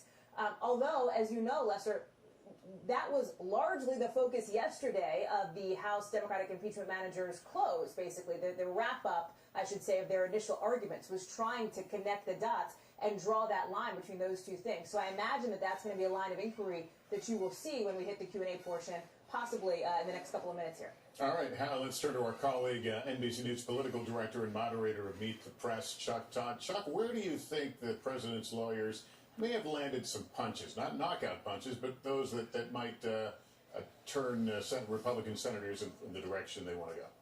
Well, look, I think by constantly making this a partisan political argument, I mean, that is what animates the Republican base. I think Mr. Castor bringing up the primary challenge wasn't an accident in his remarks. I think reminding them the political stakes here. So, I don't know if to me, they did not do a very good job answering what was presented in the last 3 days. What they did do a good job of was ignoring it and just focusing on the shortest path to acquittal, which is make a hard partisan argument that you can defend to your base, you can go on Fox in primetime and defend, and close your ears to everybody else. So in that sense, it's a smart defense for what you have to do. But the questions that they didn't answer, why didn't he try to stop this for a couple of hours? He didn't seem to do anything with Pence. And then to follow up on what Hallie said, the problem he has with trying to distance former President Trump from the events of January 6th is he basically was the guy that saved the date for January 6th in his own Twitter feed. Right. They then convinced two other organizations to move their rallies to January 6th. Right. He's essentially the organizer of the entire day of protest movement, and they just ignored it completely. This will come up in Q&A. I'll be very curious to see if they think they can continue to sort of pretend that didn't happen, because that's the weakest part of their defense and one of the stronger parts of the prosecution. All right, Chuck, thanks very much. Let me turn now to NBC News political analyst and former Democratic Missouri Senator Claire McCaskill, and NBC News political analyst and editor of the National Review, Rich Lowry. Claire, let me first ask your thoughts of picking up on what Chuck was saying there. Were there things that you saw, for example, many of your colleagues becoming unwitting stars in this, talking about fighting and using inflammatory language? Were things that you saw that you think that they scored points with? First of all, I don't think that the defense was trying to convince anyone of anything. I think the defense was trying to give Trump's supporters really good political talking points, right, and to warn them about political consequences. And by that measure, I think their defense was a success. I think they gave Trump supporters good talking points, and they certainly warned them about primary challenges. But their credibility, I think, was damaged right off the bat when they just out and out lied about a number of things. The only reason this trial was delayed was because Mitch McConnell wanted it delayed. Everybody in the room knows it. There's no evidence that Antifa had anything to do with this riot. And finally, the last lie was they had all of the materials that were used by the House managers before this trial began, according to the rules that were set There's more by lies Mitch than that. McConnell and Chuck Schumer. A lot more These lies. were bipartisan rules. So I don't think that they obviously made any points with the Democratic side of the aisle, and I doubt they moved very many people on the facts. And Rich, we're hearing a lot of this, well, they used whataboutism again. Does whataboutism work, though? It does to some extent politically. I think this was the most effective presentation, low bar, but the most effective argument by the defense, making the obvious points you would if you're trying to argue that, no, President Trump didn't directly incite or intend this violence to happen at the Capitol. The violence was probably planned before Donald Trump said anything on that morning. Some of the mayhem had already started before President Trump finished his speech by people who weren't listening to his speech, who were already at the Capitol. And he did issue, in the context of things, pretty pro forma tweets saying stop this, but he did actually tweet a few of those. So the standard here, Lester, conviction's not in play. Did they make Republicans feel a little better about a vote to acquit? Yeah. And I think by that standard it was a success. What do you make of how now President Biden made out in that tape in which we hear Democrats in the last election trying to oppose the certification? It is Joe Biden who's banging the gavel saying no and essentially holding up the right for this process. What do you make of that? Well, I do think it's a fair hit on the hypocrisy of some of these Democratic members. It's just wrong to use the process of certifying electors this way. But there you had Joe Biden standing up there doing his duty. And obviously the circumstances are much different. It's different, a member of the House doing this and a president of the United States running a months-long campaign to undermine the legitimacy of the election and to use every means fair and foul to try to overturn the result. I think that's at the core of the case against Trump. And again, I think Democrats made a mistake by over-relying on January 6th and his speech on January 6th rather than broadening out the case they actually wrote down in the article. And then, Claire, what happens if in fact there is an acquittal? Where does that leave Republicans? Is this a case if you win the battle, but you've got your own internal war you've got to deal with? Oh, yeah, they've got a war. You can just see in the last 24 hours, Nikki Haley, I worry about whether or not she's in pain straddling the fence. There are a number of Republicans trying to decide whether or not they want to go back to the norms of principles of small government, conservative, free trade, all of those things, or if they want to stay in the Trump circus. And I think this trial may have hardened the lines within the Republican Party. And I agree with my friend Rich Lowry on this. I do think that no minds were changed today, but there are now talking points. And the other thing I agree with him is the difference between what Joe Biden did this time and what Mike Pence did this time is that we didn't have someone who lost the election trying to convince the country that our elections aren't fair. Every modern president has conceded except this one. All right, Claire and Rich, thank you. Let's go to Chief White House Correspondent Kristen Welker. And speaking of President Joe Biden, what are you hearing, Kristen? Well, Lester, we know that President Biden and this White House has been eager for this process to move forward expeditiously. And so I was just talking to a number of White House officials who have said that, look, the president is eyeing the end of this impeachment process and looking to intensify his push for COVID relief on the other side, something he is going to engage in next week. Now, what do we expect from President Biden over the weekend if, in fact, this process does come to a conclusion? Based on conversations with a number of administration officials, we anticipate that the president will put out some sort of written statement. Don't expect him to go before cameras. He's going to be at Camp David, his first trip to Camp David as president. And then next week, I am told he is going to really try to ramp up the push on his agenda. He has his first official trip out of Washington, D.C. He's going to be heading to Wisconsin for a town hall event. And then I'm told he's going to continue his outreach to state and local officials to try to build up support for his COVID relief package. Of course, there are a lot of details that they're still debating here within the Democratic Party, Lester, in order to get that passed through Congress. It does come, though, Lester, as this president has said that he's wanted to stay on the sidelines and stay focused on his agenda, but increasingly he has found himself weighing in. Yesterday, of course, I was in the Oval Office and I asked him about that newly released video that we saw earlier this week from House managers, and that's when President Biden made those remarks, essentially saying that he believes that video could change some minds. So going back to a point that Andrea made a few minutes ago, could we in fact see one or two more Republican senators vote to convict? That's something that we'll be watching for very closely. And then earlier today, he was out here on the North Lawn just behind me touring this Valentine's display that is up. And some reporters had the chance to ask him about the impeachment. He did weigh in, saying that he is anxiously awaiting what his Republican colleagues will do. Will they, quote, stand up? Those are his words.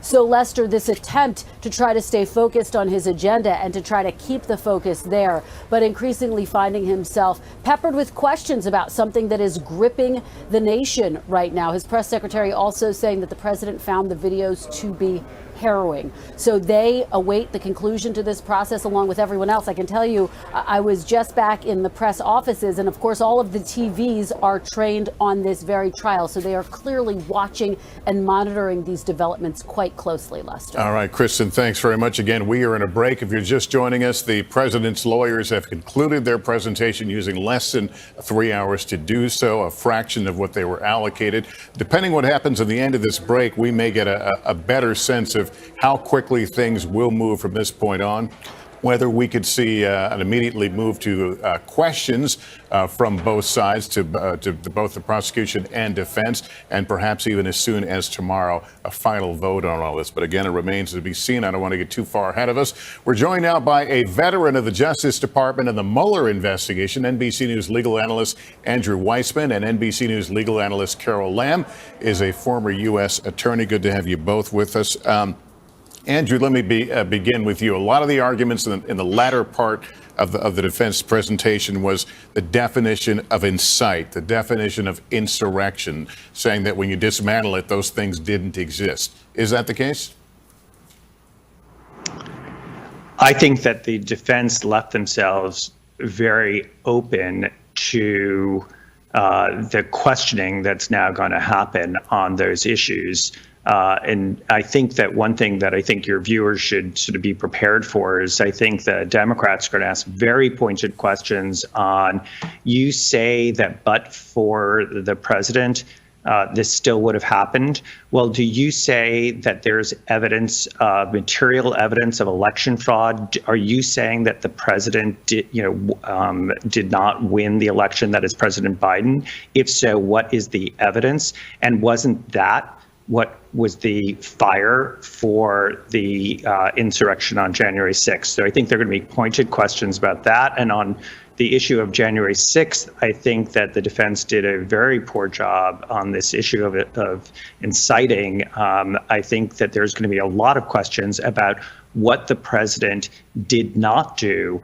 If his intent was really not to incite, there are going to be a lot of questions about why he wasn't immediately on the airways and on Twitter, immediately calling the National Guard. They really can't get around the timeline. And then finally, if they really want to essentially be saying what it is that the president, this is not President Trump, what he did or did not intend, why isn't he here testifying or at least submitting a letter or an affidavit? It's just like the first impeachment where the president is absent. So they're making representations about what Donald Trump might or might not have believed, but they actually had the opportunity to have him come and testify, and he didn't. Carol, give me some questions that you would ask if you were challenging this defense presentation. Yeah, I think this is an opportunity for the Democrats to do what the House managers don't have an opportunity to do on their own right now, which is to rebut some of the things that they heard earlier. Typically, in a trial, the prosecution would go first, then the defense would go, then the prosecution has another opportunity. So the Democratic senators are going to have to give those questions to the House managers to allow them to answer. I think there were, frankly, a couple of unforced errors that the House managers need to clean up about some of the pieces of evidence they put in and things like that. But I think overall, Andrew is correct. There needs to be more. There needs to be some questions to fill in the record again about why the president basically sat on his hands for a long time after the breach began, and what happened during that period of time. The House managers need to re-emphasize that again. These events were taking place only a mile and a half from where the president was. There's no excuse for an hour going by before the first tweet comes out. So I certainly think that needs to be filled in. I thought the whole presentation about the word "find" was frankly silly. One of the instructions you give to jurors is you don't check your common sense at the door. And when the president says, I want you to find a specific number of votes, he's using the word find in a very, very specific way. And that is not the way you typically use the word find. So I thought there was some overplaying on that ground. All right, Carol and Andrew, thanks to both of you. Let me turn to NBC News political analyst Eugene Robinson, columnist and associate editor for the Washington Post. Eugene, good to see you. One of the things that was used in one of those tape montages were Democrats talking about the fact this would end in their hope is that Donald Trump would not be able to run again. It was used against them in this context. But what is the reality, no matter how this thing plays down? How is the political future of Donald Trump affected by this? Well, that's a very good question. You saw Nikki Haley today sort of backing away from Donald Trump. Others are going to embrace him. You heard the threat, and I think it was just an explicit threat in Bruce Castor's summation of primary challenges to those who are insufficiently loyal to President Trump. I think he remains the principal actor in the Republican Party, no matter which way this vote goes, at least in the short term. Now, former president's influence tends to wane more quickly than they would like and more quickly than we realize at the time. I suspect that will happen to Trump too. But he's kind of in a unique position right now. He is the kingmaker and still the king. Just one other thing about the summation. We heard I think a preview of his potential criminal defense in Georgia with that business about the word find and what it means in that call with Brad Raffensperger. And because it's now under criminal investigation in Georgia. But I think that also sort of opened the door for the Democratic House managers to litigate the big lie about the election, which, the president's defense wasn't going to touch on, but did, in fact, touch on in that closing. And I think that opened the door for what is potentially some strong questioning by Democrats in this next phase. I'm not sure I heard Mike Pence's name mentioned, and if it was, forgive me, but I don't think I heard it. Do you think that was something that they really didn't want to touch, this idea of, as the president is tweeting about his vice president is actually in reasonable fear of his life? No, I think absolutely right. I think that omission was not by accident, because we now know that the president was aware that the vice president had to be evacuated from the Capitol. The situation was that serious. So why wasn't the president trying to do more to potentially save the life of his vice president? And again, that is the big hole in the defense is, if you did not intend to incite a riot, then why did you not try to stop the riot, try to stop the insurrection more quickly and more forcefully once it began? And they didn't offer an answer to that question, really, and it'll be interesting to see if they come up with one when they're questioned about it. All right, Eugene, thanks. Also with us is Chief Washington correspondent Andrea Mitchell. And Andrea, I think you want to pick up on that thought about what we didn't hear. No, I think Eugene and Lester's, your conversation is exactly to the point.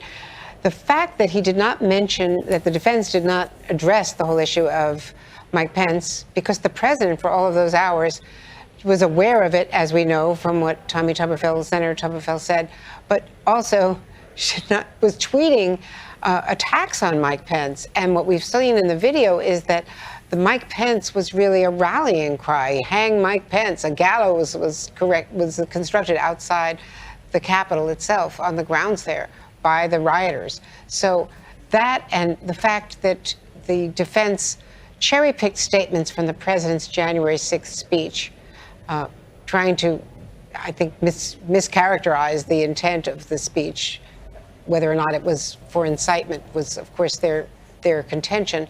But also not dealing with all of those hours where he did nothing, not only regarding Mike Pence and his safety and attacking Mike Pence during that time, but did nothing to fulfill his constitutional requirement, his oath, to protect and secure the national security of the United States at home and abroad. He did not call the Pentagon. He did not call in for reinforcements. So there were so many instances during those 6 hours where his behavior was just really questionable, according to the House managers, but also according to any independent view of what was going on. Also, of course, the run-up, as you were just saying with Eugene, what happened in Georgia, the fact that that has now been opened up. I think that's what you're going to hear in these questions. The questions that are being presented, that will be presented by the House managers, are going to be to that very point. All of the incitement prior to January 6th. And as Chuck pointed out earlier, the fact that he actually moved the date to January 6th by calling for it to be on January 6th, that's when they, according to the testimony, changed their application for a permit. In fact, for the day when the Electoral College certification was to be ratified, all to the point of trying to overturn the election results that were clearly evident that Joe Biden had been elected, and that, relatedly at least, Mitch McConnell and others in the Senate Republican caucus were acknowledging. All right, Andrea, let me bring in senior Washington correspondent Hallie Jackson. Hallie, as I was watching, I was ticking off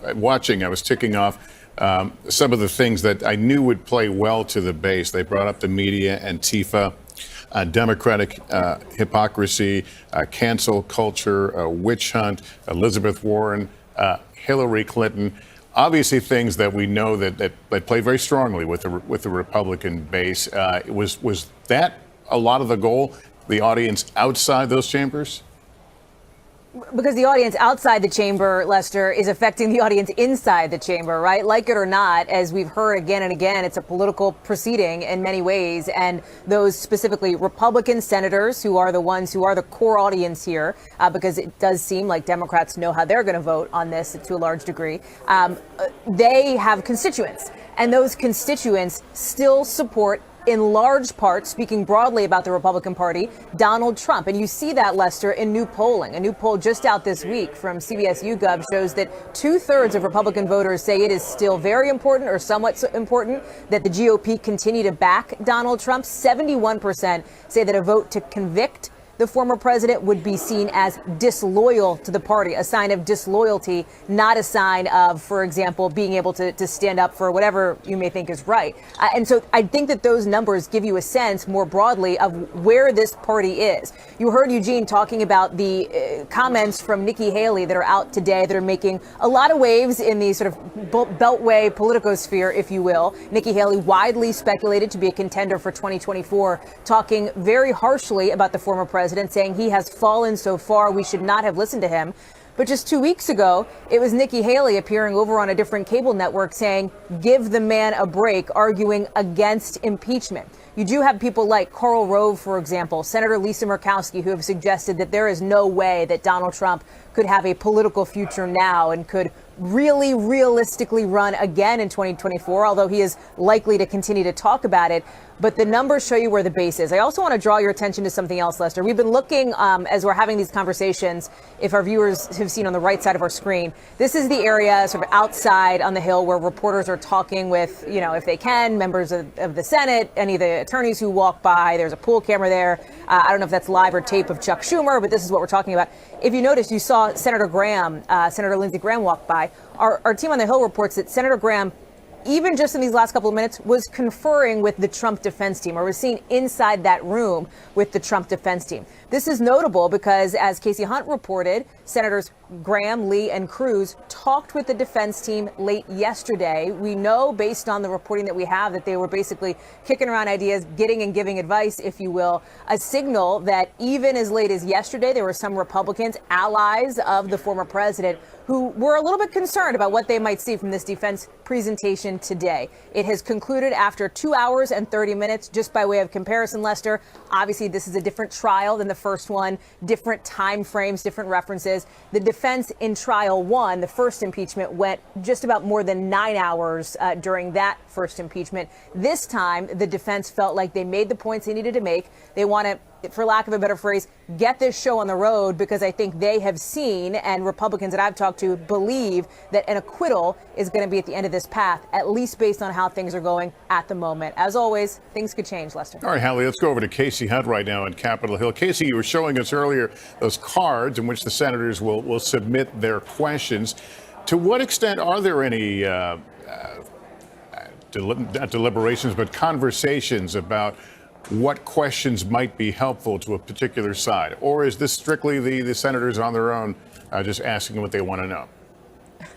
I think it's a little bit of both, Lester. And while you've seen both the defense and the prosecution in this trial give back some of their time, I think we've come to know that senators typically like to use all of the time that they have available to them for things like this. So I would be surprised if they don't use the full time here. And I'm interested to see if this is similar or different to how we saw it play out last time, and whether each side is looking to try to bolster their own case, or if they're trying to poke holes or ask additional questions about the other side. It's two different strategies. And some of the questions, I think, and this actually is a little bit of what Andrea Mitchell was hitting on just a minute or so ago. The big question that many of both Republicans and Democrats that I talked to is about what was President Trump doing while the riot was going on? Because there are only a handful of actual witnesses to that. There has been reporting about it. But the reality is the Trump team, if in fact that was going to be exculpatory, why did they not lay out more information about what he was doing in the course of their defense? And I think that's something that you're likely to see brought up throughout the course of this. I think there are also questions about what the president's mindset was like ahead of January 6th and some of those tweets that encouraged people to come. The other piece, of course, the moving of that permit that Andrea also referenced. What does the defense team know about that? I think that there are a lot of strictly facts here that could potentially contribute to the case one way or the other. And then, of course, the other interesting piece of this is who are the questions coming from? In the last trial, we ended up seeing questions from people both that were on the partisan side and were trying to make a point one way or the other, but we also had some questions, for example, from Mitt Romney, from a couple other senators we were watching to see if they might vote back then to convict former President Trump on the charges he faced at that point. So I'm looking to see if any of these senators who may be considering a vote for conviction submit questions that are actually read on the floor. So we know that Romney submitted 5 questions. That's what he told us. And they have said that they're planning on releasing the questions that Romney submitted. Now, not every senator will need to do that, although if one of their questions is chosen to be read on the floor, their name will be attached to it. And they are going to group the questions together for efficiency. So if there are 2 or 3 senators who are asking a very similar question, that question could be read from multiple senators and asked on the floor. But if we start to see questions from people like Richard Shelby of Alabama, who's retiring. He's one of the Senate's last old bulls. I doubt we will get a question from the minority leader, Mitch McConnell. It would be a really big deal if we did. He is still really the person that we are watching the most closely as we look ahead to the vote tomorrow. Other senators who I saw grouped around McConnell's desk are the ones I'm following. Richard Burr of North Carolina. He's not running again and also faced some legal problems during the Trump administration as he was the chairman of the... Hey, Rob, what's up, buddy? How's it going, man? I hope you're still here. Sorry if I missed you. Yeah, I want to hear these questions, but I also want you to see this. I'm talking to these girls called the Soap Girls. They're actually, Robert Mulligan, are you still here? If you haven't heard of the Soap Girls, they're actually really fucking good, man. I was like, I saw them and I've seen them for a while and I've never heard them before.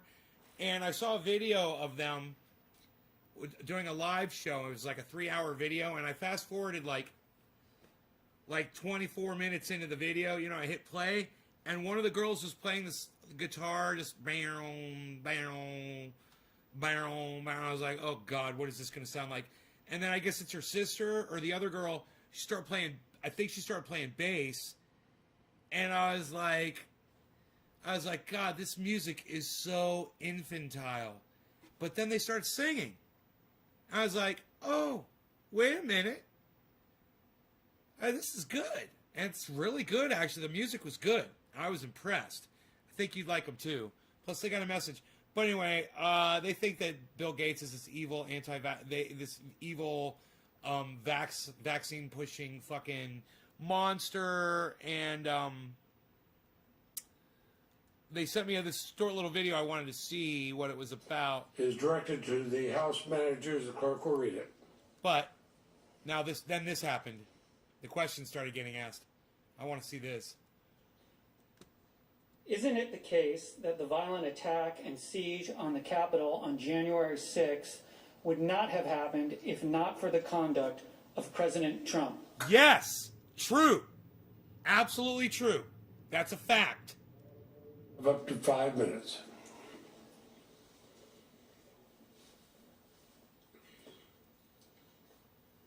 Answer the question. Who was the question directed? We lost Robert Mulligan. We lost everybody. Is anybody else here? They're starting the questions, man. Is anybody else? Can you guys hear me? Are we on? Hello. To answer your question, are we live? Directly, Donald Trump summoned the mob. He assembled a mob and he lit the flame. Everything that followed was because of his doing.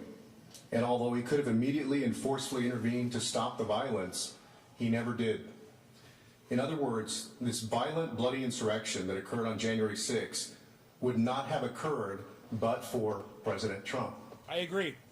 The evidence we That's a presented at fact. trial makes this absolutely clear. That is a fact. And this attack, as we said, didn't come from one random speech, and it didn't happen by accident, and that mob didn't come out of thin air. Before the election, Donald Trump spread lie after lie about potential fraud. An election, remember, that hadn't even happened yet. Months before the election took place, he was saying it was rigged, that it was going to be stolen. All to make his supporters believe that the only way he was going to lose is if the election was stolen, if the election was rigged. And when he did lose, he spent week after week inciting his supporters to believe that their votes had been stolen and that the election was fraudulent and that it was their patriotic duty to fight like hell to stop the steal and take their country back. It's true. And remember, this is in the United States where our vote is our voice. True. You tell somebody that an election victory is being stolen from them, right? That's a combustible situation. That's our number one. And he gave building them clear block here, direction on how is to our deal with vote. that. For example, on December 19th, 18 days prior to January 6th, President Trump told them how and where to fight for it. He first issued his call to action for January 6th.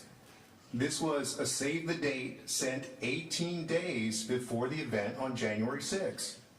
And it wasn't just a casual one-off reference or a singular invitation. For the next 18 days, he directed all of the rage he had incited to January 6th. And that was for him what he saw as his last chance to stop the transfer of power, to stop from losing the presidency. And he said things like, quote, fight to the death. And January 6th will be a, quote, wild and, quote, historic day. And this was working. They got the message.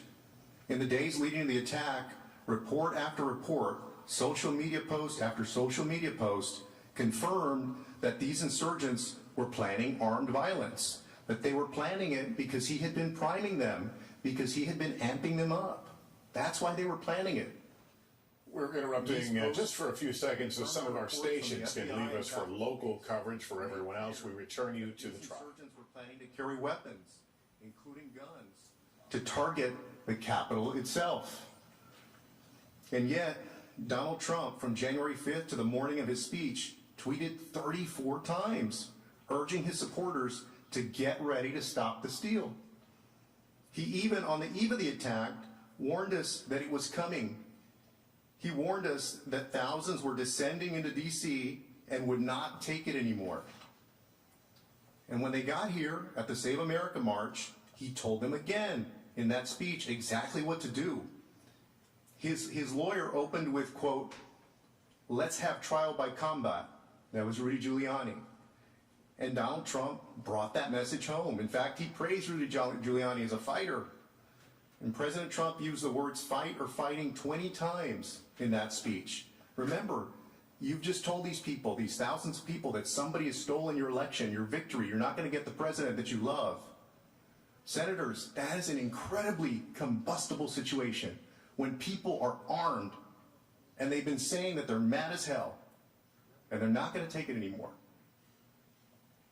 He looked out to a sea of thousands, some wearing body armor, helmets, holding sticks and flagpoles, some of which they would later use to beat Capitol Police, and told them that they could play by different rules. Play by different rules. He even at one point quite literally pointed to the Capitol as he told them to fight like hell. After the attack, we've shown clearly, that once the attack began, insurgent after insurgent made clear they were following the president's orders. You saw us present that evidence of the insurgents who were there that day, who said, I came because the president asked me to come. I was here at his invitation. You saw that of the folks that were in the Capitol that day. The time has expired. Are there further questions? Mr. President.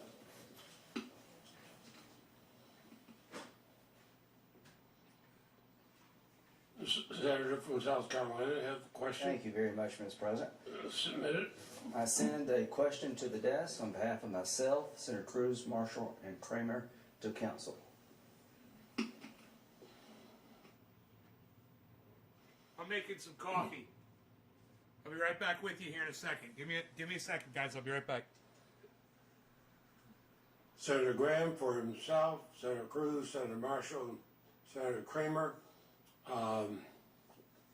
submits a question for the counsel for Donald Trump. Clerk will read it.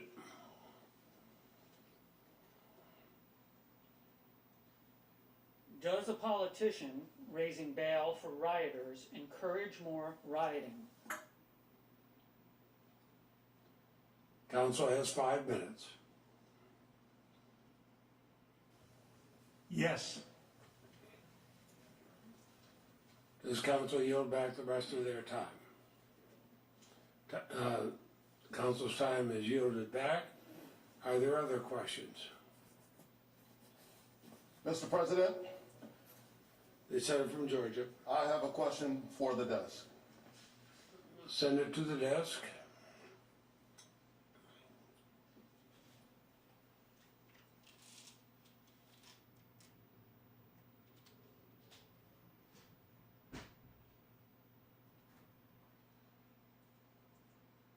The senator from Georgia, Senator Warnock, has a question for the House managers. Clerk will read the question.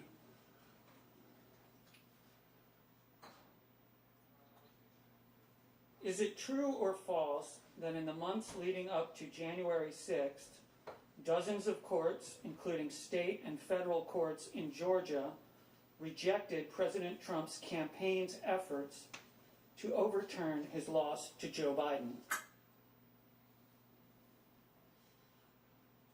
House managers recognized for 5 minutes. Mr. President, Senators, that is true. That's true. I want to be clear, though, that we have absolutely no problem with President Trump having pursued his belief that the election was being stolen or that there was fraud or corruption or unconstitutionality. We have no problem at all with him going to court to do it. And he did, and he lost in 61 straight cases. Wow, in federal court and state court. In the lowest courts in the land, in the U.S. Supreme Court, he lost it. He lost in courts in Pennsylvania, Arizona, Georgia, Michigan, Minnesota, Nevada, and Wisconsin. All of them said the same thing. They couldn't find any corruption. They couldn't find any fraud, certainly nothing rising to a material level that would alter the outcome of any of the elections, and there was no unconstitutionality. That's the American system. And so, I mean, it's hard to imagine him having gotten more due process than that in pursuing what has come to be known popularly as the big lie, the idea that somehow the election was being stolen from him. And we have no problem with the fact that he went to court to do all those things. But notice, number one, the big lie was refuted, devastated, and demolished in federal and state courts across the land, including by 8 judges appointed by President Donald Trump himself. We quoted earlier in the case what happened in Pennsylvania, where U.S. District Court Judge Matthew Brand said, in the United States, the court has been presented with strained legal arguments without merit and speculative accusations. In the U.S., this cannot justify the disenfranchisement of a single voter, let alone all the voters of its 6th most populous state. Our people, laws, and institutions demand more. Then it went up to Judge Stefanos Bibas, who's a Trump appointee, who was a part of the appeals court panel. He said, the campaign's claims have no merit. The number of ballots it specifically challenges is far smaller than the 81,000 vote margin victory, and it never claims fraud or that any votes were cast by illegal voters, plus tossing out millions of mail-in ballots, drastic and unprecedented, huge swath of the electorate, and upsetting all of the down-ballot races, which incidentally weren't being challenged, even though it was the exact same ballot that had been brought. So the problem was when the president went from his judicial combat, which was fine, to intimidating and bullying state election officials and state legislators, and then finally, as Representative Cheney said, summoning a mob, assembling a mob, and then lighting the match for an insurrection against the Union. When he crossed over from nonviolent means, no matter how ridiculous or absurd, that's fine, he's exercising his rights, to inciting violence. That's what this trial is about. And we heard very little of that from the presentation of the president's lawyers. They really didn't address the facts of the case at all. There were a couple propaganda reels about Democratic politicians that would be excluded in any court in the land. They talked about the rules of evidence. All of that was totally irrelevant to the case before us. Whatever you think about it, it's irrelevant. And we'll be happy, of course, to address the First Amendment arguments too. Mr. President. Hey, Debbie. Senator from Maine. Mr. President, I send a question to the desk. We've been live for 4 hours. Those of you who do not follow me on YouTube and Trovo and Periscope and everywhere else, you didn't know that. If you're only following me on Facebook or you're only following me on Periscope, you wouldn't have known that. But follow me everywhere, and then you'll catch all the shows all the time. We're broadcasting on Trovo and YouTube. The question is from Senator Collins and Senator Murkowski. It is for the counsel for the former president. Clerk will read.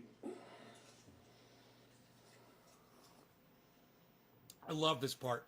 This is like the best part. Exactly when did President Trump learn of the breach of the Capitol? What specific actions did he take to bring the rioting to an end? And when did he take them? Please be as detailed as possible. I love it. I love it. I love that question. When did he know? And how long did it take him to respond? That will say his state of mind. That'll tell you whether or not he wanted those people to go down there or not. Question again? That'll tell you his intent. And it proves his intent. As President of the United States, it was his job. He didn't do his job. He failed at his job. Exactly when did President Trump learn of the breach of the Capitol? And what specific actions did he take to bring the rioting to an end? Hey, Sonia. And when did he take them? Please be as detailed as possible. Yeah, be detailed. The House managers have given us absolute the other onto that question. We're able to piece together a timeline, and it goes all the way back to December 31st, January 2nd. There is a lot of interaction between the authorities and getting folks to have security beforehand. On the day, we have a tweet at 2:38, so it was certainly sometime before then. With the rush to bring this impeachment, there's been absolutely no investigation into that. And that's the problem with this entire proceeding. The House managers did zero investigation, and the American people deserve a lot better than coming in here with no evidence, hearsay on top of hearsay on top of reports that are of hearsay. Due process is required here. Karen. And that was denied. Karen, this one's for you. Cheers. Here we go. This is going to be fun. In the next 4 hours. And then Senator from Nevada.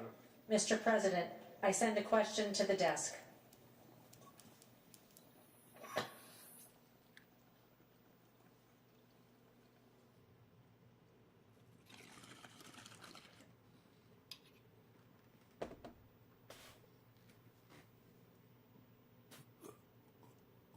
Cheers, Sonia. Thank you, Nathan. Thank you, Sonia. The Senator from Nevada, Senator Rosen.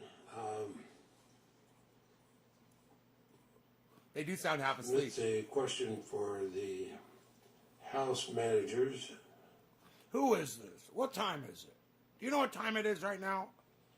And the clerk will read it.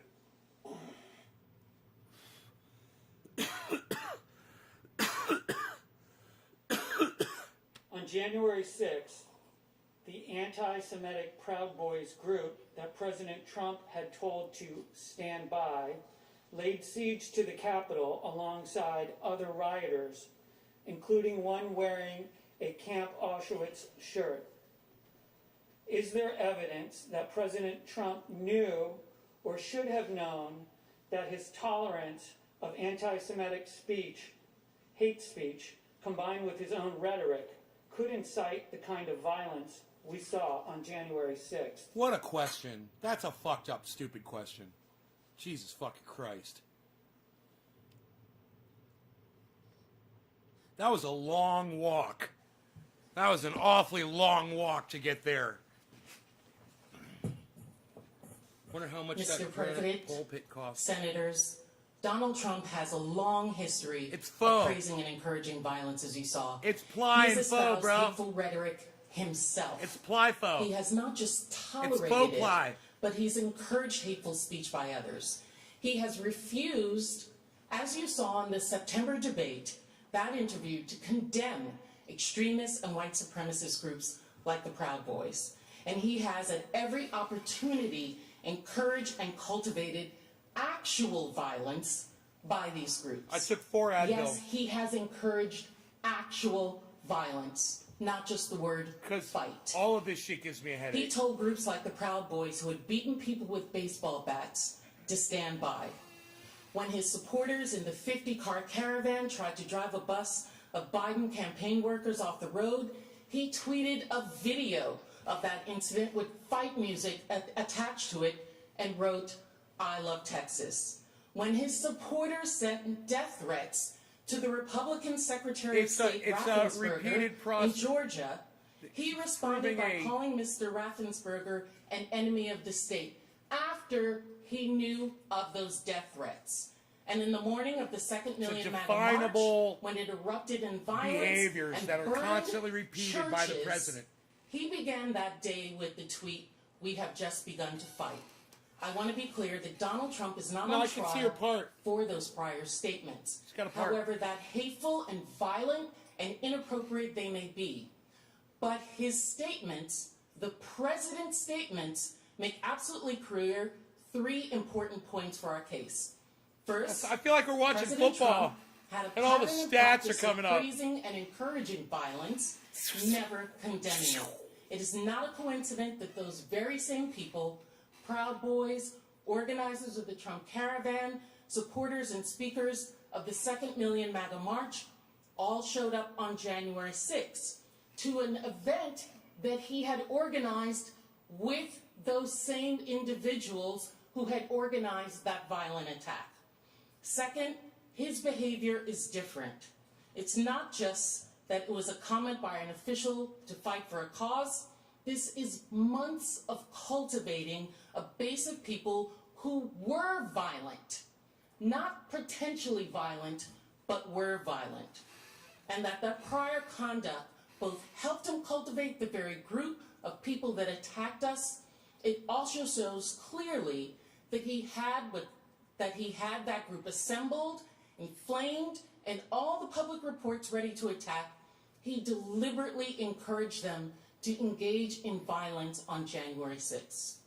President Trump had spent months calling his supporters to a march on a specific day, at a specific time, for a specific purpose. What else were they going to do to stop the certification of the election on that day? I need a But massage. to stop you.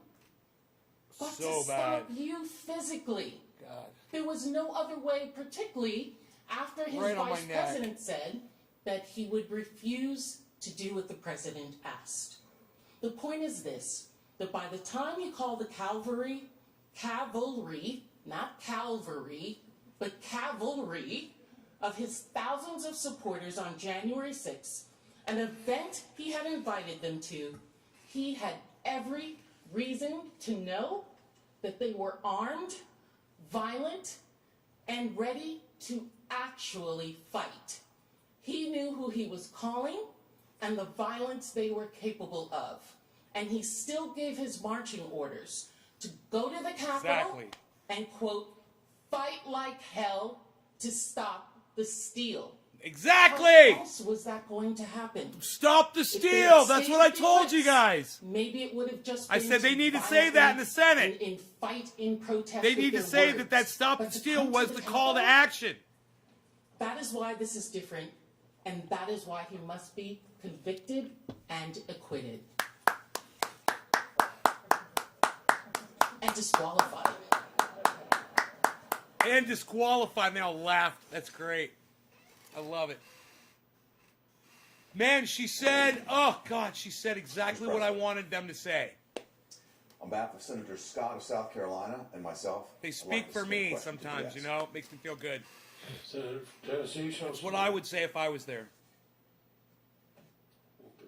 And that's why they're called a representative. They speak for you, right?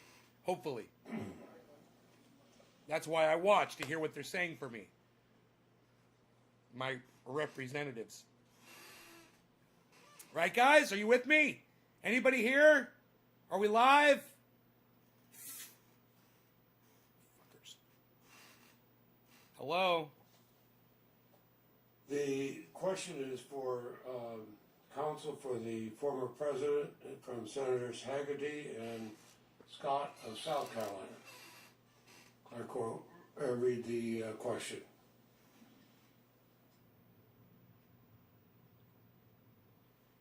We live. Hey, Given Ray that Foster. More than 200 people have been charged for their Hey, Nick. conduct at the Capitol on January 6th, that our justice system is working to hold the appropriate persons accountable, and that President Trump is no longer in office. Right on, Ray Ray. Isn't this simply a political show trial that is designed to discredit President Trump and his policies and shame the 74 million Americans who voted for him?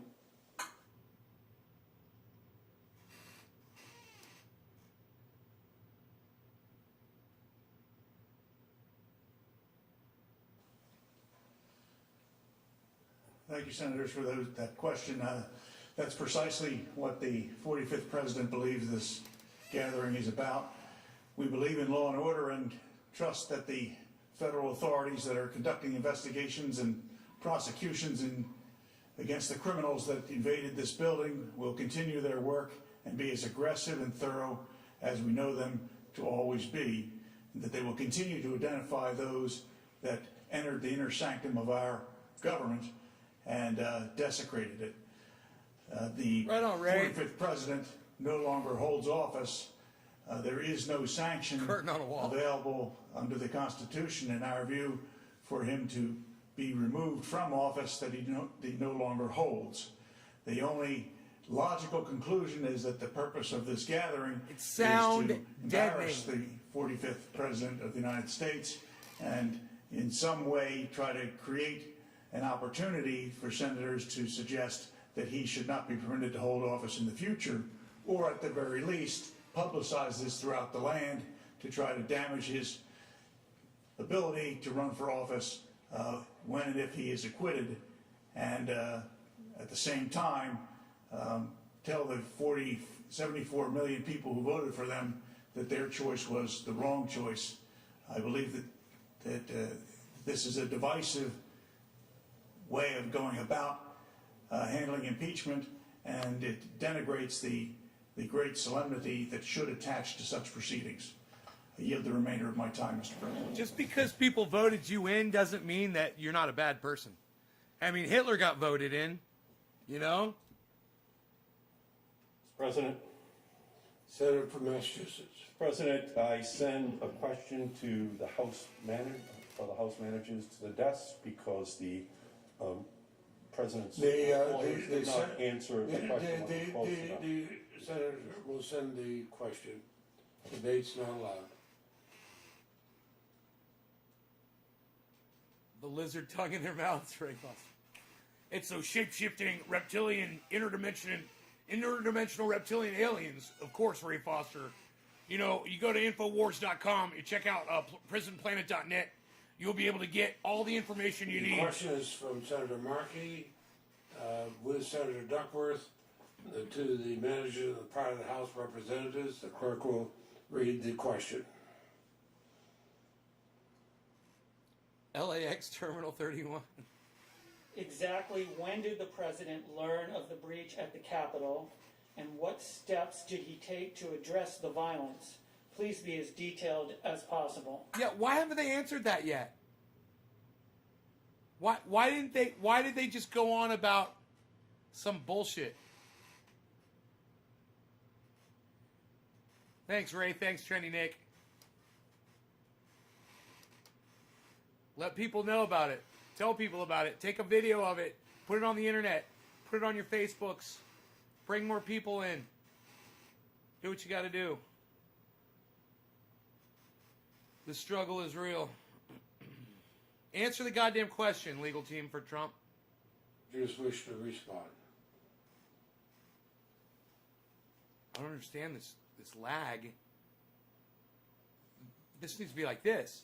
Fucking ask, go, who's ready, next, you're ready, you're up. What the fuck's going on? What's with all this time?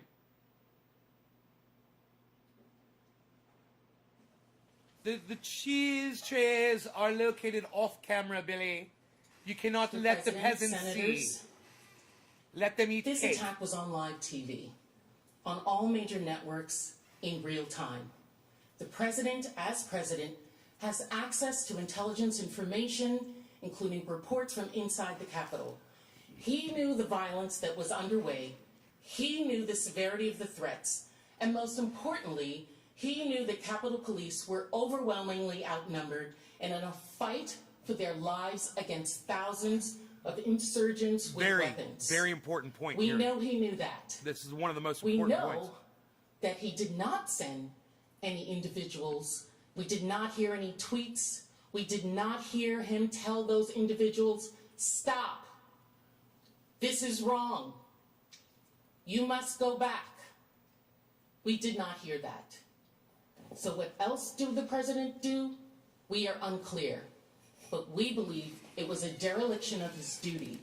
And that was because he was the one who had caused them to come to the Capitol. And they were doing what he asked them to do. So there was no need for him to stop them from what they were engaged in.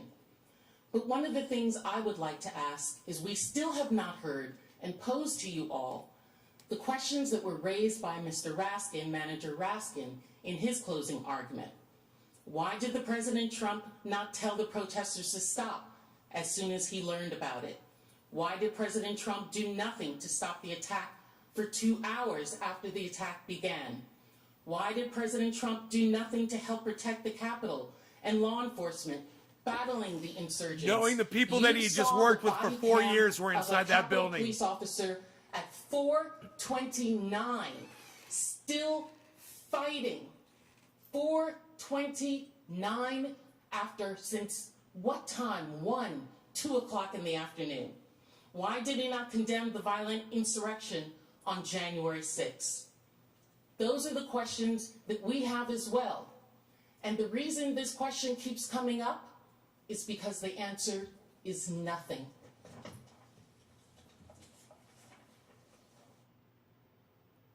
The answer is nothing. Mr. President, The senator from Utah. I send a question to the desk. The answer is you wanted this to happen. That's the answer. This was what you wanted, the attack on the Capitol. You didn't mind that everyone you'd worked with in the past 4 years was inside that building, and you'd sent a Senator lunatic from mob there. Utah, Mr. Romney, on behalf of himself and Senator Collins. Shame on you, Donald Trump. Shame on you. It's a question, and Where's Enoch? clerk will read it.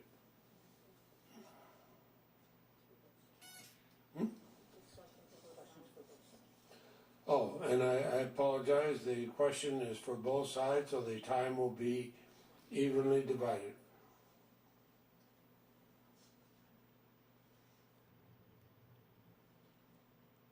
When President Trump sent the disparaging tweet at 2:24 p.m. regarding Vice President Pence, was he aware that Vice President had been removed from the Senate by the Secret Service for his safety?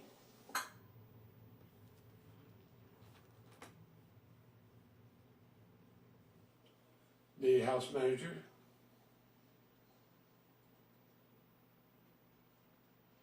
And time will be evenly divided between. Of course, would the clerk read the question again? When President Trump sent the disparaging tweet at 2:24 p.m. regarding Vice President Pence, was he aware that the Vice President had been removed from the Senate by the Secret Service for his safety?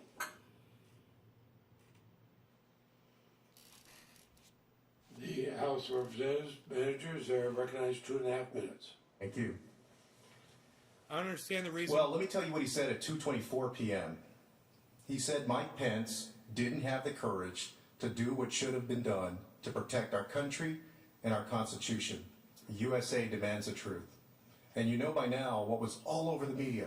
You couldn't turn on the television, couldn't turn on the radio, couldn't consume any media, or probably take any phone calls or anything else without hearing about this, and also hearing about the Vice President. And here's what Donald Trump had to know at that time, because the whole world knew it. All of us knew it. We were watching it Live live. television had, by this point, shown that the insurgents were already inside the building, and that they had weapons, and that the police were outnumbered. And here are the facts that are not in dispute. Donald Trump had not taken any measures to send help to the overwhelmed Capitol Police. Let me get out of the way. As president, at that point, when you see all this going on and the people around you are imploring you to do something, and your vice president is there, why wouldn't you do it? Dude, because you're a narcissist and you're Donald Trump sick. did not publicly condemn the attack. The attackers are told him to stand down, despite you're a multiple pleas child, to do you're a so. baby. And Donald Trump hadn't even acknowledged the attack. Where And the- after Wednesday's trial portion concluded, Senator Tuberville Hey, spoke to Consuelo. reporters and confirmed the call that he had with the president and did not dispute Manager Cicilline's description My headache's almost in any gone. way that there was a call between he and the president around the time that 800 Mike Pence milligrams was being fucking ushered out ibuprofen. of the chamber. And that was shortly after 2 p.m. And Senator Tuberville specifically said that he told the president, Mr. President, they just took the vice president out. I've got to go. And that was shortly after 2 p.m. There were still hours of chaos and carnage and mayhem. The vice president and his family were still in danger at that point. Our commander-in-chief did nothing. How dare you call him our commander-in-chief? He was a fucking, Counsel for the former he president. was a fucking piece of shit. He wasn't a commander-in-chief. He should have just called him fucking The loser answer is fucking no. Trump. At no point was the president informed the vice president was in any danger. Oh my. Because the House rushed through this impeachment in 7 days Lie. with no evidence. There is nothing at all in the record on this point. That's a straight lie. Because the House failed to do even a minimum amount of due diligence. Liar. What the president did know Liar. is that there was a violent Liar. Yeah, you hear me? There was a violent riot. Yeah, you're a fucking happening liar. At the Capitol. That's why he repeatedly called via tweet and via video for the riots to stop, to be peaceful, to respect Capitol Police and law enforcement, and to commit no violence, and to go home. What a But fucking to be lying clear, piece of shit. Liar. This is an article of impeachment for incitement. This is not an article of impeachment for anything else. It all goes In one to it. count, they could have charged anything they wanted. They chose. It all goes to it. To charge It all incitement. goes to it, douchebag. Fucking calm So down. that the question, although answered directly no, it's not really relevant to whoop, the charges whoop. Liar or alert. the Whoop, impeachment in this whoop, case. whoop. I like that, And I Trendy just Nick. wanted to clear up Whoop, one more whoop. thing. Liar alert. Mr. Whoop, whoop. Castro, in his first answer, may have spoke, but what he said was Mr. Trump had said, fight to the death. That's false. I'm hoping he misspoke. Thank you. Yeah, I want to know about that fight to the deaths comment because I don't remember that. That was said. Mr. President. That was probably said in a rally, I would think. The senator from Minnesota. Mr. President, on behalf of myself and Because I've never Senators heard it. Casey and Brown, I send a question to the desk.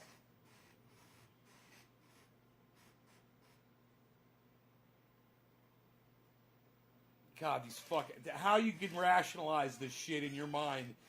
I mean, we understand your Republican principles. What we can't understand is your loyalty to this fucking cunt. That's what we can't understand. Where's David Honey Sr.? And where is where's hippie chick right now? You should be in here, man. Both of you. So, question from Senator Klobuchar, Senator Casey, Senator Brown to the House managers. The clerk will report. My buddy fucking Greg.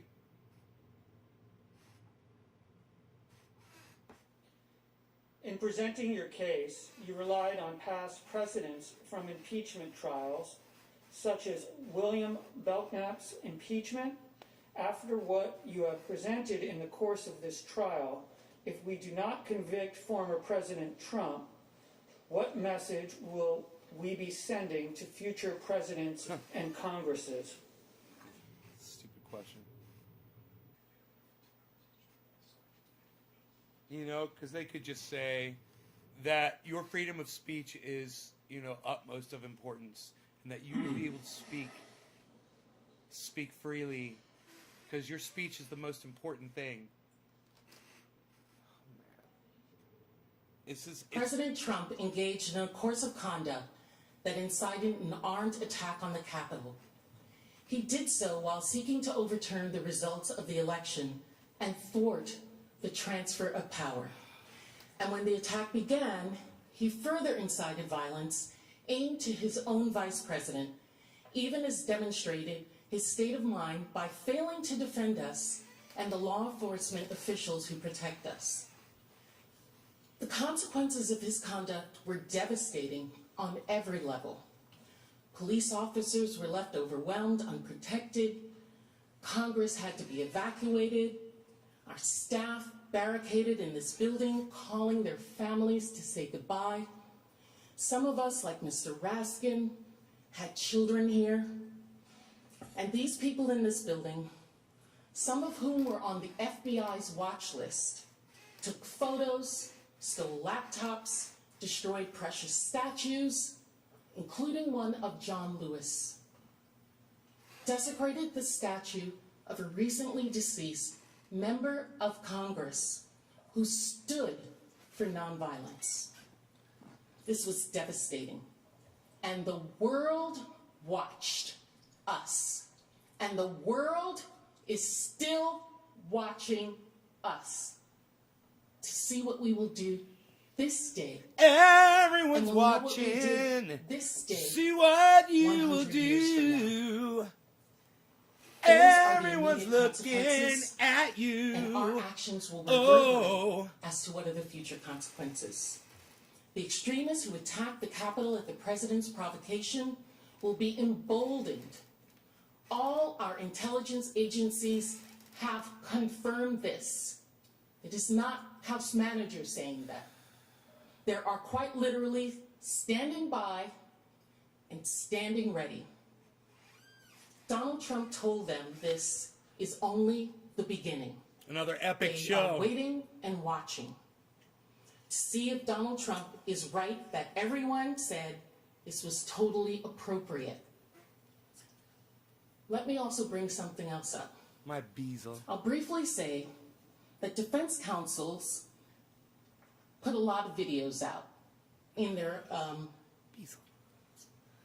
defense, playing clip after clip of black women talking about fighting for a cause or an issue or a policy. It was not lost on me as so many of them were people of color and women, black women. I saw men and white. Black women like myself. Oh, come on! There were tired of being sick and tired for our children. There were plenty of white people in those montages. Are you calling the race card right now? Oh my God! Things happen. All right. that were violent. We got new There alert. were also things that gave some Credibility alert. Whoop whoop. Credibility alert. Whoop whoop. Credibility alert. Whoop whoop whoop. You know what, honey? Check your fucking race card at the door, okay? Nobody's pulling that shit on you. Trust me. If that's what you saw, then you've got a problem with fucking reality.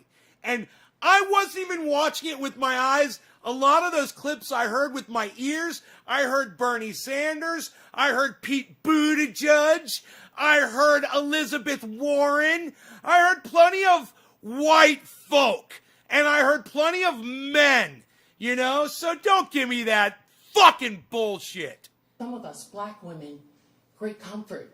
Whatever. Seeing Amish people from Pennsylvania Whoop, whoop. standing up Whoop, with us. whoop. Credibility Members alert. of Whoop, Congress fighting whoop. up with Whoop, us. credibility alert. Whoop, whoop. And so I thought we were past Hey, that. I call it on both sides. I think maybe we're not.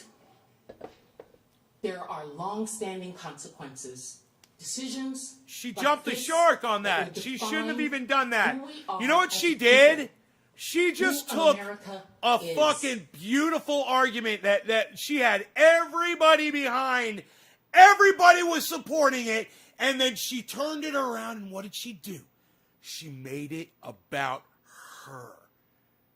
She took the whole fucking thing and made it about her. What a dumb, oh yeah, I'm gonna say it, cunt alert, cunt alert, cunt alert, whoop whoop, cunt alert, whoop whoop, cunt alert, whoop whoop, cunt. Oh boy. We have in this room made monumental decisions. You all have made monumental decisions. We've declared wars, passed civil rights acts. And you know what? Ensured that no one in this country is a slave. Kamala Harris isn't black. Can we just get that out there too? So, you know, I know that they did a lot of Kamala Harris and shit. Yeah, don't try to claim her, all right? You didn't win her in the race Olympics, all right? I've seen that episode of Dave Chappelle. Thank you. Every American has the right to vote, unless you live in a territory. At this time, some of these decisions are even controversial. But history has shown that they define us as a country and as a people. Today is one of those moments, and history will wait for our decision. I hope that people listen to her. I hope she didn't just shoot herself in the foot Mr. over her dumb President, making it about I sent a her question to the desk. bullshit. And put French's mustard all over fucking king crab legs. Right? Oh, man. Oh, man.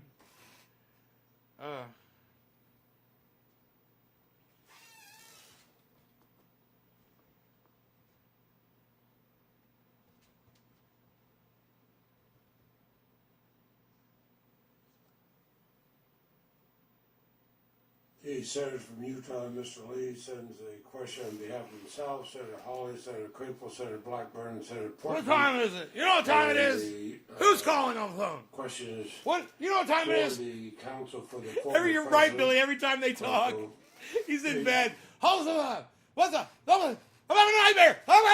Oh, I'm awake. Multiple state constitutions enacted prior to 1787, namely the constitutions of Delaware, Virginia, Pennsylvania, and Vermont, specifically provided for the impeachment of a former officer. Given that the framers of the U.S. Constitution would have been aware of these provisions, does their decision to omit language specifically authorizing the impeachment of former officials indicate that they did not intend for our Hey, Constitution Danny, I haven't seen you in a to while. Right allow on. for the impeachment That's crazy. of former officials?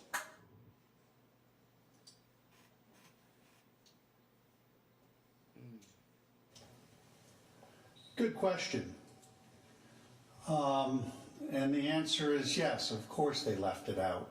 The framers were very smart men, and they went over draft after draft after draft on that document. Good, man. Doing shows 2 And they times a reviewed day. all the other drafts of all of the state constitutions. All of them.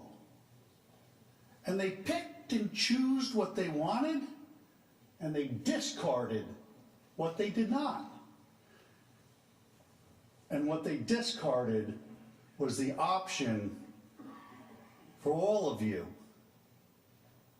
to impeach a former elected official. I hope that's answering your question. Thank you. Mr. President, The senator from California. Mr. President, I send a question to the desk.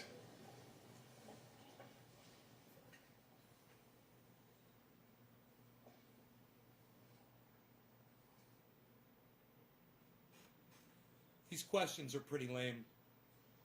There were a couple good ones, but there's some lame ass ones too, man. Why would they answer? At what point, Senator from California submits a question for the House managers.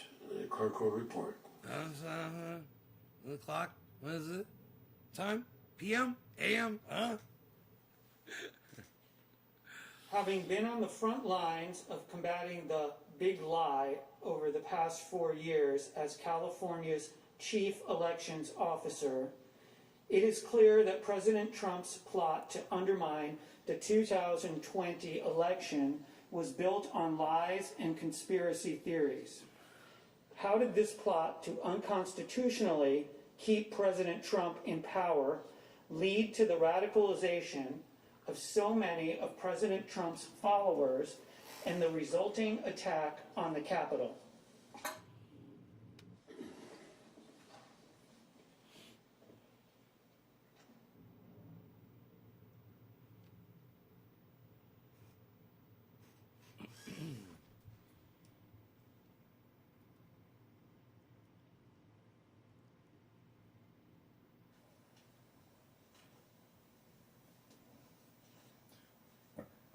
Senators, Donald Trump spent months inciting his base to believe that their election was stolen.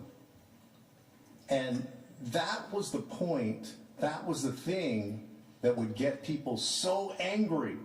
Think about that. What it would take to get a large group of thousands of Americans so angry to storm the Capitol. That was the purpose behind Donald Trump saying that the election had been rigged and that the election had been stolen. And to be clear, when he says the election is stolen, what he's saying is that the victory, and he even says one time, the election victory is being stolen from them. Think about how significant that is to Americans. Again, you're right, over 70 million, I think 74 million people voted for Donald Trump. And this wasn't a one-off comment. It wasn't one time. It was over and over and over and over and over again. And strike, and With a strike, and purpose. strike, and strike, and strike, and strike, and strike. I feel the abundance of rain. I feel the abundance. We're I not feel the having this coming of rain and impeachment trial victory. here I hear the sound because of Donald rain. Trump contested the election. As I said during the presentation, and nobody here wants to lose an election. We all run our races to win our elections. That's why you call them But what campaigns. President Trump did was different. What our commander-in-chief did was the polar opposite of what we're supposed to do. We let the people decide the elections, except President Trump. He directed all of that rage that he had incited to January 6th, the last chance. This again, to him, this was his last chance. This was certifying the election results. He needed to whip up that mob, amp them up enough to get out there and try to stop the election results, the certification of the election. And y'all, they took over the Senate chamber to do that. They almost took over the House chamber. There were 50 or so or more House members who were literally scared for their lives up in the gallery. A woman who bought into that big lie died because she believed the president's big lie. This resulted in a loss of one of his supporters' lives. That's a fact. A Capitol police officer died that day. That's a fact. Other of President Trump's supporters. 2 Capitol police officers ended up taking their own lives. Oh, there you go. Defense counsel, their defense is basically everything So President that's Trump, the other that 2 Trump did deaths. is okay. They killed and he could do it again. themselves. Is that what we believe? I wonder if they left suicide notes. That there is no problem with that? I'm curious about that. That it's perfectly fine if he does the same thing all over again? Oh, man. This is dangerous. I wonder if it's because of what He's they... inciting his base. He was using the their claim of a part rigged was. election. We have never seen somebody do that over and over and over again, tell a lie, say 6 months ahead of time that it's a rigged election. There is a dangerous consequence to that. When you've got millions of followers on Twitter and millions of followers on Facebook, Right. and you've got that huge bully pulpit from the White House, Right. and you're the President of the United States. That's what I'm saying. Thank you. Now There he's is a speaking for cost me. to doing that. This is what I'm talking about, guys. People are listening to you in a way that, quite honestly, they're not listening to me, and they're not listening to all of us in this room. Right? You know, I just want to clear up. The defense counsel made a point about something that I read earlier. The defense counsel suggested I misspoke. Attorney Nicholas. And I just want to clarify for the record that the tweet I referenced, let me read you the tweet directly. If a Democrat presidential candidate had an election rigged and stolen with proof of such acts at a level never seen before, the Democrat senators would consider it an act of war and fight to the death. Mitch and the Republicans do nothing, just want to let it pass. No fight. So Donald Trump was equating what Democrats would do if their election was stolen. He said they'd fight to the death. Why do you think he sends that tweet? Because he's trying to say, hey, the other side would fight to the death, so you should fight to the death. He said it in a tweet. I got you. I mean, do we read that any other way? There, he clarified it. Ooh, there's some people talking. They're gaveling. They're getting gavelled. Somebody's getting gavelled. Someone got gavelled. Mr. President. They got gaffled. The senator from Missouri. Mr. President, on my behalf and on behalf of Senator Kramer, I send a question to the desk.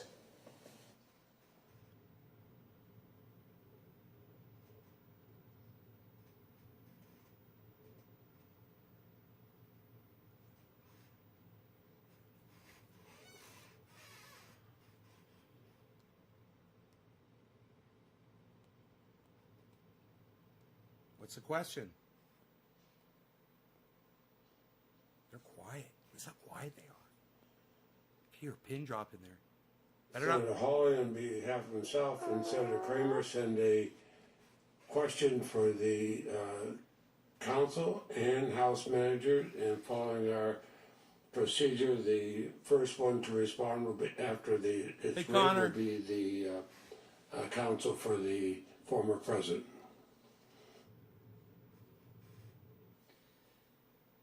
If the Senate's power to disqualify is not derivative of the power to remove a convicted president from And you're not crying office, anymore.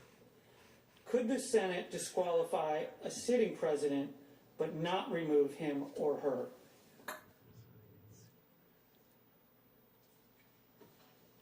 Who's paying attention? It doesn't matter who's paying attention. It doesn't matter. What matters, Danny, is that you're paying attention. If the Senate's power to disqualify is not derivative of the power to remove a convicted president from office, could the Senate disqualify a sitting president but not remove him or her? Hey, Locked 616, what's up? President. Senate Has 2.5 impeachment minutes. hearing for Donald Trump, his second impeachment hearing. This is the end of the trial right here. They're just asking final questions. No. But I can't let this rest. Mr. Castro attributed a statement the time before last that he was up here that Donald Trump had told his people to fight to the death. That's right. This is going to be interesting. I'm not from here. I'm not like you guys. I was being very polite and given an opportunity to correct the record, and I thought that's exactly what he would do. But instead what he did is he came up and illustrated the problem with the presentation of the House case. Look at the sneer on his face. It's I been love it. smoke and mirrors, and worse, it's been dishonest. He came up and tried to cover when he got caught, as they were caught earlier today with all of the evidence, checking tweets, switching dates, everything they did. And bear in mind, I had 2 days Cannabis. We call it cannabis. Locked. We call it cannabis. 2 days, I mean, they started putting in their evidence, so I started being able to get looking at it. This is live. That is not the way this should be done. But what we discovered was he knew what This he is was live, doing. Lair. He knew that the president didn't say that to his people. Lars, this is what live. He said was if This it is happened live, to Lars. the Dems, this is what they would do. In his speech that day, you know what he said? You're talking about crack. He said if this happened We call to it the can- Democrats, still we call it if cannabis. the election was stolen from the Democrats, What's my name? I'm Nay. all hell And would Nay. break loose. Nay's But, he Nay. said to his supporters, Nay's we Garden. are smarter. We are stronger. They call me Nay. And N-A-Y. didn't do what they did all summer long. Yes. Nice to meet you, Lars. I heard you're cool. Is that true? So what he did was he You're gonna like this show. misrepresented a tweet to you. What do I grow? To put forth the narrative that is wrong. I grow buds. It's wrong. It's dishonest, and the American people don't deserve this any longer. You must acquit. Oh God, the fucking the Managers on drama. private House Representatives The guy's for just 2.5 minutes. that guy's gonna go home and watch this video of himself and jerk off to it every night till the day he And that was dies. profoundly inaccurate and irrelevant to what the question is. So I'm going to get back to the question. So under Article 2, Section 4, a president who is in office must be convicted before removal. Are you ready for this? Are you ready for this? Must be removed before disqualification. Okay. But if the president is already out of office, then he can be separately disqualified, as this president is. But these powers have always been treated as separate, which is why I think there have been 8 people who've been convicted and removed, and just 3 of them disqualified. And as you know, there's a totally separate process within the Senate for doing this. The Constitution requires 2/3 vote for conviction, but for disqualification, it's a majority vote. It's a separate thing. So people could vote to convict and then vote not to disqualify if they felt that the evidence demonstrated that the president was guilty of incitement to insurrection. They could vote to convict, but if they felt that they didn't want to exercise the further power established by the Constitution to disqualify, they wouldn't have to do that, and that could be something that's taken up separately by the Senate by majority vote.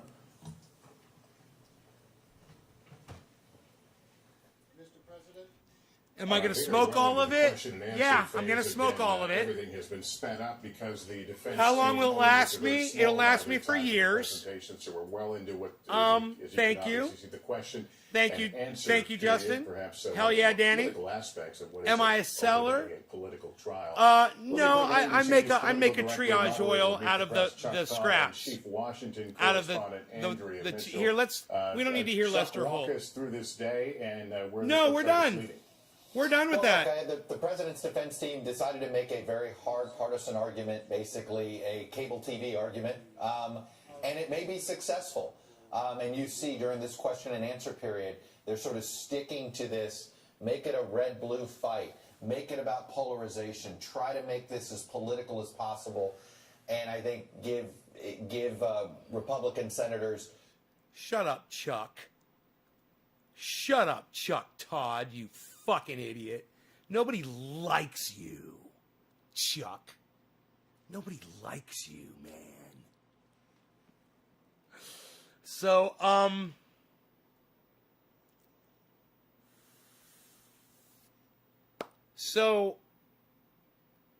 you know what you guys could do for me? You want to do me a favor? Get on Twitter and send a tweet to Ron Placone and say, hey, would you consider interviewing Nay from Nay's Garden on your show?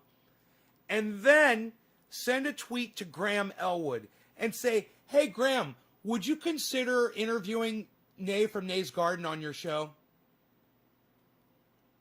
You know, and just to inform your audience members about this guy, just to let other people know about this guy, that he goes 3 times a day. He's been doing this for years.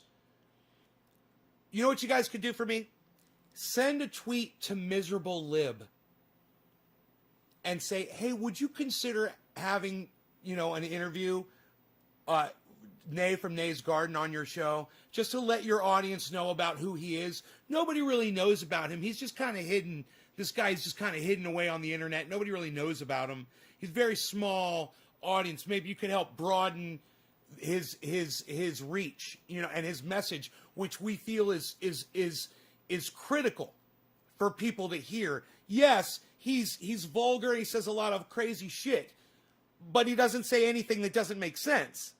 And people need more of that. He is an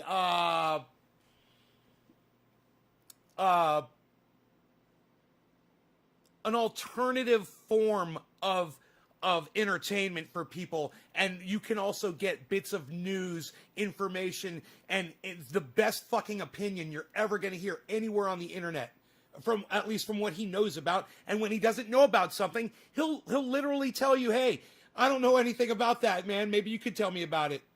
I don't understand it. Maybe you could explain it to me. I'm here to learn with you guys too, but I know what you guys are thinking. You're like, are we going to smoke? And I'm thinking, yeah, we are. This is the way it works in my show. I'm going to tell you, Lars is cool. Lars is cool. Lars, I'm broadcasting to 17 different channels across 6 or 7 different platforms. One of them is called Trovo.live. It's Trovo.live, TROVO.live/Nay's Garden. Seek that out. Everyone should seek out Trovo.live. It's a free speech platform for podcasters. We love it. You guys need to go check that out. That's the first thing. The second thing you need to know is this. If you share this video and if you host me on your channels, if you're hosting me, press a 5, just a number 5, nothing else, just a number 5. I will do a bong rip for you on the live stream. All you got to do is host me on your Twitch, host me on your I think it's hostable over there at DLive, is it? One of the other ones that I broadcast to, you can host. I can't remember. No matter. Maybe you can't do it anymore. I don't know. But if you do that, drop the 5. If you tweet about this show, if you grab you go to at Nay's Garden, you find this video, and you retweet it, drop a 3, or if you share it in a large group on Facebook, which would be great, share it in a large group on Facebook and drop that 3 for me and let me know. Or max out a tweet with a whole bunch of ats in a quote tweet, at to a whole bunch of people and drop me a 7. So we'll do 3s, 5s now, guys. 357. You guys like that? It used to be 3s and 7s. Now it's 357. And the 5 is going to be if you host me on your Twitch channel, drop the 5. All right? You'll love this show. I guarantee it. Who am I smoking for? Who am I smoking for? I cannot remember. Let me go look and research this. I cannot remember. It's been so freaking long. Oh, my goodness. Bye Bye Blue Jaws, we did. And see, I want just a single digit. It makes it really easy for me to find. Karen McDonald. Karen, I do not remember if I smoked for you. Let's move on to the next one. The next one after Karen is Crazy Lady. Crazy Lady, who are you? Who are you, Crazy Lady? Cheers. Who are you, Crazy Lady? Dan, your thing is in the mail, and I put in an extra one of these for you, bro. It's in the mail. It'll be trackable in about 3 hours. And if you want your tracking number, I'll give it to you.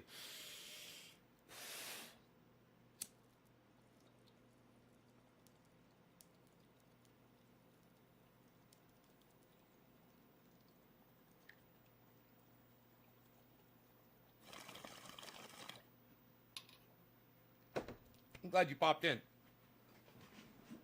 I like to know when I give away oil that those people go out of their way to come and check out my show more, to support.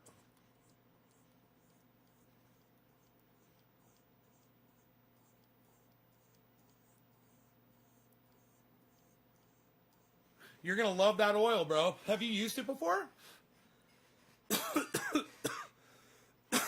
Have you tried it before? I rubbed it in my neck. It helped.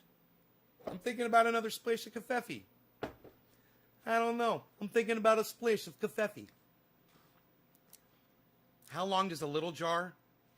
One of these? It depends on what you're using it for.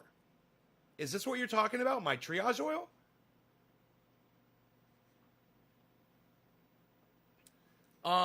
This could last me 6 months. You know, if I'm just using it on my lips, any pain that I might have, whether it's a shoulder, elbow, doesn't take a lot. I mean, it just takes a tiny little bit, and I rub it in. I don't grab like my mother, who's fucking obviously grabbing a handful at a time and slathering it on. I think my mom's overdoing it, but you know, it just takes a little tiny bit, man, and it seems, as long as it soaks in, any amount does it. This is just 1% THC oil. That is all this is. 1% THC oil. That is the active ingredient. Fuck that CBD lie. You guys got duped. Man, somebody came in here today talking some bullshit about CBD speeding up the healing process of COVID. I'm like, give me a fucking break with your CBD bullshit, man. I mean, at least do a study on THC, if you're even going there, you know, and then come talk to me. What did the THC do for COVID patients? Let me know. You know, I'm over CBD. It's such a fucking lie. You know, CBD couldn't be dumber. CBD. It's a thing. It's a market. It's a ploy. It's a fad. It's a lie, and it's bullshit. The only reason CBD ever works is because a little THC probably leached in. This is the secret, guys. It's the fucking THC, and all of you have access to it if you can get cannabis, and I don't care what kind of cannabis. You can get the most garbage-looking, shaky crap, anything like that, whatever. You know, whatever it looks like. And you could turn it into black oil so easily with some alcohol, and you strain off the alcohol, you're left with the oil. You take that oil, it only takes 15 drops. You mix it with 15 drops of coconut oil. I know what you're saying. You're saying, wait, there's more than 15 drops of coconut oil in there. I know. Shut the fuck up and listen to me for a second. You take 15 drops of THC oil and take 15 drops of coconut oil, and you mix them together first. That's your premix. We call that 50-50, okay? Take your 50-50 and then put that into an ounce of coconut oil with anywhere from 8 to 15 drops of peppermint oil. I don't think you could do 15 drops of peppermint oil in an ounce, but, 10, you'll be fine. Mix it all together because you already pre-mixed the THC oil with the coconut oil, pre-mixed it. It'll mix right into the other coconut oil. Shake it up. Goo-goo-goo-choo. Shake it up. Hey, Sarah. Goo-goo-goo-choo. Shake it up. Shake it up. Shake it up. I got a video at Nays Garden. You guys can watch it anytime you want. It's the video when I learned how to make it. It's the video when I basically discovered it, and then I was like, wait, I was making it like in these little tiny vials, and then I started making it 1 ounce, and then I was making it, and I was like, wait, I could make like a 12-ounce jar of coconut oil. I started going bigger and bigger, and then I finally figured out I could make a 5-gallon. I could buy. I was like, can you get coconut oil by 5 gallons? I found out. Yeah, you can. You want to see my 5-gallon jug? Shake it up. Don't shake it up. Don't shake it up. Don't shake it up. Don't shake it up. Don't shake it up. Don't shake it up. It's already mixed. Don't shake it up. Don't shake it up. Because it's already mixed. Don't shake it up and keep it easy. Don't let it fly. Shake it up. Don't shake it up. Don't shake it up. Don't shake it up. Shake it up. Don't shake it up. I know what you're all thinking right now. You're like, oh my God, nay, oh my God, nay, oh my God. Look at all the triage oil Nay's got. Why is it so dark when it looks like this? And it's so light when it looks like that? It's a very good question. It's the concentration of it. when it sits like that, it has a very dark appearance to it. It's like when I've got a lot of rosin, you know, and people are like, oh, this rosin's dark. Well, actually, you know, when you spread it out like all the little cucks do on YouTube to show off their shit, you know, it looks clearer like this. It's got more of a blonde color to it. But yeah, that's what the Triage oil looks like, guys. It's amazing. Yes, I know you want to take a jacuzzi bath in it. There's just so much of it. Look at that. Look at all that. That's like 4.5, that's almost 4.5 gallons of Triage oil right there. That's on the market right there. That's worth like, I'd have to do the math. I can't remember.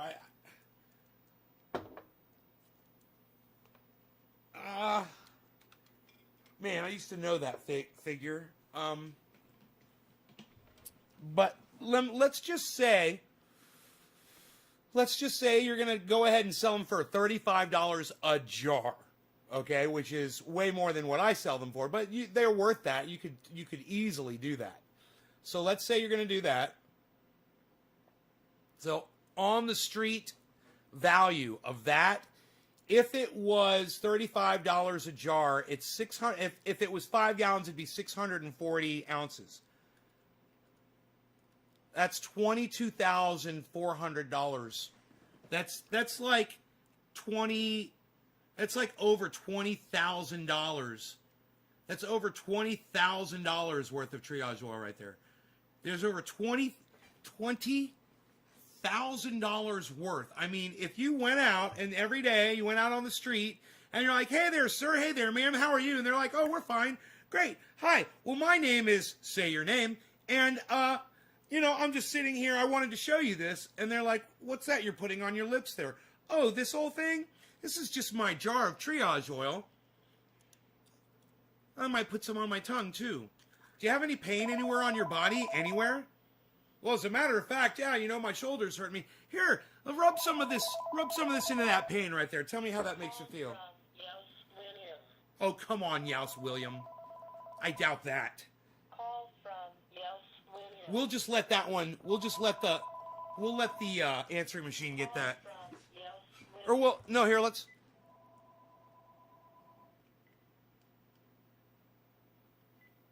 answer it and hang up on it. How about that? We'll do that.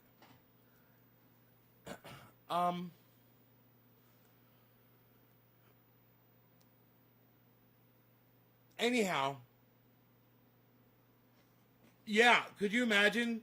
Imagine if I shipped that to somebody like Arn Raw. And I'm like, hey, bro, here's 5 gallons, man. Fuck you. And he'd just be like, oh, my God. Oh, but it's got THC in it. It's got cannabis in it. It can't be any good. I'm a scientist.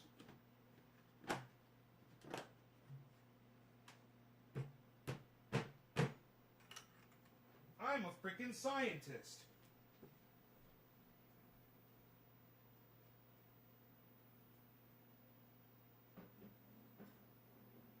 Keep it in my warming cabinet. I got a cabinet that keeps it warm.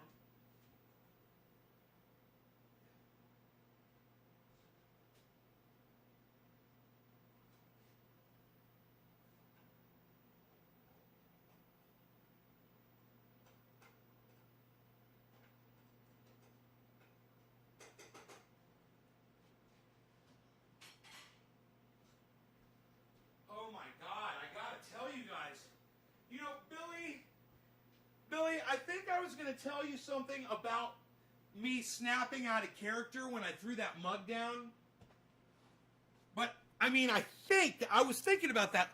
It was really bothering me that I forgot, because it was really something I wanted to get into with you. And, you know, I was talking to my mom about it on the phone, and I said, you know, I was feigning rage on my show. I was acting like I was all angry, and I picked up my coffee mug and I slammed it down on the ground. And I remember staying in character until I heard, when I hit the ground, I was still in care. It's the weirdest thing, bro. As soon as I heard it crash on the glass behind me, it's like a light switch went on in my head. And it's like somebody came in and turned all the lights on and the movie went off. You know? And it was such a... oh, really, cat? Really? Really, cat? Okay, I gotta feed my cat. Anyhow, we're gonna be talking about these headphones here, guys. These are... you can look them up right now. They're called MPOWs, M-P-O-W. They're available on Amazon. They're Bluetooth. You charge them up with the old phone charger from the Samsung, the old Samsung charger, not the new ones. I believe it's the old one. And so it'll take just about any kind of a charger. Charge them up. They last all fucking day, especially if you turn them off when you're not using them. And they auto shut off, I believe, when you're not using them too. But you Bluetooth those fuckers in. They're real. Oh, the cat wants to go outside. Yay! You want to go outside? You want to go outside? Good kitty. Good kitty. Last check.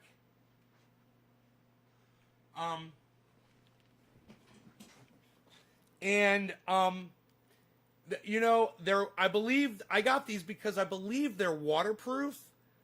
Everything's controllable on the right ear.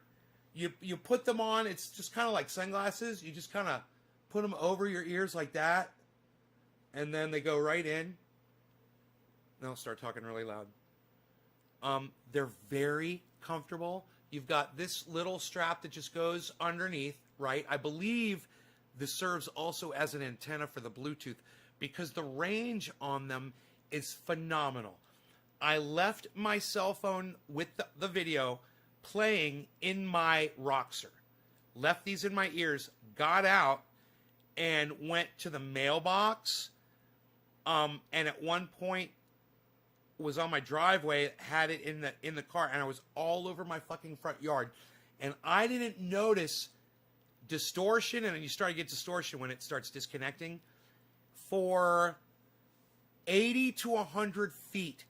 And maybe possibly even separated by the wall of my home in between these and where my smartphone was. I believe it was inside the Roxer at one point. And then inside, it was definitely, the smartphone was inside the garage for hours while I was raking. That whole time I was raking, I had these on. And I was listening to the Senate hearings. And you guys don't even understand. I'm probably sitting here screaming at you.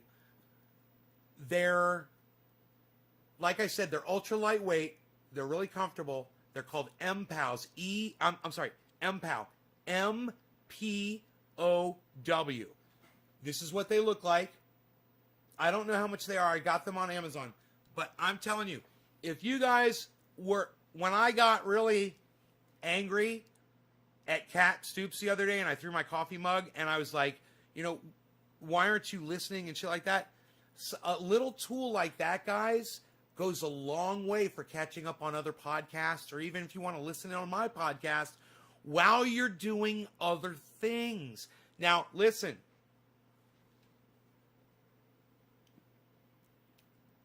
I use those things in my car, but I turn the volume down really, really, really low. I don't have it up really loud. I turn it down real so I can barely hear it, because I know it's dangerous if you're blocking out sounds while you're driving, you know?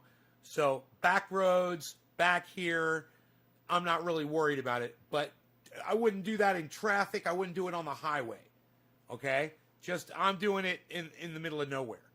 But driving around, listening to my YouTube channel while I had them in my ear, man, it was fucking great. Well, I've also had Bluetooth speakers going in my vehicle, and that's great too. And then you don't have something in your ear, and so you can hear if there's external sounds, even safer. But if I'm walking the dog and I want to listen to something, a podcast, or I want to catch up on something, or I want to listen to Just Have a Think and hear about something he said, or catch up on the last H.A. Goodman upload, which I'm really not listening to anymore. I can't stomach it anymore. I can't stomach H.A. Goodman. With all of this just blatant, obvious evidence that is available to him that he chooses to not look at, I just can't take that. It's just beyond dealing with now. So I stopped watching his videos. And they're great for, like you say, and they're great. Even though I think I'm all caught up with all of his videos. Maybe he just hasn't been putting any up. And they're great for, like you say, Nay. Oh, you use them. If Arn Ra is a scientist, then my local metal bar is the Jet Propulsion Laboratory. He is a, I'd say a scholar. He's definitely a scholar of religions, bro. Yes, a scientist is the incorrect term, so yeah, you got me on that. H.A. Goodman's a dipstick loser. And he's got you know how that makes me feel when you say that? He's got 200,000, he's got 181,000 followers on his YouTube channel. And I've got, you know, we might be 10 people watching me live right now. Here, you want me to find out how many people are watching me? I have to pull up another page because Restream doesn't seem to understand how to fucking get your goddamn chat numbers working. You know?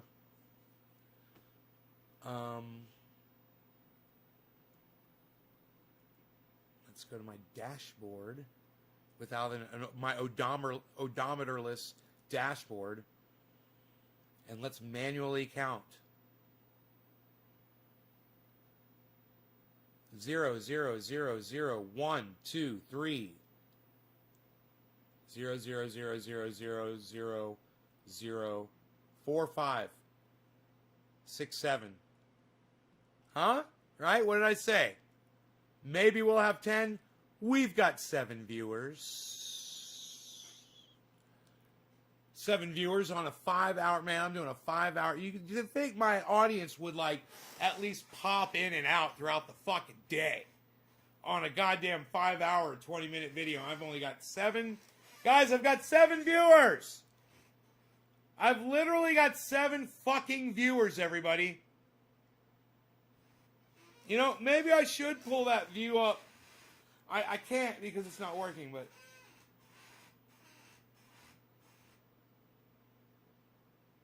With the flat iron? I just use a hair dryer. I guess that's my downfall.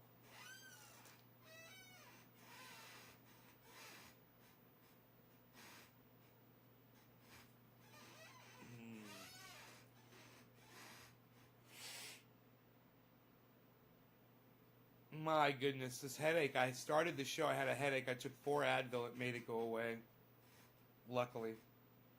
But this pain in my neck, man, I had since 2 o'clock this morning when I woke up. I've been awake since 2 o'clock this morning. That's fucking great.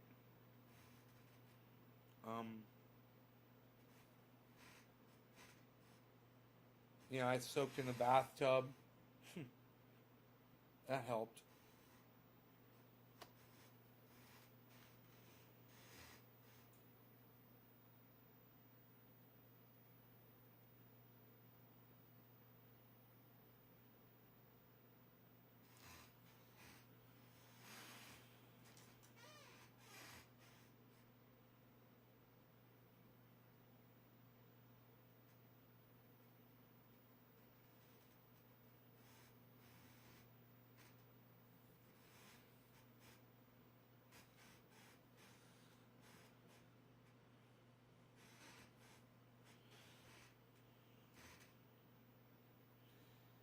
You know that thing that people can use to get up and down stairs? They install it on the stairway. It's an electronic seat, and it's got a track, and the track goes up and down the stairs, and you get on the seat, and you just hit a button, and it just takes you up the stairs. I want one of those for my whole house. So I could turn my whole house into a haunted house. That you ride on one of those things, you just sit in the chair, and you just experience everything, and it just takes you in front of all these dioramas, these horrific dioramas.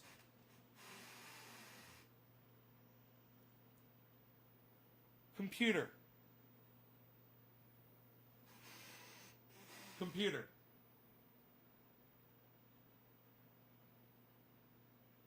Hey, computer. Are you on?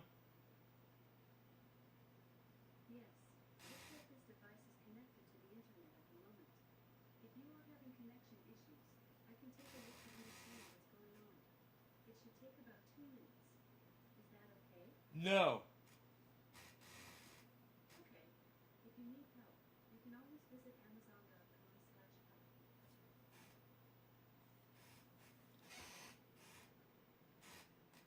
Computer. Diorama definition. Diorama is usually defined as a scene, often in miniature, reproduced in 3 dimensions by placing objects, figures, etc. Becomes into fashion. Diorama.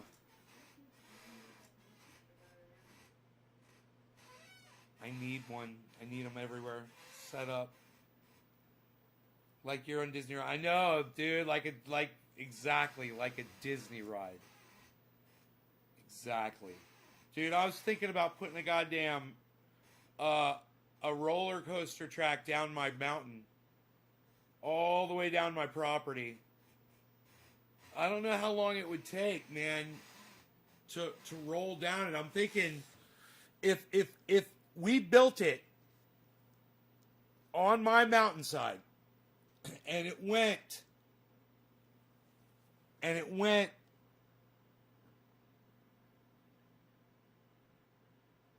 it utilized all the property and it went from the top to the bottom. Bro, if it was just snaking like this, I want to get one of those wheels and shit, I could fucking walk it off with my goddamn phone. Right? They've got those I could get those step counter fucking app. I've got the mile per hour app. I bet you it would work. Dude, no, I want to soapbox derby cars. I don't know how big, but it would be so much fucking fun. Because when I hike on the property, it's so much fun just walking. You walk down these things, and you go walk down another one, you walk down another one, you walk down another one. I was like, how cool would this be if you were fucking riding in a little train car? And you didn't have to worry about taking the next step. And you could just kick back and just look at it all and just ride, man. And just look at all the trees and see all the mosses. Hey, man, have you guys been seeing any birds lately? How y'all doing on your bird situation outside?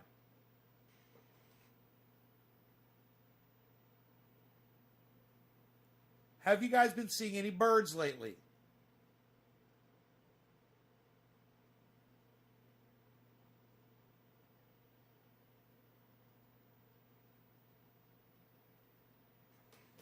Look outside your window where you normally see birds. Tell me.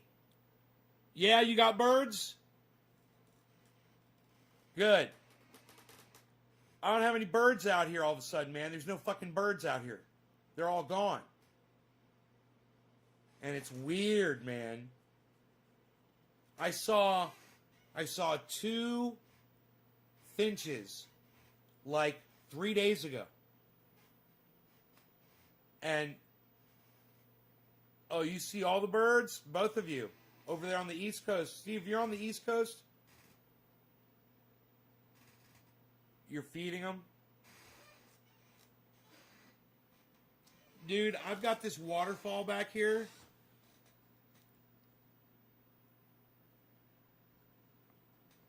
I'm telling you, the birds love it.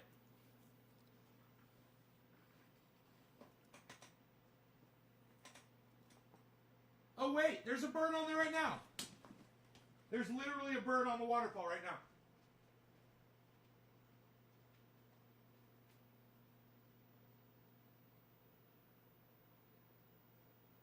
Oh, no, there's not.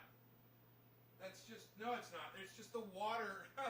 That's just the water running down a rock, and it looks like a bird's going like this. It's just water bubbling down the rock. Oh, it's funny. It looks like a bird on the wall. I wish you guys could see that. That's so funny. It literally looks like a bird up there drinking water. I could take a video of it and you guys could see it. You guys will laugh. Here, check this out.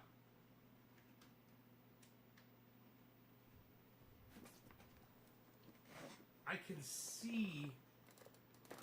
You guys are going to see this. It's going to be perfect.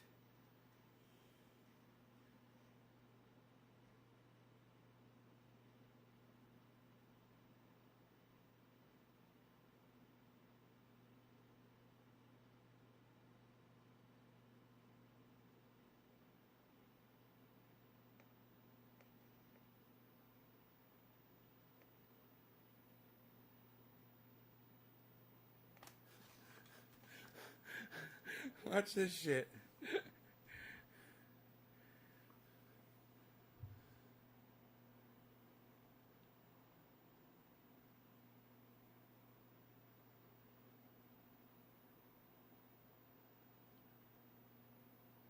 See that thing moving right in the middle? I don't know if you guys can see it. It's at the top near that rock. You don't see any other water there.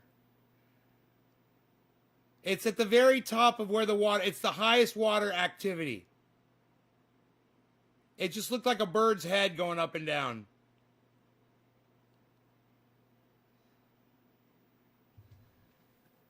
Dude, I'm telling you, there's no fucking birds out here. I've seen a couple of birds of prey recently. I saw an owl or a hawk dive down and get a mouse. It was almost kind of weird. It was like right in front of my Roxor. I was going down the highway, and it was the weirdest thing. I'm looking at this hawk, and I'm driving down the road, and I see this hawk down sitting on a telephone pole, and as I'm approaching, it just falls over the road right in front of my Roxor, man. And I'm watching it, and it just swoops down into the grass, over 2 lanes of traffic, and into the grass, and grabs a fucking mouse, and just boom, grabs it and starts eating it. And I'm just like, motherfucker, that's got to be some kind of a goddamn omen, man. You know? Oh man, it was bad. It was bad, I say.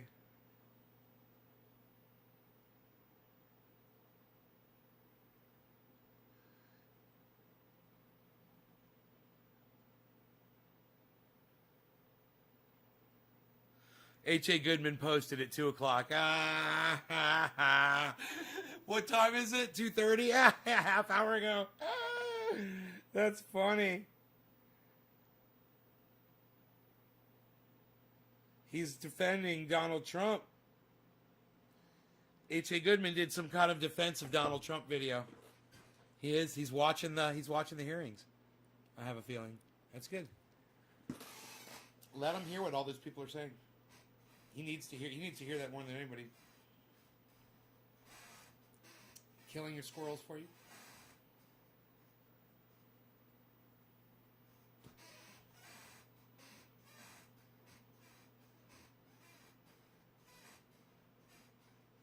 Hummingbirds? I got a hummingbird feeder out here. This one's empty. And this one is it's been like that it's totally half full. And it's been like that for 2 months.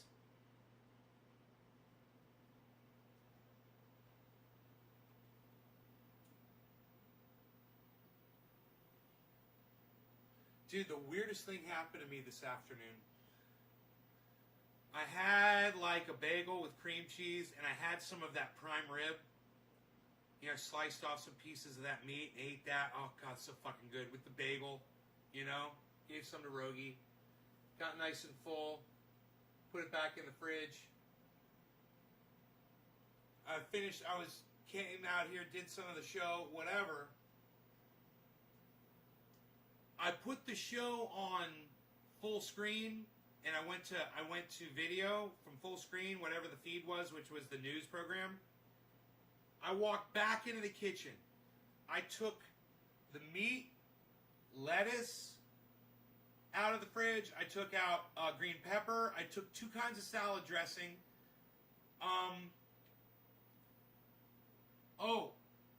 Oh yeah, I grabbed the garlic bread that I've got left. And I set it all on the counter. And I looked in the fridge to grab something to drink. I was going to get like iced tea to have with it, and I was out. So I had to get some out of the cupboard. And I put the iced tea in the fridge to stock up, so it would be cold, right? And I looked at all. I closed the refrigerator and I looked at all the food that was sitting there on the counter. Like this, I kind of looked at it for like a minute. Maybe not even. Maybe just a few seconds. I opened up the fridge. I took all the food. I put all the food back in the refrigerator. I looked at the clock. And I'm like, I had just fucking eaten.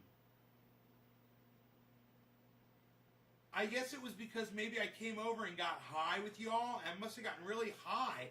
And maybe I got like a case of the munchies or something. Which I don't normally do. But I think maybe that happened to me. And I've been gaining weight. I don't know if you noticed. I've been putting some fucking weight back on, man. I probably weigh like, I don't know, maybe 187. I don't think I weigh that much.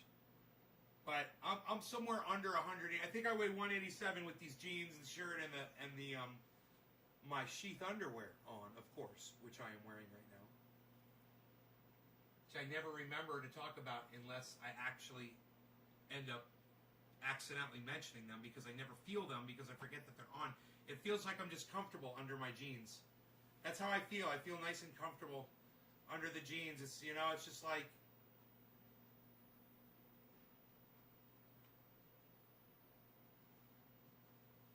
Feels nice. My sheath underwear at sheathunderwear.com. Checkout code NaceGarden for 30% off every order.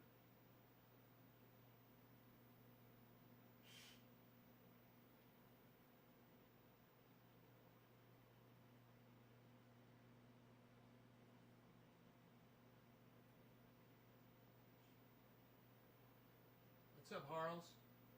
Harls. What's up, Harls? Harls. Harls. What's up, Harls? Harls. What's up? Oh, Rogie's awake. Hi, Rogie. Did you wake up? Oh, why are you so beautiful? Why are you so beautiful?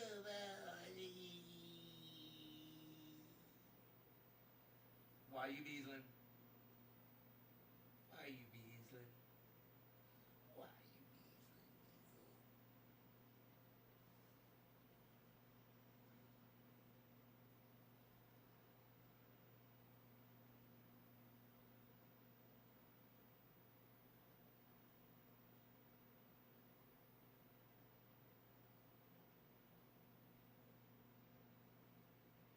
The other day, I was petting the dog, and I looked at the dog and I go, Rogan, we are on a fucking rock in the middle of outer space, in the middle of fucking nowhere, hurtling through the goddamn solar system at this crazy amount of speed. We're just on this rock, going through outer space.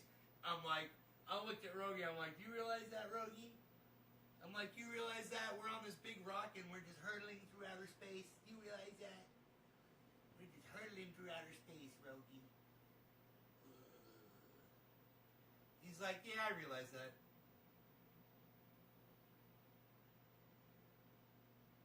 Fucking bro, when you think about it, man, what we are,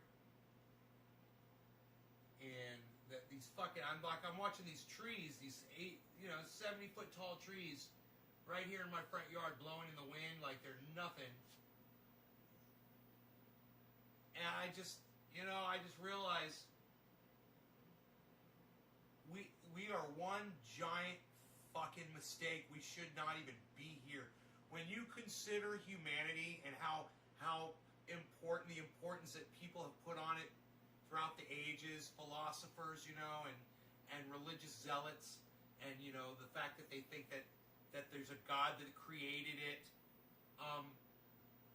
And you realize, dude, we're just this giant rock hurtling through space, and in enough time, we're gone.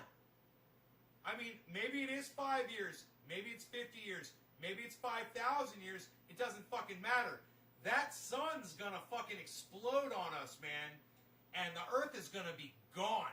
So, I don't care how much fucking,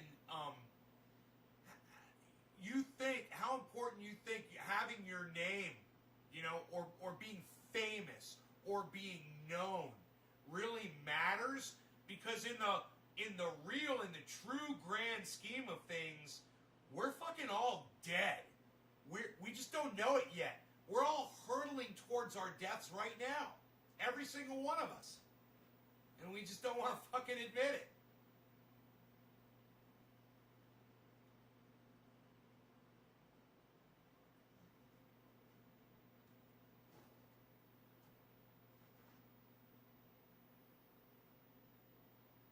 She said, we don't have chili seasoning.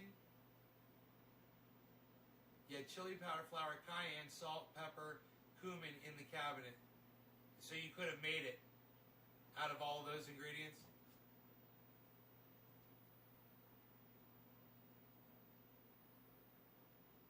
Yo, Stooks, what's up? Why you beasling? Why you beasling, Peter? Why you beasling, Peter?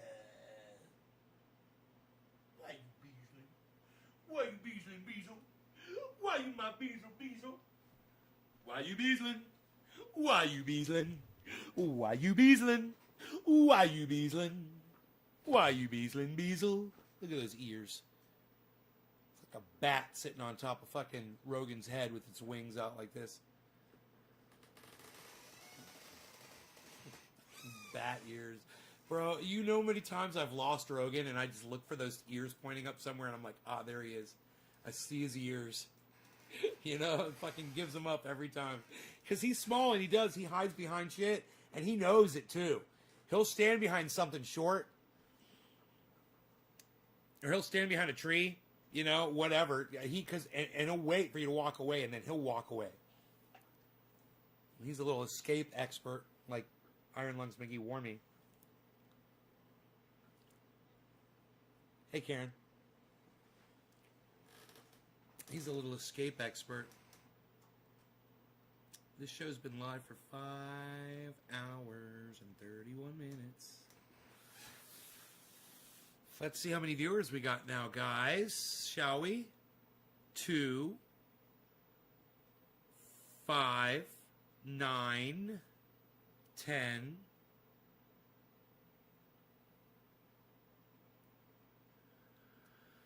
11, 12, 13. We've got 13 viewers. All right, you guys. I love y'all. I will see you soon. I promise. We'll do this again. I like hanging out. This is fun for me. But I got to move on. I will see you guys tonight, okay? Take care. Hope you enjoyed the 5 hour and 42 minute video. And for those of you who feel like you got gypped off, you're like, wait, man, you haven't been here for 5 hours. You guys need to follow me on all my channels. And especially go to Trovo. I must be hungry? No, I'm not hungry. What time? It's only 2:42. No, I'm not hungry. No. But I ain't fucking sitting here talking to your ass anymore. Psh. All right, you guys, take care.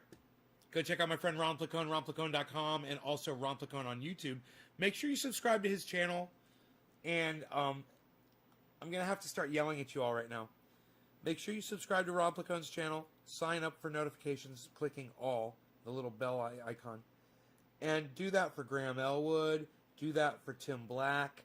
Do that for Jimmy Dore. Do that for Lee Camp. Okay? Painless.